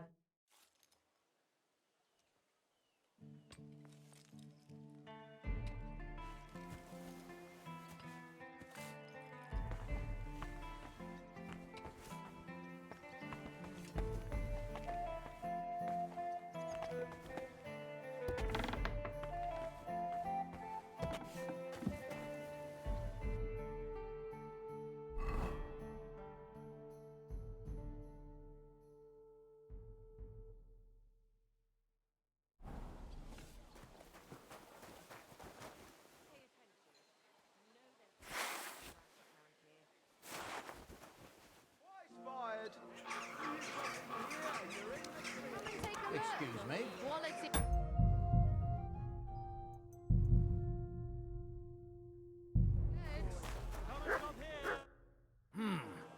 Can I help you? Is this the house of the von Grolle family? Yes? I'm Henry of Skalitz. Master Menhard from Frankfurt sent me to train young Master Hendel in sword fighting.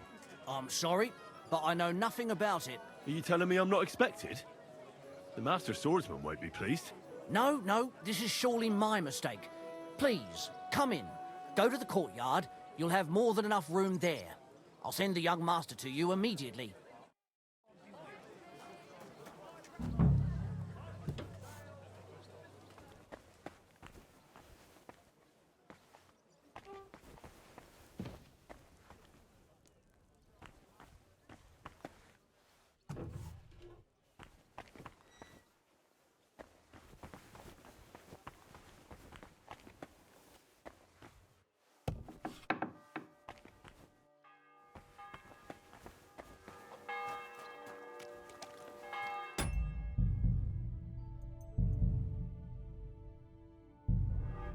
I must admit that I didn't expect anyone so soon.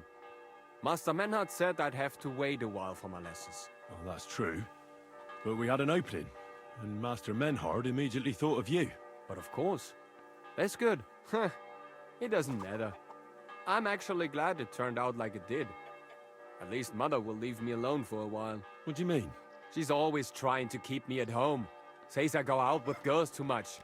She'd rather have me praying all day and night like her. Well, maybe a sword fighting lesson will help you. Maybe. But first I want to see if you have anything to teach me. Ready? I'm not. I've only got a sharp weapon. Really? You wanted to draw iron right away. Well, I can lend you one. But next time, bring your own. Taman! Here! Die, you wretch! Well, I hope the young lord is assured he has much to learn from me. Yes. The young lord learned it the hard way. And after a few lessons, you'll only get better. I hope so. I know the basic steps, but lack the finesse. I admit. Excellent. That's enough for today. But before I go, I'd like to ask you something. What type of weapon are you most interested in? A sword, of course. It is fitting for someone of my standing.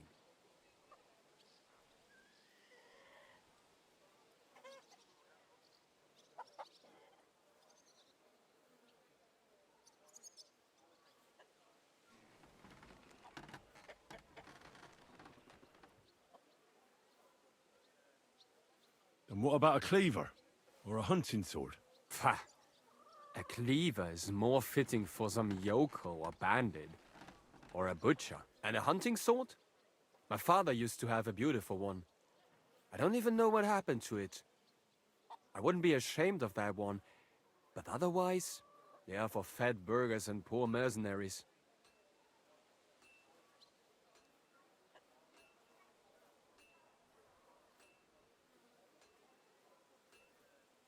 And what about an axe? Have you ever held one? No! Do you take me for a woodcutter? Enough small talk. I want you to practice the basic posture. Nice and slow. Yes, master.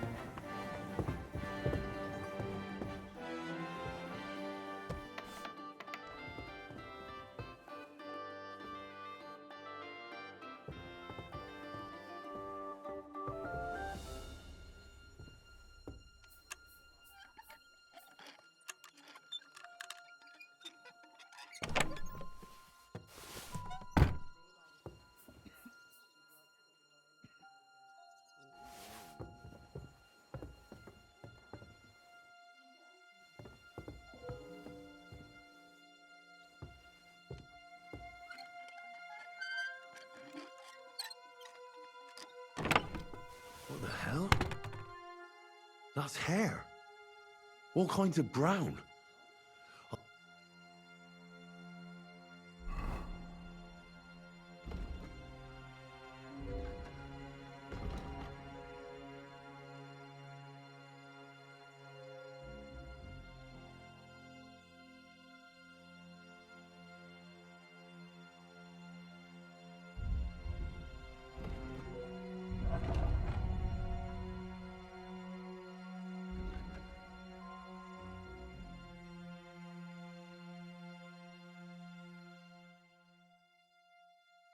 Bet it belonged to those dead girls. If this isn't proof, nothing is.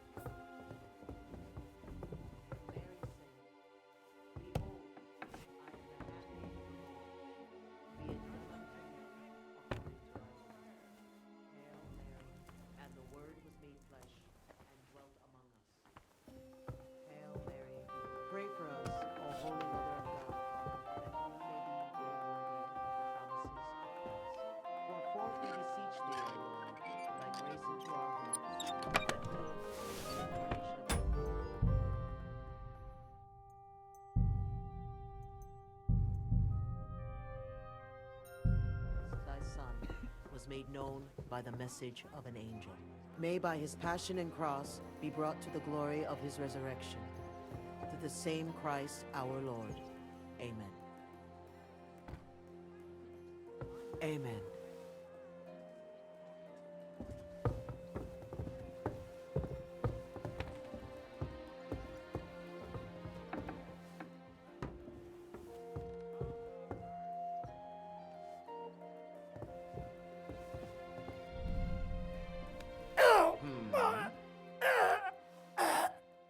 So, it's you. Aha.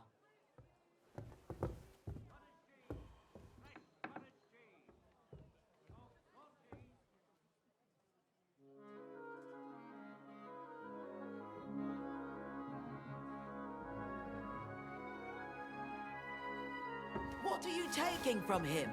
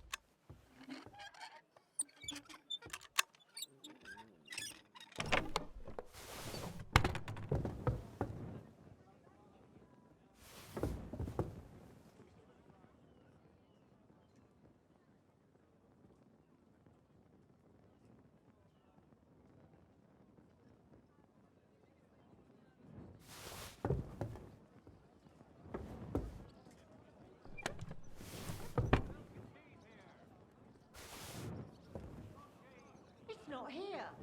Damn it. Who took it?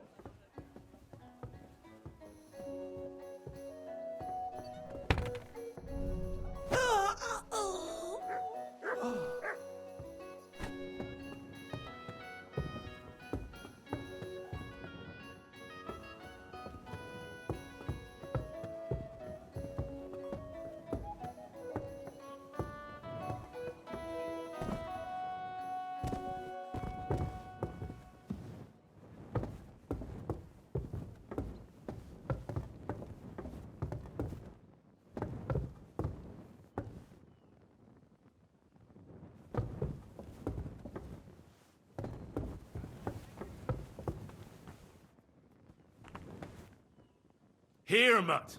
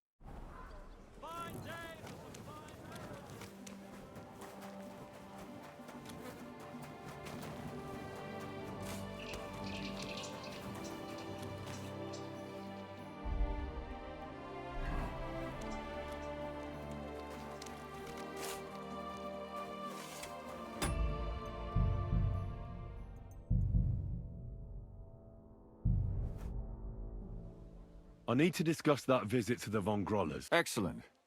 Let's find Catherine. You can tell us everything. I think we were right. Something seriously fishy there. Well, don't keep us in suspense. What did you find out? You found something there, didn't you? Evidence? I certainly did. In the young lord's room. What was it? This. He had it in a chest in his room. Locks of hair. All brown, but all a bit different. They're definitely from those murdered girls. Hair? But that's not enough. That definitely won't suffice as proof. Why wouldn't it? He took them as a keepsake from the dead girls, as a trophy. It was him! But nobody will believe us. We need more than just hair. A bloody dress or the murder weapon. And to be honest, I don't think we're going to find anything like that. They're pretty careful to cover their tracks. Damn it. We're fucked. If we at least had a witness. And what about 3 witnesses at once? Where are you going to find 3 witnesses when you don't even have one? I don't yet, but... Look, we're almost certain young Hendel did it. So what if we set a trap and catch him in the act? And how do you want to do that? I mean, we don't know who he's planning to murder next. We'll set someone up. Some brunette. You want to sacrifice some poor girl? No, nobody's going to get hurt. We'll be keeping our eye on her the whole time. The only one I can think of is Stanya. And I highly doubt that she'd want to risk her life again. She won't have to. I'll do it. But you haven't had anything to do with him. He'll see through it immediately. It'll fail. We'll wait until the lad's out of the house. Maybe we'll dress Catherine up a bit, and she'll go asking for the young lord, father of her child. When Hendel comes home and hears what happened, he'll come looking for her to fix things up. I'll cause such a scene, they'll be talking about it for years. Then we'll tell them where he can find me, and we've got him. If you say so. But where can we do it? We can use one of the rooms here in the tavern. You'll be hiding across the way, and jump out at the right moment. I repeat, at the right moment. Don't worry, we won't take our eyes off you.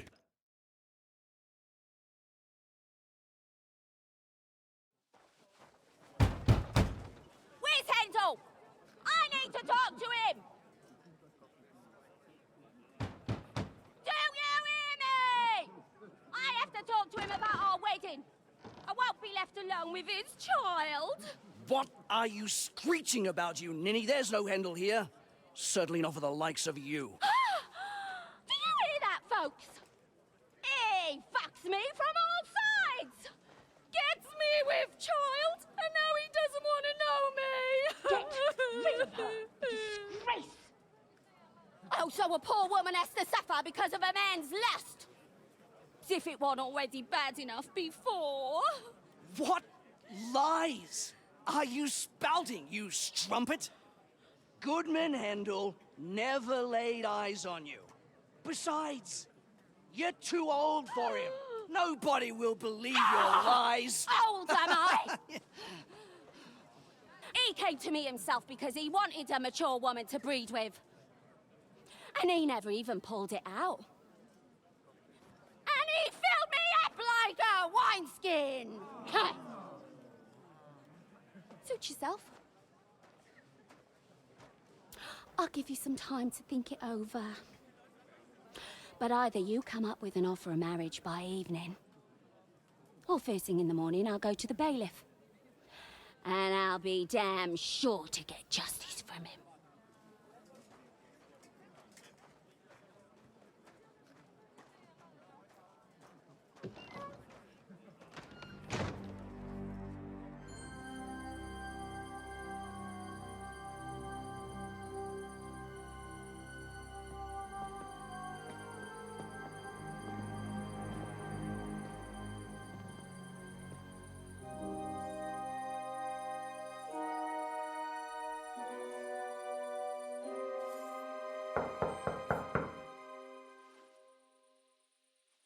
It's open.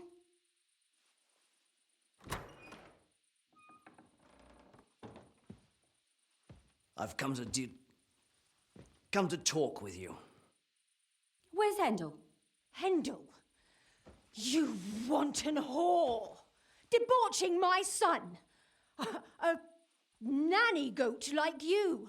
The others were at least young, but you! Christ, the trials I have to endure! A husband with both feet in the grave and a son who'll fuck anything with a hole in it. Slice her up so no one will recognize her, and in case what she says is true, gut her too. Gutting, is it? I can help you with that. Get that bitch, you fool!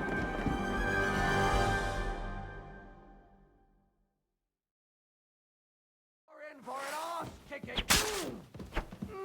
Ah! Ah!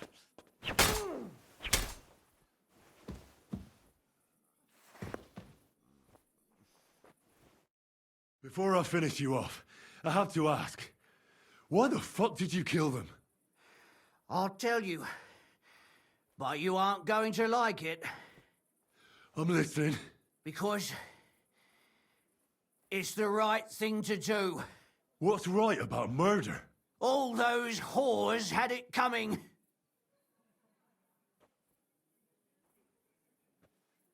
Confess then. How many of them did you kill altogether? Not enough! There's always more who deserve it. They climb out of their holes like rats and infect respectable families. Just like that companion of yours. She certainly sins as much as she breathes, the lured whore. Oh, you're completely mad. My God. Don't take the Lord's name in vain. It's a deadly sin. Then I suppose we'll be meeting in hell one day. You know that's not true. Stan, you hardly knew Hendel, and you still tried to kill her. How many of the others had the same story? Rubbish. I saw it with my own two eyes, and not just me. He might have met the alehouse wench by chance, but they were intimate together. The mistress was convinced they were meeting in the evenings. Well, she might have been convinced, but that doesn't mean she was right. That girl had a sweetheart. That's even worse. He surely wasn't a rich and important person like Master Hendel, and she would even cheat on our master with him? Disgusting. It was all Mandalina's idea, wasn't it? She wanted them killed. And can you blame her? That first harlot was already itching to become Mistress von Grolle. That bastard of hers wasn't Hendel's anyway, but he was stupid that time. He'd have believed her. Now he knows very well, luckily, that they're all whores. He doesn't cry for them anymore. And Mandalina just came to you like that, out of the blue. And you immediately obeyed her? Well, one time she came to my chambers and she told me she knew very well that Yarka rejected me and that she'd started an affair with Master Hendel, while she was also spreading her legs for others in the evenings. And that she had to be punished before she brought misfortune on someone. And... Go on. I'm listening. That she deserved to die for all her sins! And she was right!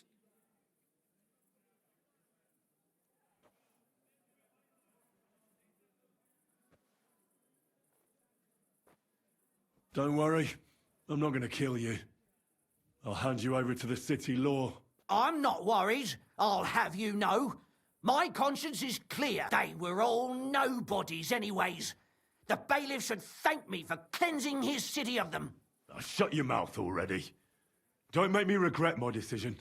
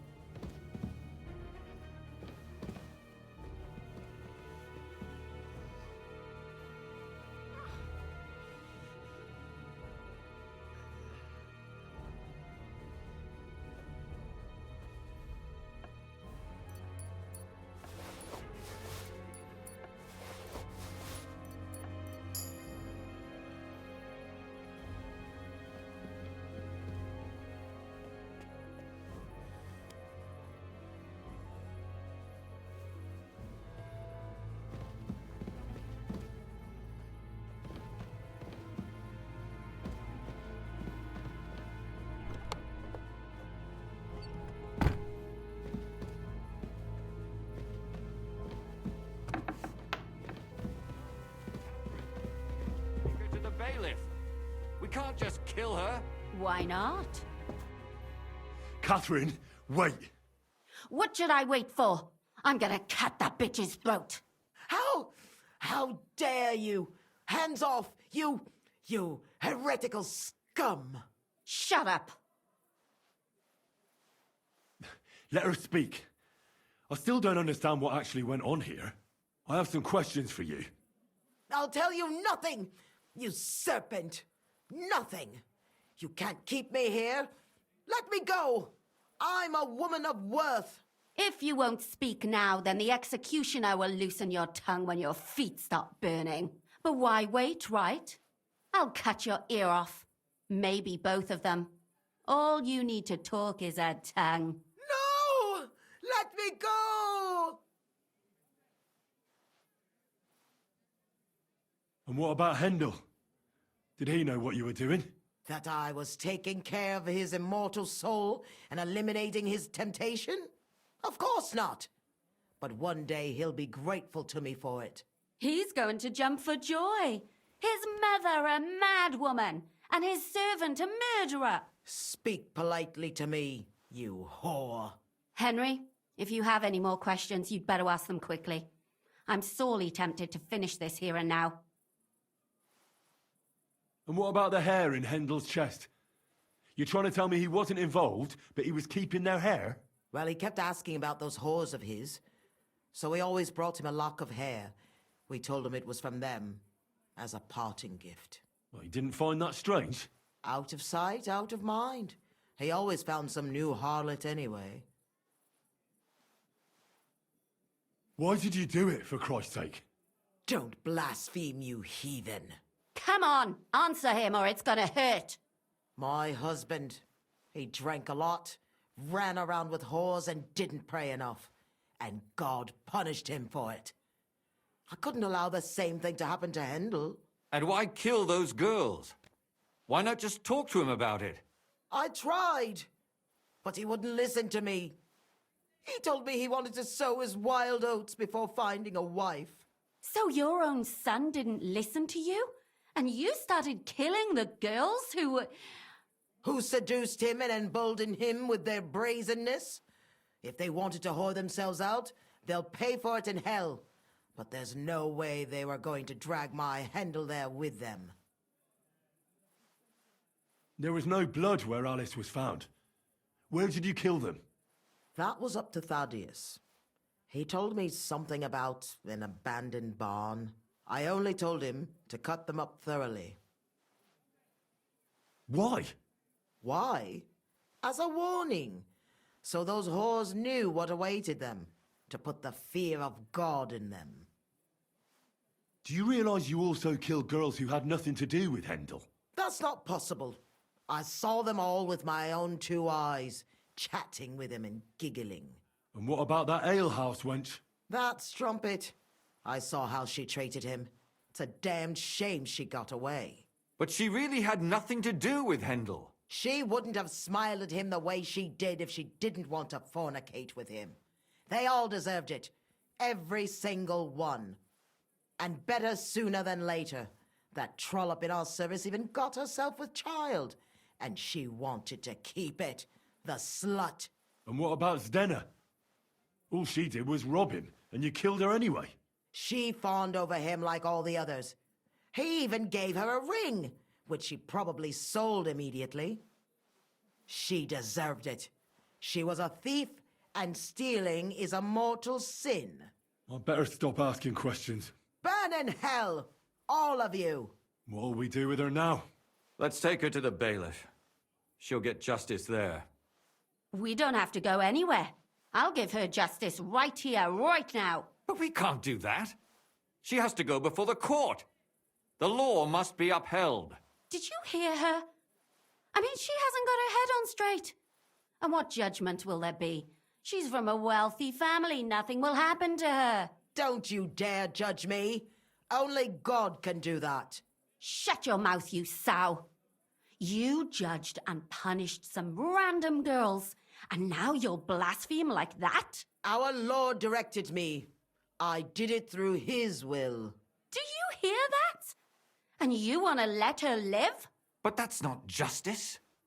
It's murder.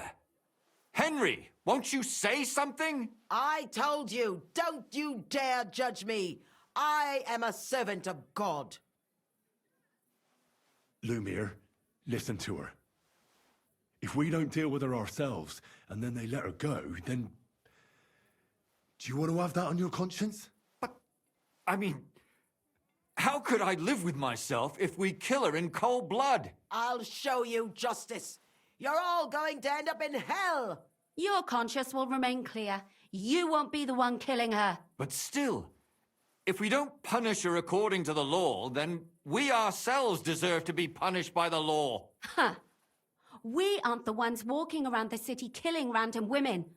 On the contrary, we're making sure no more will die. All those whores! Hell! Lucifer everywhere! Fire and brimstone! It's just not right. It isn't right, but it's necessary. All right, all right. Do it then. But I wash my hands of it. No! Don't you dare! You hellspawn! No!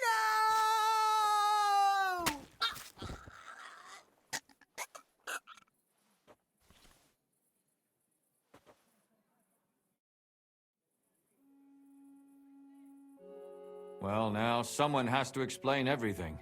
Not me. I'd rather just get out of here. I'll go. I'll explain everything. And you, Henry, wait for me at home, all right? Fine. I'll wait at yours. Good, good. I hope I don't end up in total disgrace. Well, this was a lot stranger than I expected. Do you think we did the right thing? I'm not sure of anything anymore. Not even myself. Can we just be quiet for a while? As you wish.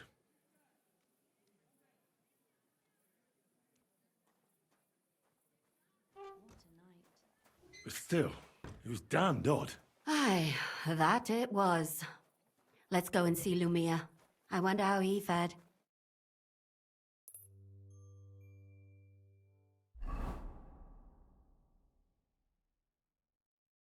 Tell us, Lumiere. How did it turn out? Did it end well? Oh, we're not going to get into trouble now, are we? It ended well, and I didn't even tell anyone about you. And what did they say to you? About the murderer and the body? What do you think? They were shocked. And Thaddeus still tried to weasel out of it, but it didn't work. That's good, the dirty swine. Then he tried to blame everything on Mandalina, but that didn't help him. If not for him, none of those girls would be dead. So? They're gonna break him on the wheel? He'd certainly deserve it. But I think they're more likely to hang him quietly, to keep people from talking about how a murderer was running around and nobody noticed. Yes, it's true. If they had tried more, then maybe... But he'll be dead, and we'll finally have some peace and quiet. For which I am terribly glad. And what will you do now? Will you go back to the town hall, Lumir? It's true I've made amends in the eyes of the law, but I probably won't go back now. Maybe better to write something about it. Who knows? Won't you go back to drinking? No, it didn't help anything, did it? If I had just persevered instead, I should have pitied those girls, and not myself. Don't fret. It was a terrible mess, and all three of us had to put our heads together. Yes. You helped me when I was in need, and didn't even know it. Maybe I'll just keep helping as long as I can. Helping others is the best thing a person can do in this world. And what will you do, Catherine? My work isn't done yet. I have to work in the tavern here, and then we'll see. Maybe I'll find work elsewhere. Do you think we could have done better? Everything can always be done better. The most important is to do it well and quickly. Catherine is right. I'll still be kicking myself. Maybe to my dying day. But none of us did anything bad. That's not entirely true. I'm talking about innocent people. No more girls died because of you. And that's good. Well, let's go our separate ways. Thank you, lad. You prevented future murders. And you also saved me. And for that, I will be eternally grateful. I thank you both. Without you, the devil knows how it would have turned out. Here you are, as a keepsake. And perhaps as a reward. And if you ever pass by, look us up. Yes, here is a reward, Henry. And Lumir, we shall certainly meet again.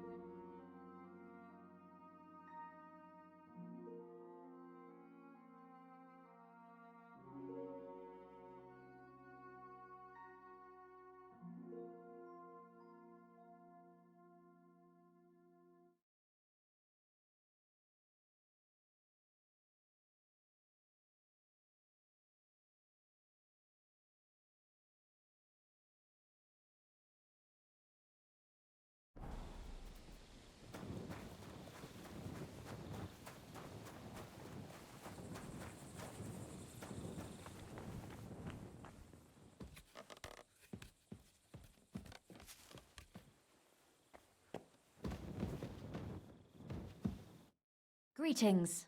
Do you need something? Stanya, I have good news for you. We caught the murderer. What? Really? Who was it? It was the von Groller's servant. He was ordered to do so by the young lord's mother. What kind of nonsense is that? I don't even know her. That doesn't matter. She thought you were consorting with her son and decided to kill you. But I hardly even talked to him. But thank you. Now maybe I'll feel better. I won't wake up at night thinking I hurt someone. I won't feel those fingers around my neck.